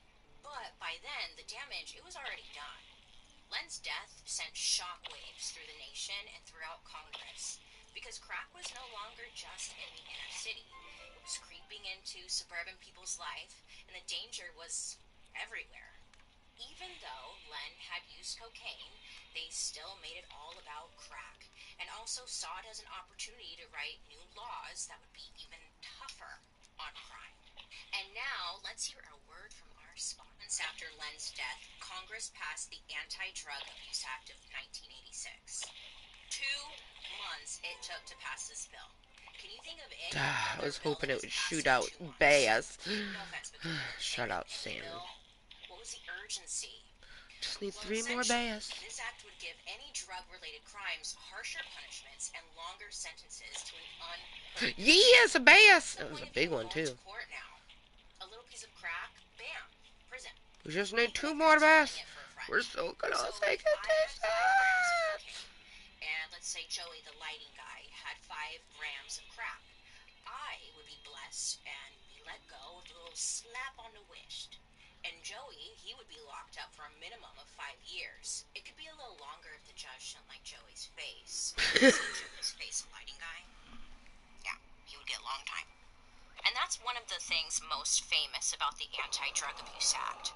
It was actually called the 100-to-1 ratio of powder cocaine to crack cocaine.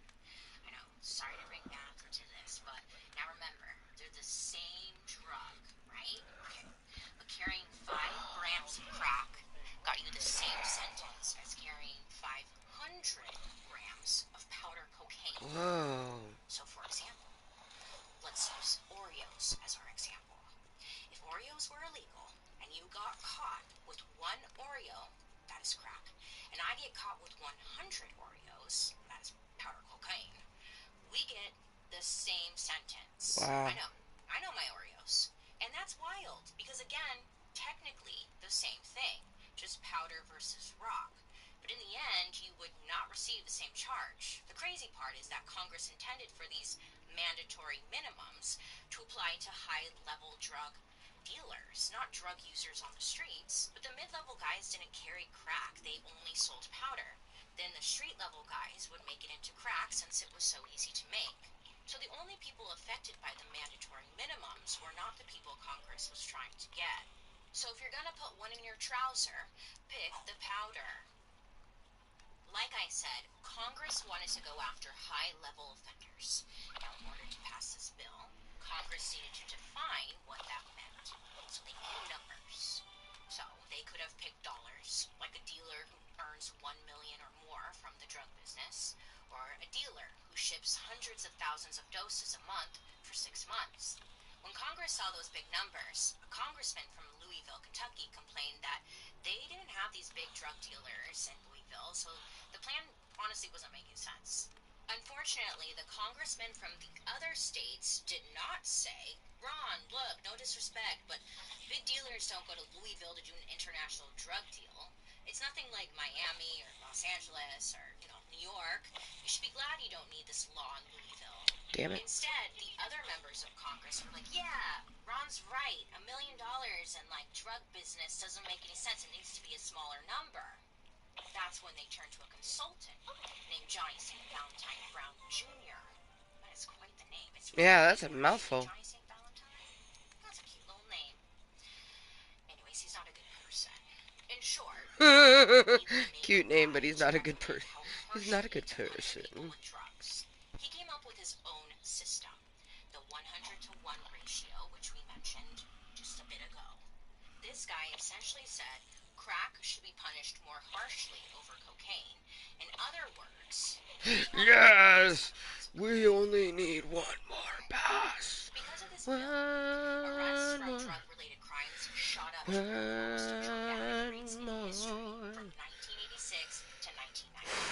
They even expanded the bill in 1988, and somehow just made 1 prison more. sentences even worse. Oh my gosh, I'm so close I can taste it. I'm gonna sit and chill on this ice bench. And as a result, the prison population had grown by 137%. I'm gonna reload Jada Rose. That's insane, because now, unlike the 70s, drug arrests were leading to serious prison time. Now here's the kicker. John St. Valentine, Oh man, so basically, you remember that cutie? I'm working on That respected man who Congress current star path, and I have it both on my Switch and my PlayStation. My PlayStation 1 is, very close to being done. In the year 2000, Tomorrow it'll be done, you know what I mean?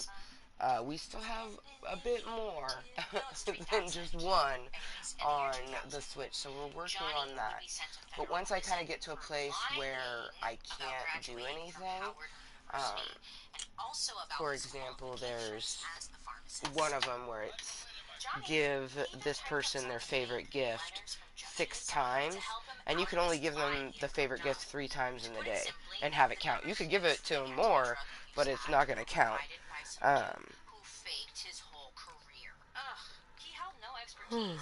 So, the one where it says give a magical matron her favorite gifts, I've already given her 3.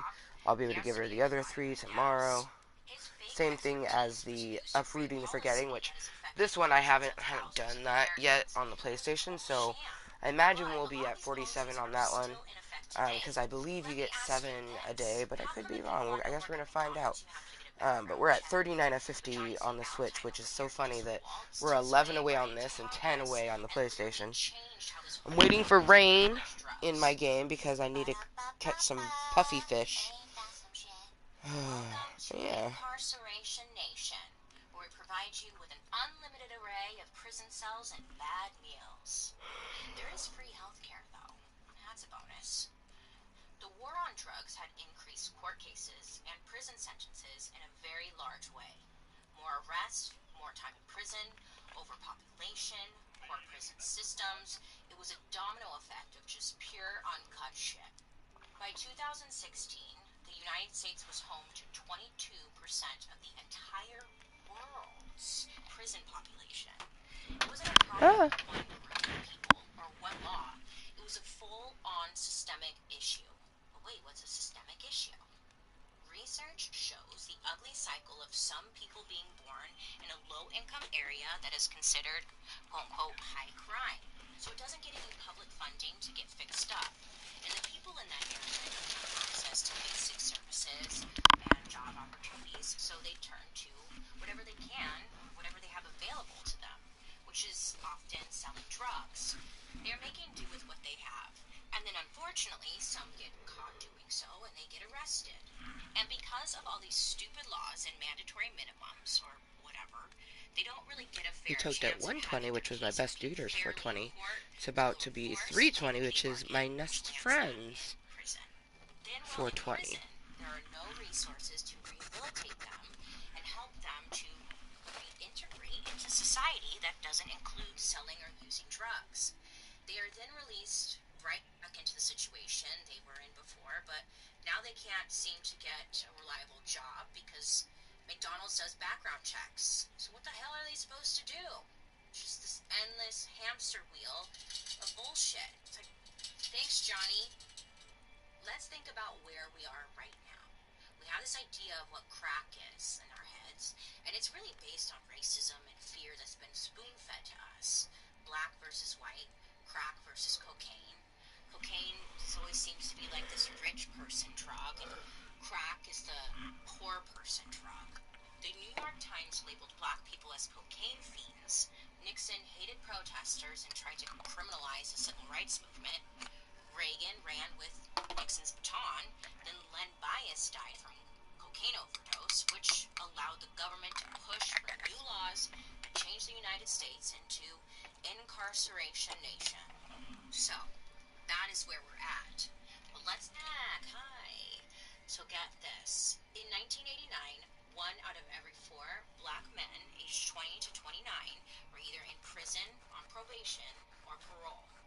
Then, in 1995, those numbers were updated, now showing that it was 1 out of every 3. 1 out of 3. Everyone expected that most of the people sentenced under the new, tough penalties for crack would probably be black, which they were, and that's why Congress, they just didn't seem to care in 1986 about the ridiculously excessive sentences that got handed out for having pretty damn small amounts of crack cocaine. And that's why these laws have stuck around for so long. Let me tell you about a man named Derek Curry. Derek was black and a friend of Len Bias, who friends would say never drank or even did drugs. Derek was arrested for driving a drug dealer's car. Again, he wasn't known to do drugs, and there was no proof he profited off of drugs. But crack was found in his car. Allegedly. Now, Derek was arrested and sentenced to 19 years and 7 months in prison. For what exactly? Possession of a crack dealer's car? Seriously, they gave him 19 years for driving a car. Wow. Derek's sentence was nearly 3 times the prison sentence served by most murderers in America. Yeah, this is why the 100-to-1 ratio thing is so fucked up. Because it's so reactionary and based on bullshit media hype. Meanwhile, the real and dangerous criminals aren't punished with the same scrutiny. I mean, you see it on my Monday uploads. We're judging.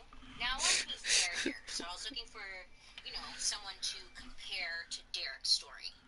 So I came across Lindsay Lohan's story. Lolo was arrested in 2007 for DUI, felony possession of cocaine, and driving with a suspended license. She had 2 extra charges on top of her cocaine possession. Yes, Derek it's didn't have nest that, friend. okay? Just saying. 420, Anyways, dream she light, pleaded nest guilty to friend, misdemeanor glowing on cocaine some use and driving smoke. under the influence. Lindsay was Cheers. sentenced to 1 day in jail, community service, an alcohol education program, and 3 years of probation. Now, I'm not saying let's all go after Lolo, but when we look back at Derek's sentencing, like, come on, what the fuck? Cocaine versus crack. This, my friends, is just a little small example out of the sea of people in prison for these small crimes. Everyone else is out running around just doing cocaine like nothing. Because of the growth of how many people are arrested, it leads to the private prison industry, which is a whole other topic. This has turned into, honestly, a money game. It's providing funding for police departments and the private prison system. It gives politicians the moral high ground in that they know what's best, and that we have to give them the power to make the decisions to fix the crisis. Spoiler alert, they created the crisis, and it's just this endless cycle of crisis. Politicians are like, look at how many bad people we caught, though. We're doing such a great job. We're safe because all the bad guys are locked up. Look, we're doing great things for you. If we had done this earlier, Lenny Bias might still have been alive. I love that my characters look the same. Although, because I had to dress up like more of a monster, my skin is slightly different. So, let's switch it back. But, whoa, the angle of which she is sitting, it almost looks like she's holding a book. She's not. That is tripping my eyeballs out. Now it's 1 gram of crack for every 18 grams of powdered coke. Many have pushed back, saying the only reasonable sentencing ratio is 1-to-1 because these drugs are essentially the same freaking thing. But as of right now, this is where we're at. So once again, if you're gonna put one in your trouser, pick the powder. Cocaine and crack should catch the same amount of flack. Oh, just filled with rhymes today. 2. Look at me go. Wow. Well, in 2011, they tried to make the Fair Sentencing Act even more fair by attempting to overturn sentences for those who received, honestly, very ridiculous sentences for drugs they had on them. Or in Derek Curry's my case, horns. just There they in are. the freaking wrong car. So in May 2020, the Supreme Court of the United States tried to decide if they should overturn Oh, yeah, I need to change my eyes back. And I know what you're thinking at home. Yes, they should, right? Yes. No questions asked. It gives us a little hope for a future. But this is Rocking America. a And they were like, nope, lavender, not today. Earlier this year, June of 2021, like a lilac-y lavender purple eye. for crack cocaine could not get their sentences reduced. Ooh, okay. That's kind of sick. I'm gonna switch it. But anything in the past, they just have their blinders up. They're like, nope, I was switching back the eyes and I accidentally reversed the pupil and the iris, and I'm like, it's beautiful. She's one frustrating, awful bitch. Well, where is she now? As in cocaine. As of 2020, police still make over 1 million drug possession arrests countrywide each year. Many of them leading to long-term prison sentences. So how are we supposed to change our perception of crack versus cocaine when every possible example of the drug in movies is it's always powder cocaine. Most of the times in TVs or movies, crack is used like it's a punchline, or it's like Oh, excuse someone me. doing bad things, Okay, you let's know? see. And there's rarely a Need one crackhead more redemption bass. story. It's not But raining. 8 more on the minutes other of hanging out side, with Sully. there's Oh yeah, plenty of stories I was where gonna cocaine is enchant my glorified, pickaxe so I can or go the hero harvest these does cocaine, diamonds and hopefully get just makes it shiny work. diamonds. Scarface, American Psycho, Wolf of Wall Street, Boogie Nights, Fear and Loathing in Las Vegas, Great movie. Talladega Nights, The Departed, Goodfellas, all of the Tarantino movies. They make that shit look fun, honestly. And on top of that, They do. all those movies have This is the saying, cocaine is a hell of a drug. give you a hint. They're all whiteys. Just saying. I just observed it. I think the point of all of this is to say that crack and cocaine are the same thing. Crack existed for only a couple of years before they started making these insane laws against it.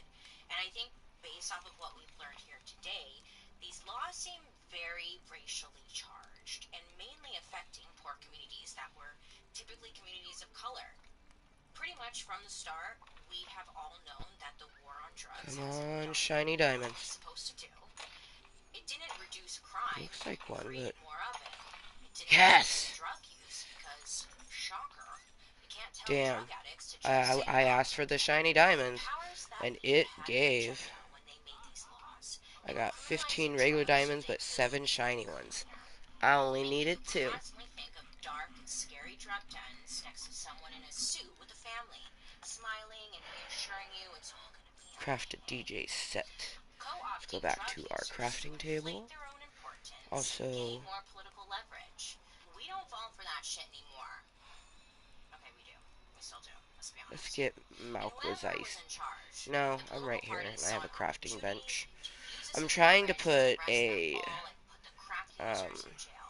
fire Even to though cook everyone and was a doing crafting it, bench in everyone every knows that biome, these laws just don't so, actually you know, when I fix. need to make something, Even I traditional quickly police can. from places like Mississippi and Texas have had judges rule that these laws are unjust, yet nothing seems to change. They What needed was I coming to votes, the and crafting they needed bench an for? enemy to unite against, and these policies Oh are yes, the still in DJ effect booth. today. Imagine how many people they could have helped if instead of using all that money for police and prisons, they put it towards, I don't know, public health. Which is like the real issue here. Oh. You know? Actual rehab. Just an idea. Tune in next episode when I get a Nobel Peace Prize for solving this problem in 40 minutes.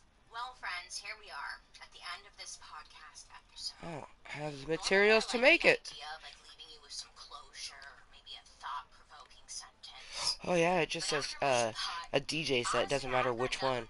Okay, so because there's the stellar ones.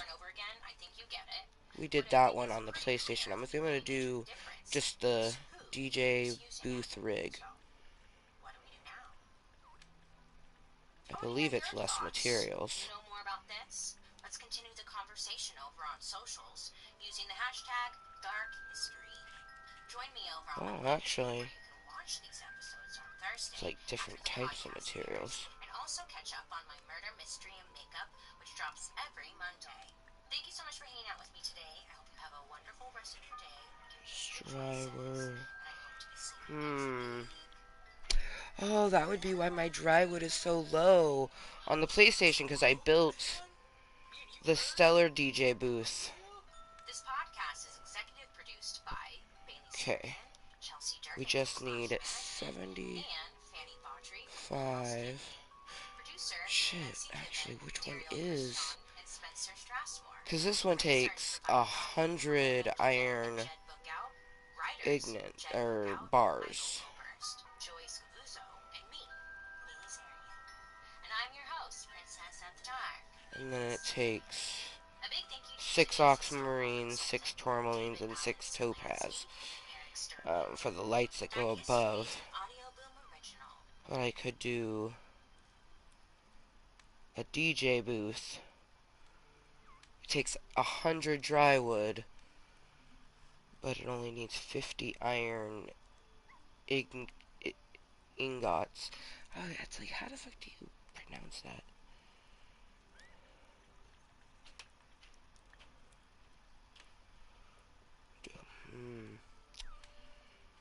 do have a buttload of those flowers. I have 26 of them. Screw it. We're just gonna make 25 and make the pink one. Oh shit, I don't even have... Oh, I don't even have enough. I have to go get more. Oh wow, okay.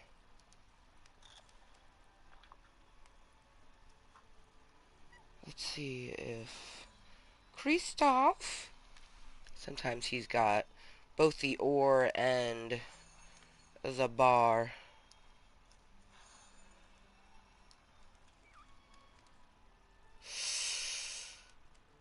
He has neither, but he does have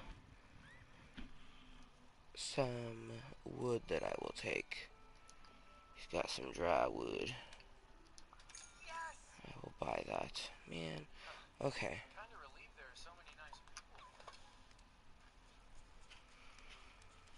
Alright, well, I'll just add mining. Because we have to get more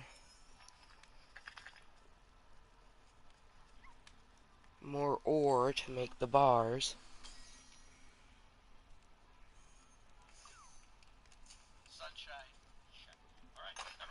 We officially have hung out with the blue and purple villager for 30 minutes.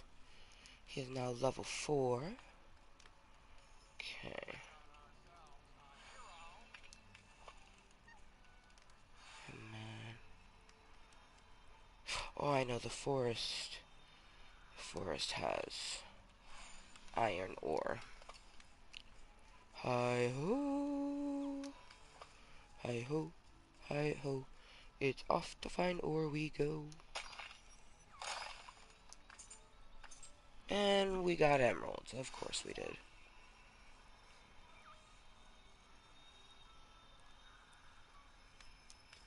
I want basic and it gave me fancy. There we go. There's some. Yeah. 3 pieces. I do believe 1 ore makes 1 bar. So...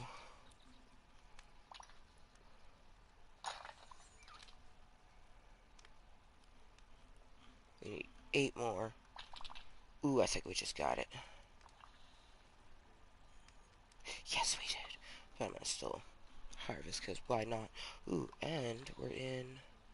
Oh, if this is a bass, we are stopping everything and toking. Oh, I'd be so happy if this was a bass. Bass, baby! We're surrounded by duties that are worth 20. And this one is worth 5, because it's apparently supposed to be a simple task to get 20 bass. Oh, it's a rainbow trout!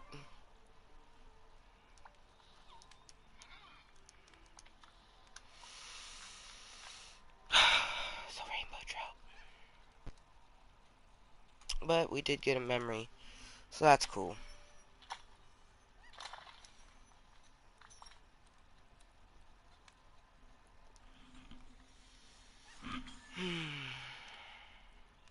Oh, it was a money memory. Alrighty.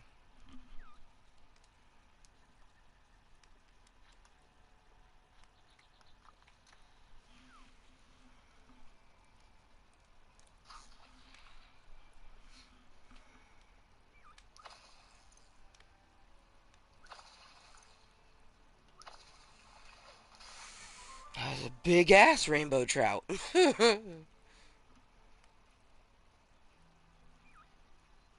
It's like, you want bass, you get trout.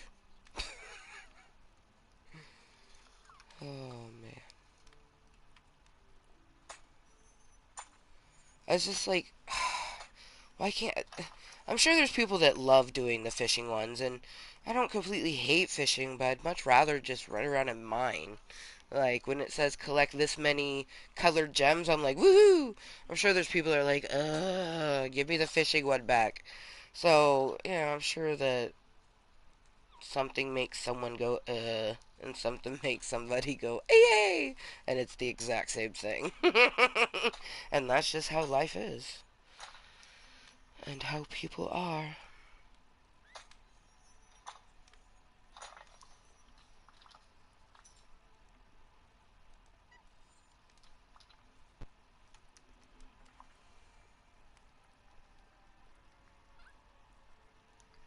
Eat this whimsical pie.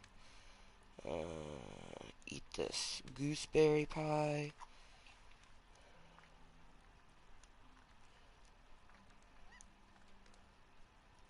Waiting for it to rain in my game so I can run my happy booty to the beach and catch 5 fungoos,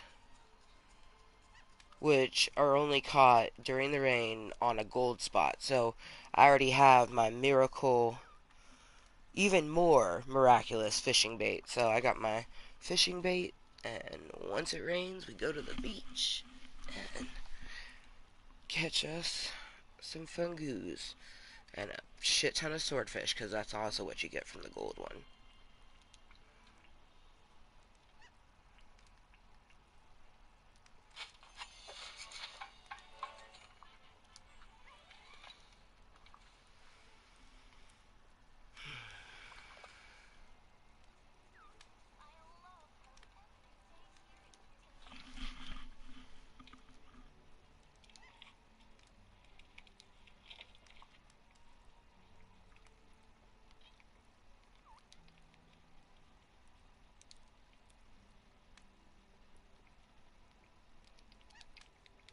So close. 5 more. We need a lot more ore.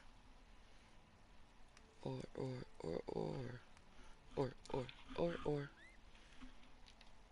Ooh, we're at 17%. I gotta charge. And then we'll collect some dry wood. And also collect some night thorns in the PlayStation 4 one.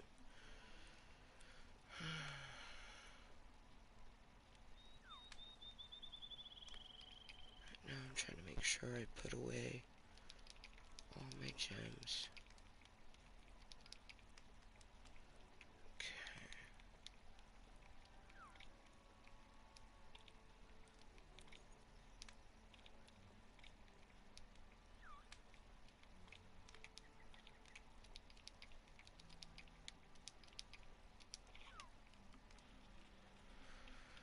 Put the fish away. Then go sell the stuff that was not able to be put away.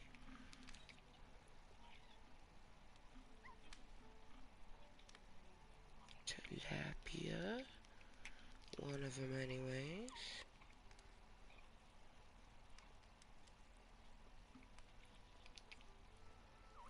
Okay, so white sturgeon.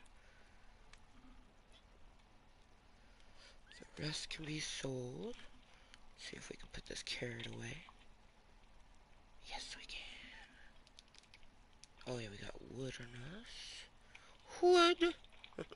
Oh, my mouth is dry as a motherfucker.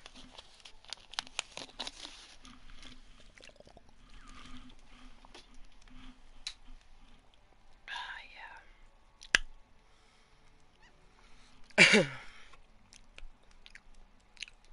Put that dry wood right there.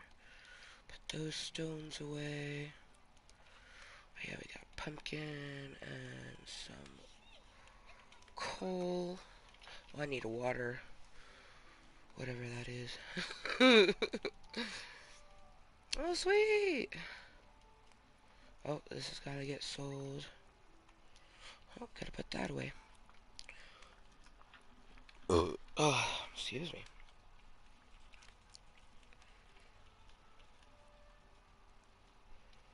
Let's see. There's gems. Oh yeah, I haven't gone into the store. I will go look at the store.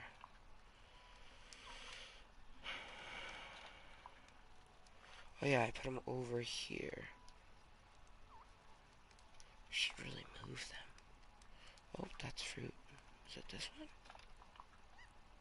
Oh, it is that one.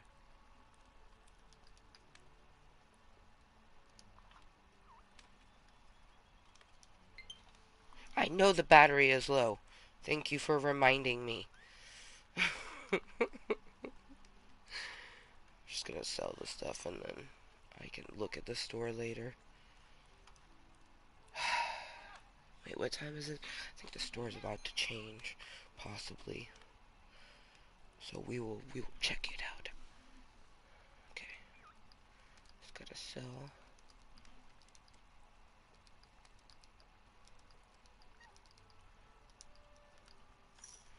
Not the blue egg. Okay. Sold all that stuff. Run as fast as you can. Get to the boutique as fast as you can. Okay. Nothing in the window we want. There's some water. Well, actually, we might buy the waders because that will be like us being like, please, we want rain. We need to be fishing in the rain. So I'm buying this full body fishing waterproof-ish because I've never used water waders or water waders, so I don't know. I feel like rain still gets in and you just don't feel it as much. Oh yeah, these are blue ones. We're definitely buying these. Blue fishing waders.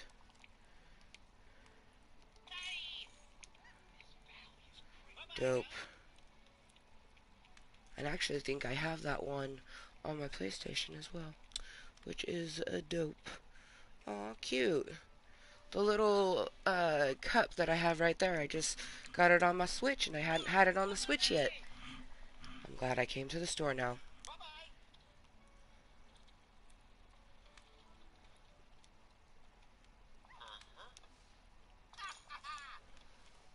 See how much moonies we have.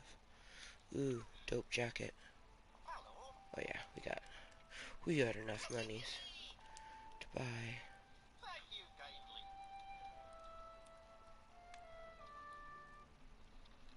See, we got some shades. Ooh, what kind of rings are these? Yes, the silver French rings. Woohoo! The France. My France. Ooh. What the fuck? Oh, dude. Mirror and mosaic sink. Oh, this is the most glorious thing ever. Oh, please let this be in the store on my PlayStation as well. Holy shit, this is so cool. Oh my gosh. Oh my gosh, it's only 6,400. It's the most beautiful thing I've ever seen. It's got a frickin' shell-shaped sink. Ooh. That's kind of cool. Candle-laden branches. And there's two in the store, so I can buy a pair. I like that.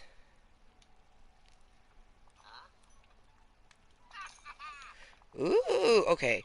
The store has got some good-ass shit up in it right now.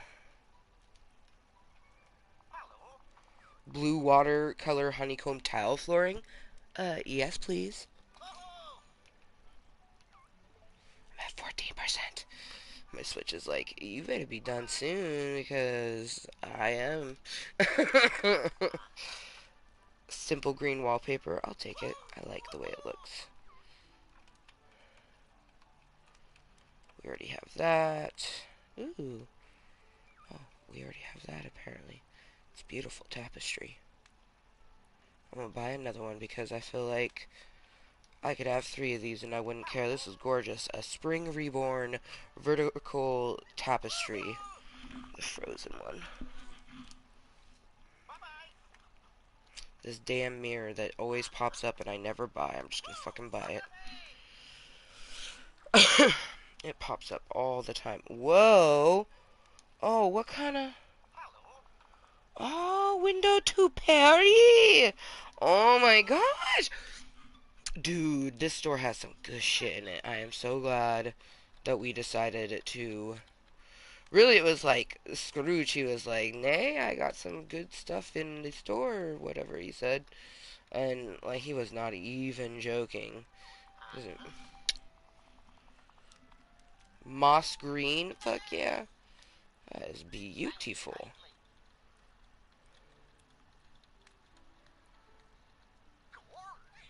Gorsh. Oh my gosh. Oh my gosh, that is beautiful. Holy schniznits. Wait, what is that? Oh, what is that? Oh my gosh. Oh, it's so beautiful. Oh, I just got 2 Beauty and the Beast items, and they are glorious. One is an enchanted castle standing candelabra, and the other was a little, not little, a large, coffee table. And it was like a dark wood inlaid with gold. Oh, beautiful. Okay, I already have that. Little biscuit bowl. There's some really good shit in the store. So now we're going to save. Oh yeah, after I collect the... Ooh, be on guard while you catch this fish. That's convenient because that's the swordfish. So, like, it's all coming together. And there's still the chat with the Valley's #1 jokester, and that's Mike Wazowski. We don't have him yet, and the mission hasn't popped up yet, so everything is aligning quite nicely.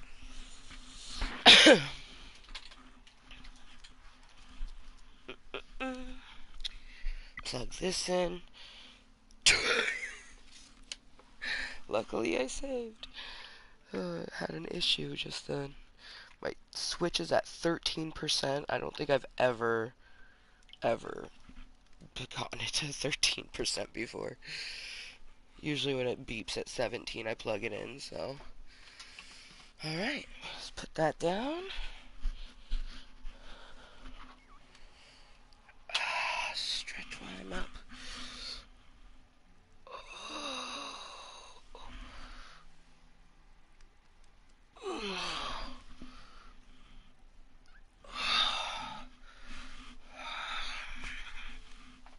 I love this jean jacket so much. I need to decide because I have a Lincoln Park, a Lincoln Park patch. I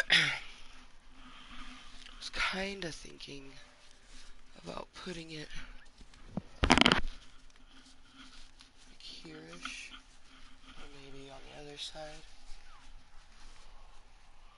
Ooh, this side would be better because Lincoln Park, the L would start at the end of the lapel.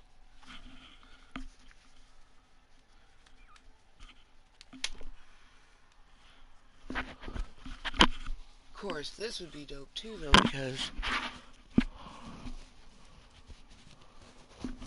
it puts Lincoln Park right side way to where people could read it, versus me doing it this way. People could still read it, but you'd have to be able to. Either way, it's good.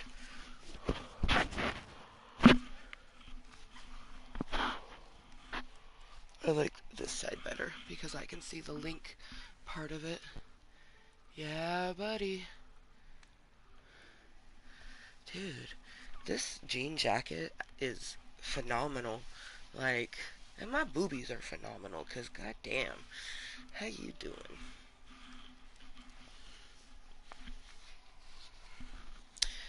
I am just phenomenal. Torrid is phenomenal too because this is a Torrid jean jacket.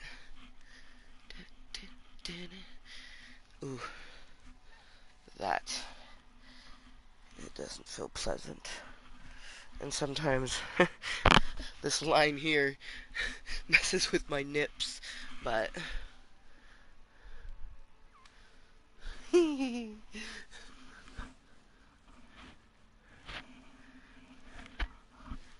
you, Blueberry. My peach is peaching today. The body is bodying.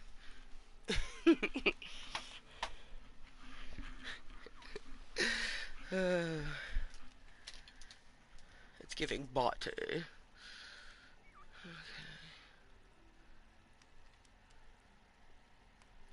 What the? Parties would have to I don't know what happened. agree to it. And out of the deal, the Native American, who better than knock knock bitch, whose experiences of misery, violence, and pain. My name is Bailey Sarian, and this is the Dark History Podcast. Welcome, my friends. Come on this journey with me. Let's learn something new, shall we? Here in the Dark History Library. Ain't it fun? We've been learning so much so far. And today, let me tell you, we've got quite the story. So, You just started playing, but like, that $20 bill out of your we pocket couldn't at hear it. 7-Eleven and you buy your Doritos or like one of those 4-day-old hot dogs. I mean, they smell pretty good. I don't judge me there. Anyway, you get a look at the man with the big old forehead on the bill and you're like, Andrew Jackson, is that you? Aren't you a bad guy? Yes, you are correct.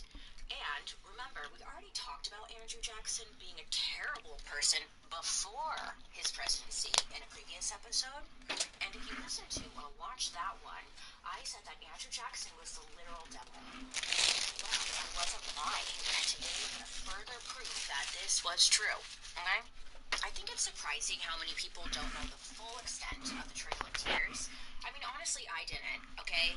And if you ask a lot of your friends or family, they probably think it's just one straight path, or it was just one straight path, or something like the Oregon Trail, but for like Native Americans, it's not.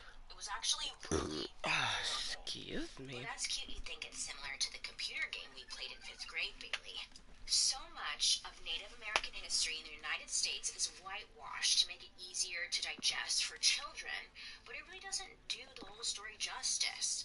Like, did you know that they put people in mini concentration camps before sending them on the trail? Or that this just didn't happen to the natives in the South. This awful policy also destroyed tribes in the North. In total, this impacted around 88,000 people. And during their forced relocation, they think, I mean, they don't even really know, but it's believed around 17,000 people died. Or, Damn. how about that Andrew Jackson knew exactly what he was doing and was getting the results he wanted? I'm telling you, this is an ugly one, so buckle in, bitches. Buckle in. Now, before we get into how we got here, you need to know that the Trail of Tears isn't just one event. This was a series of painful journeys that involved a total of 20 different native tribes being forced to relocate over thousands of miles over the course of a decade. While the nations in the north were mainly pushed into Kansas, 5 southern tribes traveled to what is present-day Oklahoma. It's with these 5 tribes we begin our story. Now, it's often taught that the Trail of Tears only relates to the removal of the Cherokee tribe, but the Choctaw, Seminoles, Chickasaw, and the Creeks have their own Trail of Tears. Each of these nations have unique experiences of misery, violence, and pain, and even though the story focuses primarily on Cherokee removal, it's important to know how terrible this entire moment in history is. So to understand how we got to this point, you guys remember the first president of the United States? I'm sure you were there. Mr. George Washington, the guy we literally named everything after? Yeah, him, that guy. Well, he had promised to the people that he would take care of what was called, at the time, the Indian problem. I didn't say this, that's what it was called. His approach to dealing with this quote-unquote problem was focused on protecting white settlements and not so much the natives. Simple as that. Now, during the 1800s, Native Americans were living all over the United States, but the focus of this story is on the indigenous tribes living in and around the southeastern part of the country. This upset white settlers because they saw the natives as alien people hogging this land they believed they deserved. I freaking roll. George Washington presented the idea of trying to make natives as much like white people as possible, and a way to accomplish that was by converting them to Christianity and teaching them to read and speak English. You know, like, we moved on to rakes and hoes, and the natives were still planting seeds with their hands. Like, in the colonists' eyes, the natives were old school. I mean, they don't need to change a damn thing. Shit has been working for them forever. And here come the colonists, all like, do it the way I do it or get out. Rude. Rude. Seriously. The settlers wanted the natives' land so they could grow cotton and apply their European farming practices. Many native tribes lived on fertile land, and by the 1830s, 1930s, cotton was the United States' #1 export. Colonizers basically wanted to create a uniquely American civilization and honestly erase the America that already existed. They wanted a blank slate, and since they defeated the British, they felt that they were owed this land and deserved to create their own. But the natives were not giving it up. They were not budging, and this was frustrating to the white people who the natives called, get this, squatters. Because honestly, that's what they were, squatters. Back then, a big priority of the colonizers was expanding the nation from sea to shining sea. It was a nation wanting to move forward, and in their minds, the natives were stuck in the Stone Ages. They shared the land, but the settlers were obsessed with private property. This is mine, give me, you know? It's kind of like when a kid goes through that mine stage when they're like 3, and they're like, mine, and you're like, shut up, this is mine. Just like that. Because white people just act like 3-year-old children. It all makes sense. Also, the natives were sitting on fertile ground and ready to print money in the form of cotton. So the colonizers, He says more in a week than he weighs. That is funny. Identity at all cost. Oh, And that meant having a my lot of contacts land are and ready to resources. But again, the natives didn't come want to leave out. because they didn't need to leave, right? So the white people, they were like, hey, we need someone who's willing to roll up their sleeves and commit some truly horrible Shit, I atrocities. didn't even look at what he actually wanted. And who better than knock knock bitch? Who's there? Andrew Bassal's Jackson. Of course he's gonna come to this party. No one invited you, Andrew. Well, actually, that's a lie, but still. Ugh. Now, at this time, Andrew Jackson was a major part of making the Trail of Tears happen. And, as you can guess, he didn't really like the Native Americans. Oh, that's such a cute dress now, at the if you listen end. to the Andrew Jackson episode, then it shouldn't be a surprise to you that Andrew was not afraid to get rid of anything standing in his way. He figured out that if you kick Native Americans off their land, you get to just take it. He's like, wow, I found this life hack. Andrew did this and got Florida. He did this and got parts of Alabama and Georgia. He even got a frickin' baby and the title of war hero out of it. But he especially hated Native Americans because he had a personal vendetta against them. You see, his brother was killed by the British in the Revolutionary War, and the natives were working with the British in the North. So, in Andrew's eyes, a friend of my enemy is my enemy. Like, sure, okay. That's why when he was running for president, many looked to Andrew Jackson to take America to the next level. So I'm sure at home you're aware when a person is running for president, they come with their laundry list of talking points. I was like, is there any dinosaurs? In hopes to get the votes, you know? For example, like, Nixon was going to bring law and order. But there's lots of Reagan biomes, so was it makes gonna win sense. war on drugs. Gotta go Trump was through gonna all build of his them, and wall. either Andrew you luck Jackson, out and the he was first gonna one you get rid go of the to, it's natives. like, bam, there Great, they are. super normal day. Or you have And to it was search. a promise that, like, everyone agreed would be best for America, I guess. So these presidents have, you know, their talking points, and rarely do they actually achieve what they promise. Like with Andrew, he talked a big game, but very little actually happened. He tried. But he did do something so disturbingly on brand during his first term as president. He signed something legit called the Indian Removal Act. Yeah, they just came right out and said it, which got the American people super jazzed. They're like, Indian Removal Act? Sign me up. And it's exactly what it sounds like. A law signed by Andrew Jackson to remove the Native Americans from their land, and there was nothing they could do about it. This became priority #1 for slimy old Andrew. He needs better hobbies, honestly. Now, Andrew Jackson claimed this was for Native Americans' own good. I'm rolling my eyes if you cannot see right now, watch. I'm rolling my eyes because, sure. His strategy was to take their land through contracts and treaties and then tell them, hey, like, you should have more land, but not this land. There's more land, like, out west. It's called Oklahoma. And we saved it for you guys. It's just for you. That's your land over there, man. So he would keep taking more of their land and kept giving them other land further away. Of course, for their own good, which this was obviously all bullshit. And if it was confusing to you, that was the point. Andrew Jackson doesn't want to make things confusing. Really cool guys, this is easily in the top 10 least chill things done in all of American history. The language in this law says it's supposed to be voluntary, that both parties would have to agree to it. And out of the deal, the Native Americans were supposed to get, like, some cool shit. Like money and assistance moving. I don't know. I'm not looking at the exact definition, but they were supposed to get cool shit out of it. So the Native Americans were like, oh, it's voluntary. No, thank you. We're going to stay here. We're good. Like, because it's voluntary. So they don't have to leave if they don't want to. And then the government was thinking like, oh, shit, this is going to be a problem for us. This is a side note, okay, but it reminds me of this time I was on the cheer team in high school. Yeah, I was on the cheer team. I know it might be hard to imagine, but I was. I was like, yay, 1, 2, 3.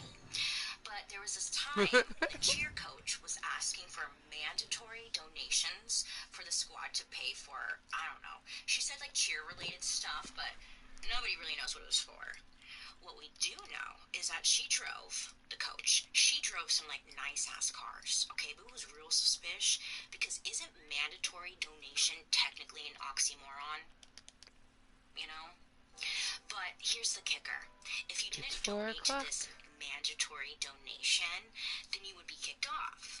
Well, someone ratted on her. It was my mom. And turns out what she was doing was totally illegal, and I believe she got fired. But the point is, if something is voluntary, then it really should be voluntary, right? Like, you would think that, right? Okay, enough about my cheerleading nonsense. Let's pause for an ad break really quick. BRB. If only my Switch had this iron. If you've ever wondered if you can pull off cowboy boots, then you should pull on a pair of Tacobas. Comfortable right out of the box and available in dozens of timeless men's and women's styles. Their handcrafted boots are ready to put the world at your heels. When comfort leads, confidence follows. And Tacobas delivers both right to your door. Visit Tacobas.com. That's TECOBAS.com. And don't go gently. You'll love where you're headed. I'm tired of my bank nickel and diming me with fees. There has to be a better option. Well, Blue Vine's business checking account gets you more for your money. I'm listening. With Blue Vine, you get 2% APY, free standard ACH, up to $3 million in FDIC coverage, and no monthly fees. I wasn't expecting all that. Expect more with Blue Vine. Business banking beyond expectations. Apply online. Open your Blue Vine business checking account in minutes. Go to bluevine.com/radio. That's bluevine.com/radio.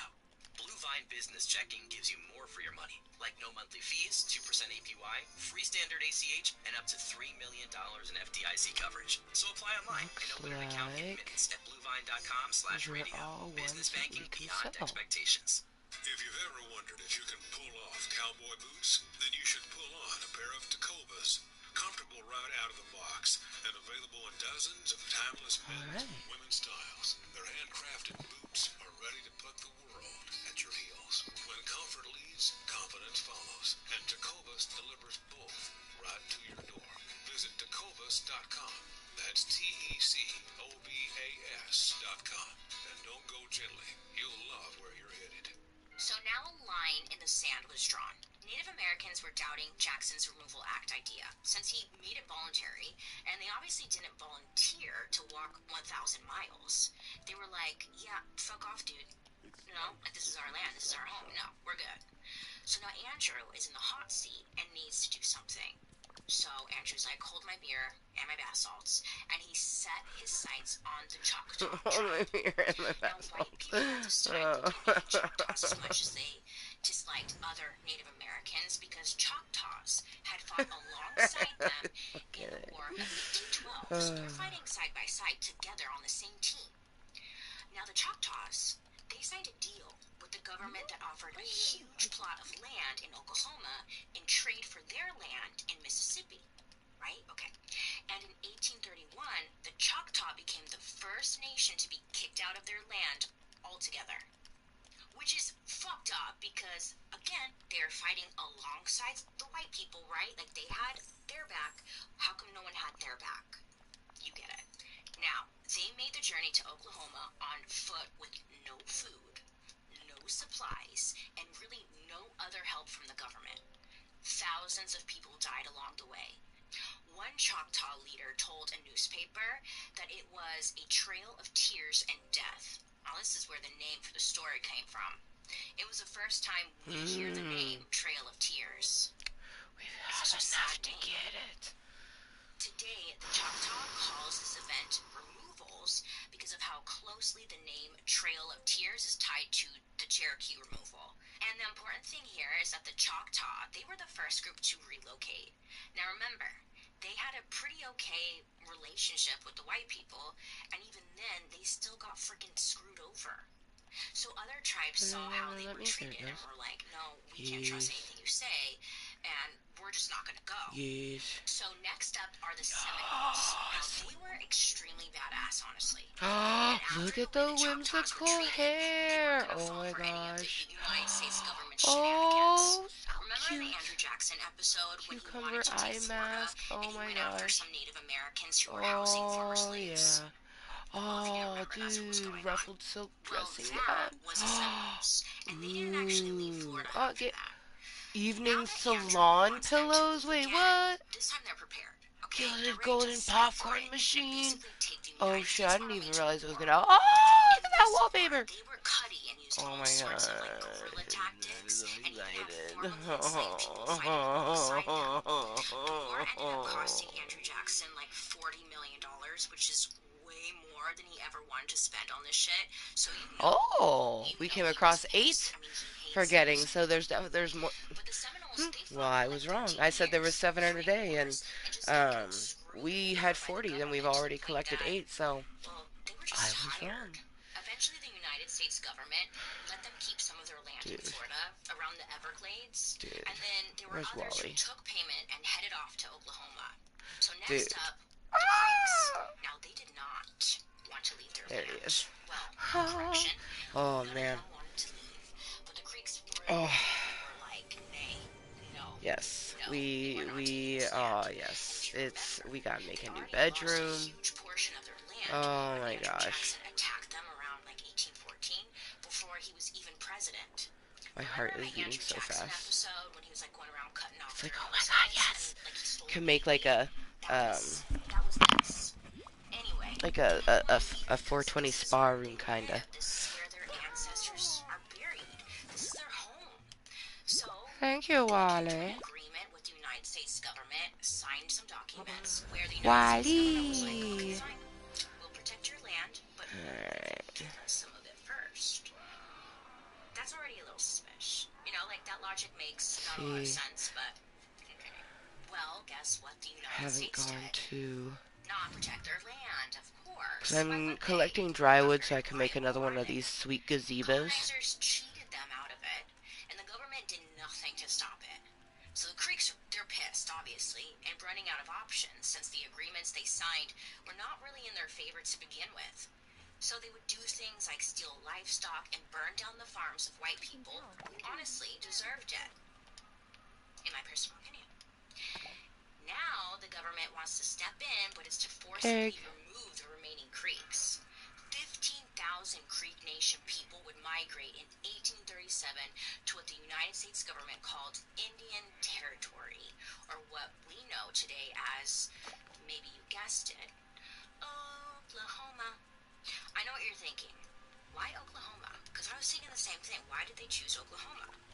You see, the United States, they had the land, but it wasn't land the country was doing anything with, like at this time. It was just kind of there.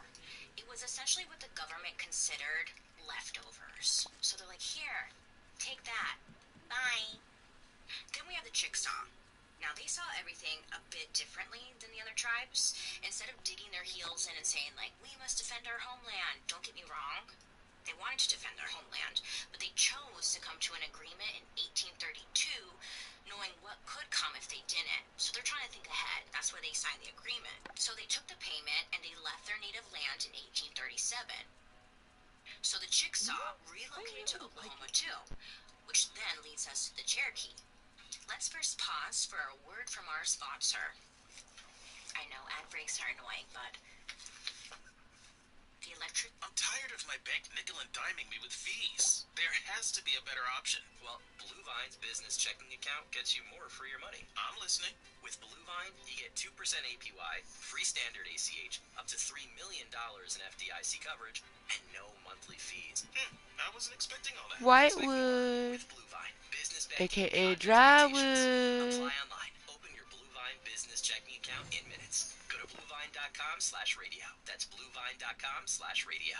I have diabetes. I'm at risk for pneumococcal pneumonia. I have asthma. I'm at risk too.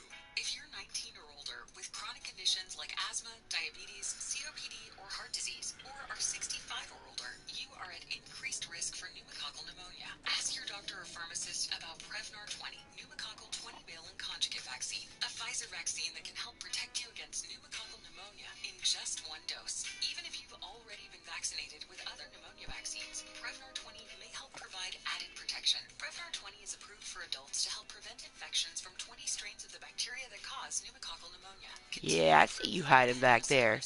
Don't get Prevnar 20 if you've had a severe allergic reaction to the vaccine or its ingredients. Adults with weakened immune systems may have a lower response to the vaccine. Side effects include pain and swelling at the injection site, fatigue, headache, muscle, and joint pain. For full prescribing information, please call 1-855-213-2138 or visit Prevnar20.com. When it comes to business, upgrades are everywhere. Software upgrades, Jeez. client upgrades, first class on flights. We love those. Oh, I need water. Blue Vine, you can upgrade the way you manage your money too. A Blue Vine business checking account gives you more for your money, like no monthly fees, 2% APY, free standard ACH, up to $3 million.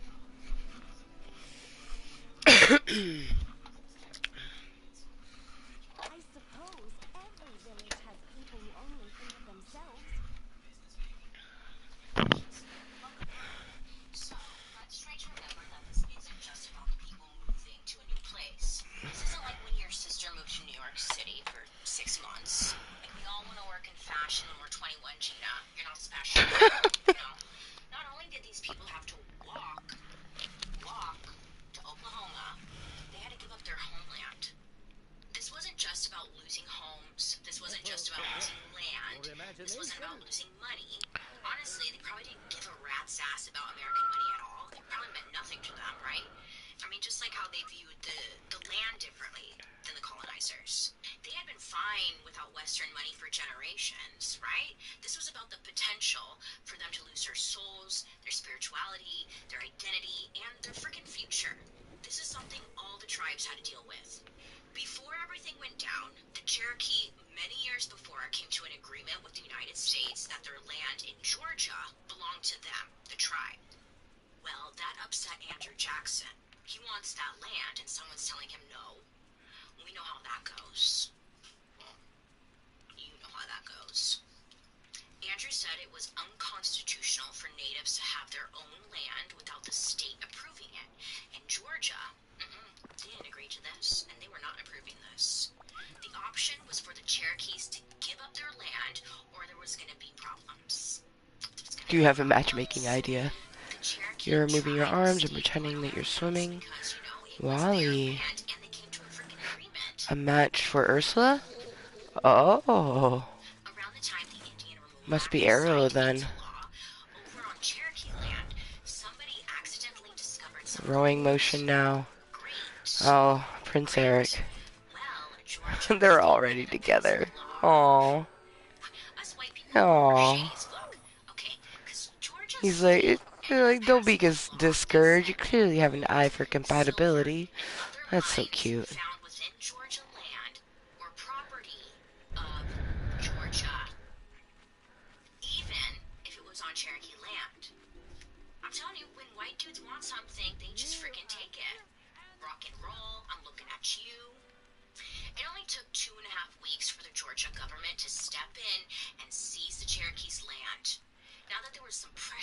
Dude, my store on the PlayStation has been bogged out for I don't even know how long.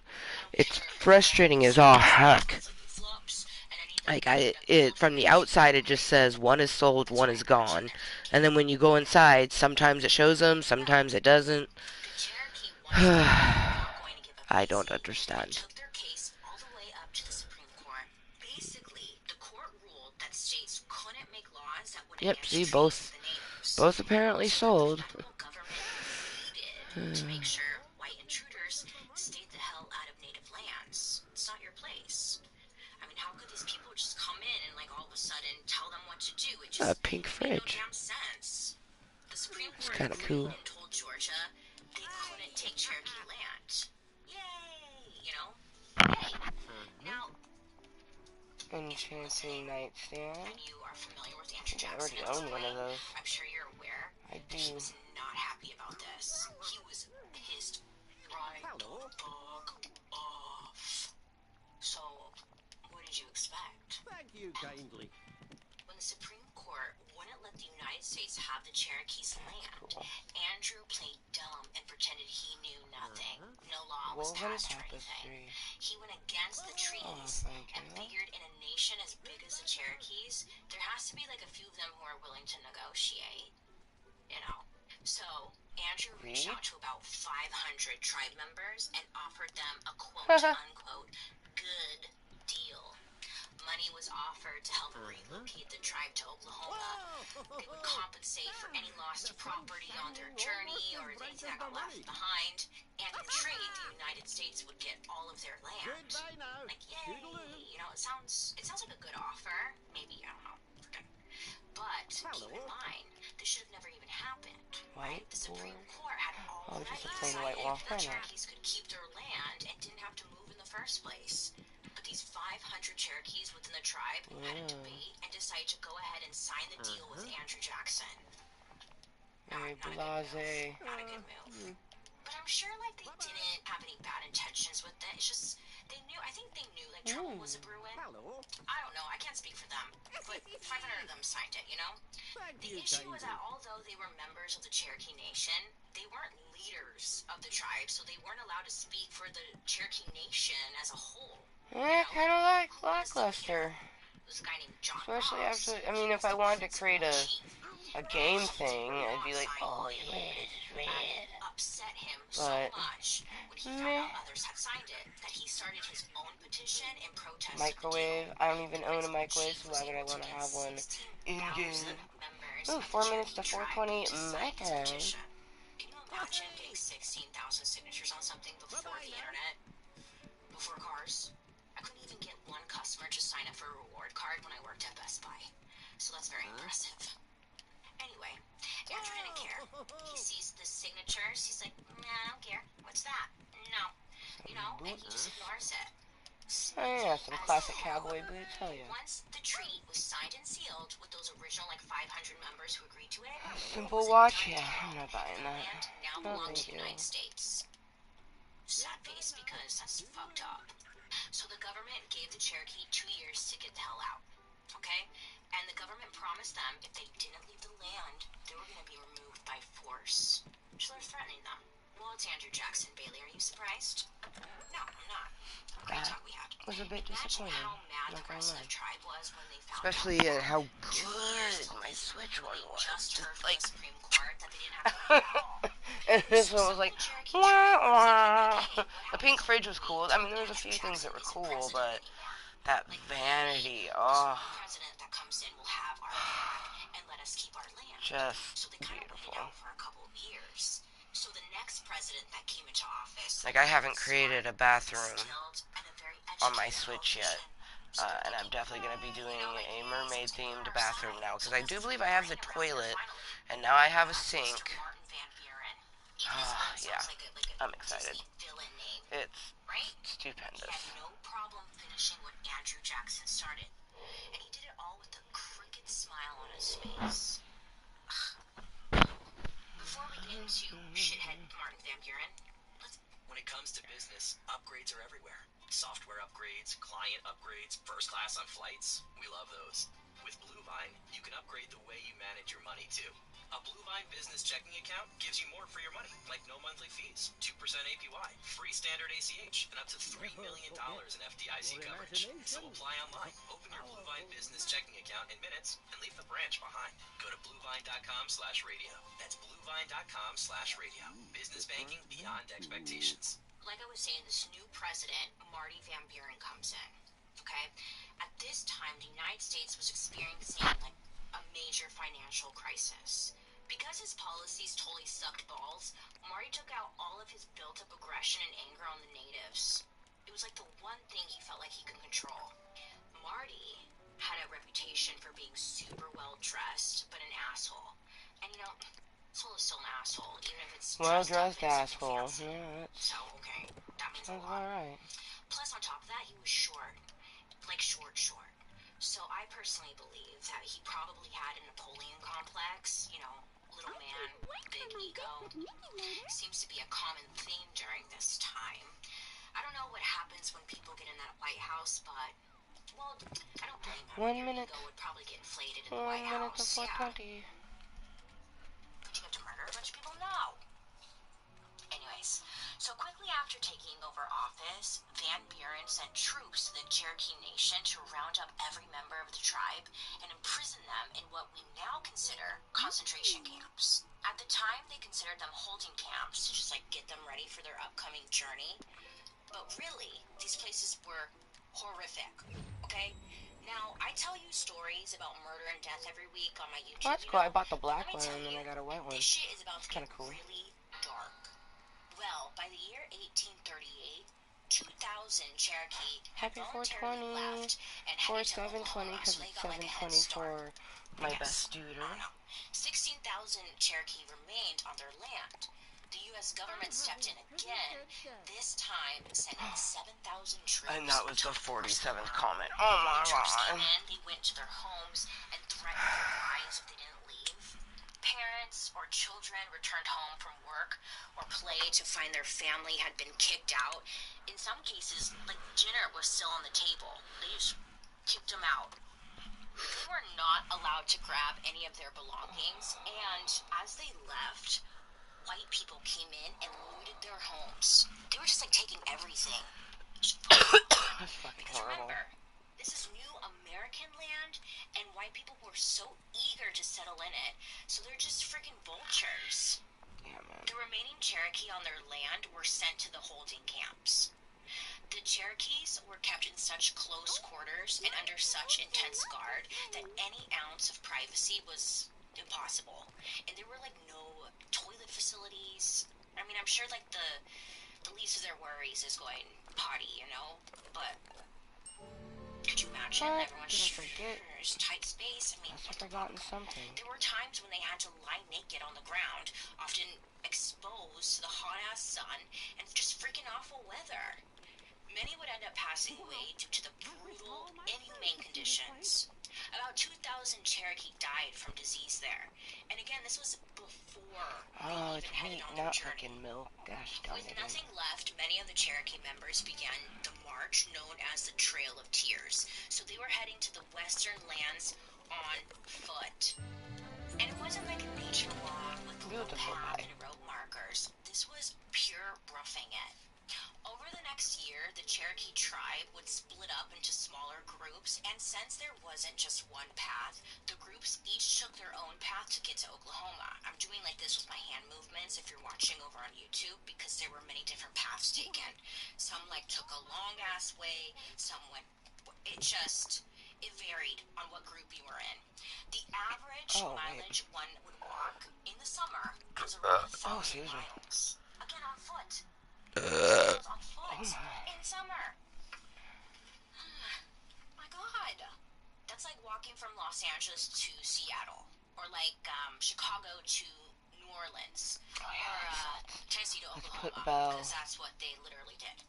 So, as you've gathered, that's very far. Yes.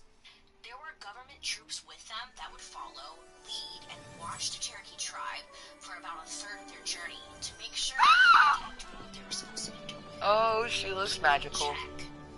OMG. So they would travel about 10 miles per day in a 3-mile-long caravan of people.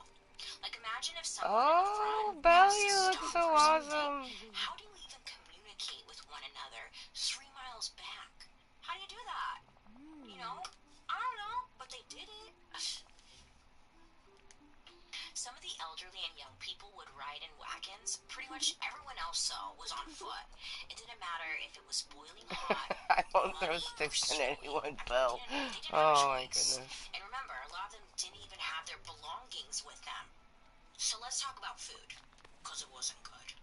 They would mainly eat salted pork and flour, and there wasn't enough of it, so they had to find food as they went. Sometimes people would venture off from the group to go hunt for turkeys or deer, which they would use to feed themselves. Which I'm loving the high-waisted with the little crop top, so I'm thinking did I mention that they went through this I'm pretty sure I have a crop top. and winter? It was a Oh, I guess it's journey. not a crop top. Even water was a Maybe challenge. I don't. They'd have to dig it out of the snow and ice. I totally and thought the I did. other water challenge was the rivers. The Mississippi River had to be crossed, and rumor has it, it's not some kind of smooth, calm river. It's pretty treacherous. There's no paved roads, there's no bridges, just super deep and unforgiving waters. And then all of your stuff is wet. Half of the river is frozen in the winter, and you're like, okay, are we going to cross on the ice? Can it hold us? Are we swimming across? What's going on? And you know, once you're wet in a survival situation, that can be a huge problem. And it definitely was for them. Yeah, it would like lead to all sorts of diseases, and any disease that showed up along the trail would run rampant among everyone. And these were diseases which are mostly preventable now, like dysentery, measles, and whooping cough. But back then, in conditions like this, even a fever could just kill you. These diseases killed so many people that they had to bury their loved ones along the way. This is so cute! Soldiers that were supposed to protect and guide them. Dude, the messy fucking fun! Yeah! Every possible bad thing that could happen was happening on this death march. It's fucked up. By 1839, the relocations finally came to an end.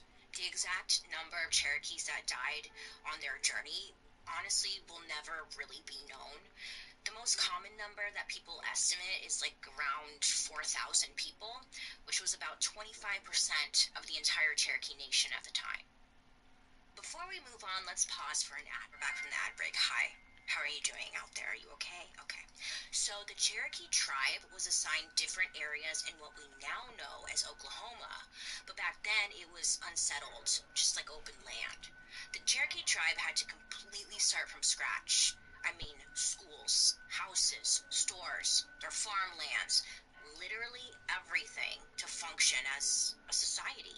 Could you imagine walking 1,000 miles and it's like, okay, you're here, now build a house. You know what I found to be very interesting? The first thing they built was a Supreme Court, which I thought was like, what? Why? You know, I don't know. It's just a genuine thought I had. What? Why? But then when you really think about it, it's pretty dang smart, okay? Their Supreme Court would hopefully prevent them from getting totally screwed over by the United States government again, like they literally had just been. I take it as a power move. Some more shit happened when the United States decided to make Oklahoma an official state, aka repeat cycle, okay? This meant that the native tribes no longer were in complete control over the land they were once again promised. Ugh. But it wasn't like before where they just got kicked out. It was just now they had the U.S. government as a closer neighbor. But at least now they could still function as their own government. So, where are all the tribes now? Thousands upon thousands of native people had died during these death marches on their journey west. And when they arrived, they managed to rebuild like the Cherokee. The United States had made promises to the native people that they failed to keep. Actually, they didn't fail to keep them. They went out of their way to break them. Not all of the native people in the southeast made the journey on the Trail of Tears. There are still small groups of each tribe in their original homeland, but the bulk of their land ownership was moved to Oklahoma. These Oklahoma territories are still there today. They're occupied by the Creeks, Seminoles, Choctaw, Chickasaw, and Cherokee people. But that doesn't mean things are perfect, like it's all easy peasy for them and everything's improved and perfect. The United States government still to this day looks for ways in which they can take more of their land. I mean, just take a goddamn look at Mount Rushmore. The Black Hills area where Mount Rushmore is was sacred to the Lakota and Cheyenne tribes. Then white people discovered gold in the region. Right? So the United States government came in, took their land, worker crews came out, they put dynamite in the hill or with the mountain, and then they put white men on it. Oh, like a big middle finger, huh? Thanks. Even more recently, the Keystone Pipeline in the Dakotas, South Dakota. Native groups were pissed because it was cutting right through their land and it poses a huge risk to the wildlife, which they needed to hunt for food, for drinking water, and for their safety. Of course, big oil went for it anyway, and just like the natives predicted, the pipe burst and made a huge oil spill, only to have the project canceled a couple years later. So, all that destruction of nature for frickin' nothing. Thanks. All 5 removed tribes stand as successful sovereign nations, proudly preserving cultural traditions while adapting to the challenges of the 21st century. The Cherokee removal in particular is considered to be one of America's darkest moments in history. In 1987, the United States Congress turned the Trail of Tears into a National Historic Trail that's over 2,200 miles and across 9 different states. Now get this, it's actually shorter than the trail the Native Americans had walked, because there's like stuff in the way now, but okay, you know. It wasn't until 2004 that the United States Senate offered a formal apology for what had taken place during the Trail of Tears. That's ridiculous. I'm not sure what to say to follow that, but, you know, there's a through line in this entire story. They wanted to eradicate the Native Americans. They chose Oklahoma because it was a hard place to live. There was nothing there. Jackson wanted a white nation. The colonizers wanted more land to exploit. Van Buren the color of her hair is so beautiful. It's like a dark purple with the teal bangs. You know? Oh, just because you want something doesn't mean you deserve it's glorious. You know what the Native Americans my gosh. wanted? They probably just wanted to be left alone. Yes. To continue living on the land that they called home for centuries before Europeans ever showed up. That is just... This isn't like our other episodes where we just the tell you a purple story and the about green or is so something. good. This story was dark from the jump. I wanted to cover it because it's easy to say like, I still have the claw nails on. You know, but it's our job to like look this shit in the eye and talk about what exactly went down. Because the least we can do is remember their stories and honor the real history behind it all. So what's the conclusion here? That sucks. I think we can all agree, like, that freaking sucks. Dude, yeah. I don't know. America sucks, people suck. Everything freaking sucks. Maybe we'll do no I'm laughing because it's uncomfortable. It's hard to not focus on the evil and mistreatment and racism of the United States government towards Native Americans. But I think what's also important about this whole story is we focus on the resilience and strength of those who push through the awful tragedy. But they managed to preserve their culture and traditions. You know, you don't hear about genocides in America, but this took place in our own country. Not somewhere like far away, you know, and it's pretty not sure we being got all acknowledged in the right way. The forgetting, because when we found it... quick to point the finger, but I'm gonna say we, because I'm in America right now, great. We can't seem to own our own shit, right? The best way to give a big middle freaking finger to Jackson, Van Buren, and all the colonizers is to persist. But either way, tomorrow, now, I've seen comments on my Murder Mystery makeup videos asking if I could please do a story about the Trail of Tears. And let me tell you, I definitely thought it was 7 so and we ended up getting 8, so... Because it's so dense, it was really hard to make it fit into go through my here one Monday last upload. time and also pick up But this show is a different dry beast. wood. I mean, I don't really know what I'm doing here yet fully, but like, I think it's a different beast. And I thought, hey, like, let's talk about it on this show, right? Because at least here, I can give it a little bit more justice. But again, there are a ton of layers to this story, and it's honestly really impossible to tell the full thing in 45 minutes. So I'm suggesting you should absolutely read more about this story. I'm getting a lot of money memories. This is one of those things that kind of gets glossed over in history class. Maybe they spend a day on it or so. And I want to build one of those. I personally I don't Put think I right even here. learned about this in school. Or maybe I did, I just need to stop doing drugs. But there was basically a genocide in our own backyard. The president, who was honored on a $20 bill, systematically removed thousands of Native Americans, and we barely talk about it. Yet the 5 tribes are all still around today. Wow. They resisted removal. They were not exterminated. Fuck They yeah. persisted. Fuck yeah. If you want to continue to learn more, Indigenous like I do, pride. Fuck here are yeah. some resources for you. My sister National Wolf has Museum of the American indigenous Indian. blood. Their mission Shit, for is all to I know, I foster a might. richer But I shared think human I'm just experience through a more informed European mutt understanding of Native people. and You can Filipino learn more on Hawaiian. our website at Maybe I got some of the Pennsylvanian Dutch from my, You can also learn more about the Cherokee Nation by visiting Cherokee.org. because on my grandmother's side there's just a As always, I teensy will bit have of it. additional resources It's mostly linked in the show Filipino, notes, but I want to hear your a guys' bit of thoughts. Hawaiian, So and let's then a continue very the conversation smidgen over of on our Pennsylvanian socials. Dutch. Using the hashtag That is what my Dark mama History. is. Join me over on And my YouTube. dad is Watch a these European mutt. episodes on Thursday after the podcast airs. Also catch my murder mystery and makeup, which drops on Mondays. Thank you guys so much for hanging out with me today. I hope maybe you learned something new. But other than that, I hope you have a wonderful rest of your week. You make good choices, and I'll be talking to you next week. Bye. Dark History is an Audio Boom original. The podcast is executive produced by Bailey Sarian, Chelsea Durgan from Slash Management, and Ed Simpson from Wheelhouse DNA. Producer Lexi Kiven, Daryl Christon, and Spencer Strassmore. Research provided by Elizabeth Hyman and Jed Bookout. I love her name, Writers, Jed Elizabeth Bookout, Hyman. Michael Oberst, I Joey love my little water Scaputo, fountain. and me, Bailey Sarian. A big thank you to today's historical consultants, Professor Jeff Osler from the University of Oregon, It is nice and to author see of the Surviving sunshine. Genocide, Native Nations and the United States from the American Revolution to Bleeding Kansas, published by Yale University Press in 2019. Dr. Michael Landis, Clay Whoa, Jenkinson, something was going and on with your Bradley wings Wagner, just then. author of How the World Was Made and The Land of the Great Turtles, available in both Cherokee and English. I'm your host, Princess of the Dark, I think, maybe not, I don't know, Bailey Sarian.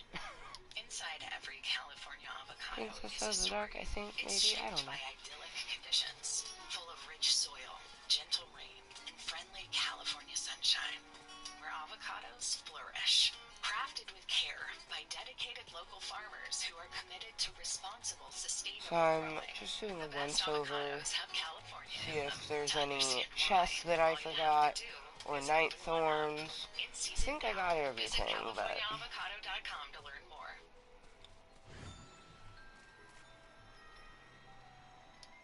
Hi friends, just popping in here really quick because for the first time in Dark History, I have an update for you about a previous episode we talked about. ooh, Yes, we did.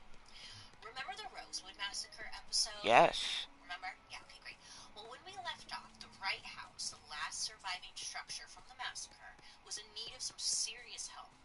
Recently, the Real Rosewood Foundation got the Wright House, and they have big plans for it. Oh, The Real cool. Rosewood Foundation wants to relocate the house to a new city where the descendants from many of the massacre survivors still live. Oh, The house wow. will be the focal point of a living history museum to teach people about the massacre. Oh, But wow. moving and fixing up an old house is expensive, and they need our help.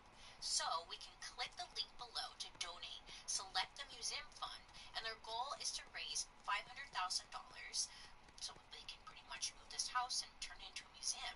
Heck yeah. I will be matching donations, so if we all Oh, donate what nice. we can, it would be truly powerful. Honestly, anything and everything helps. If you can donate, it's greatly appreciated. But honestly, your support and awareness helps tremendously as well. So, let's get back to the story. Hi friends, it's me again. I showed up. Hi, I hope you're having a wonderful day today. My name is Bailey Sarian, and this is the Dark History Podcast. Welcome. How are you? I hope you're doing well. If you're interested in, I was going to say true crime, but this is not about true crime. This is about freaking history. Dark history.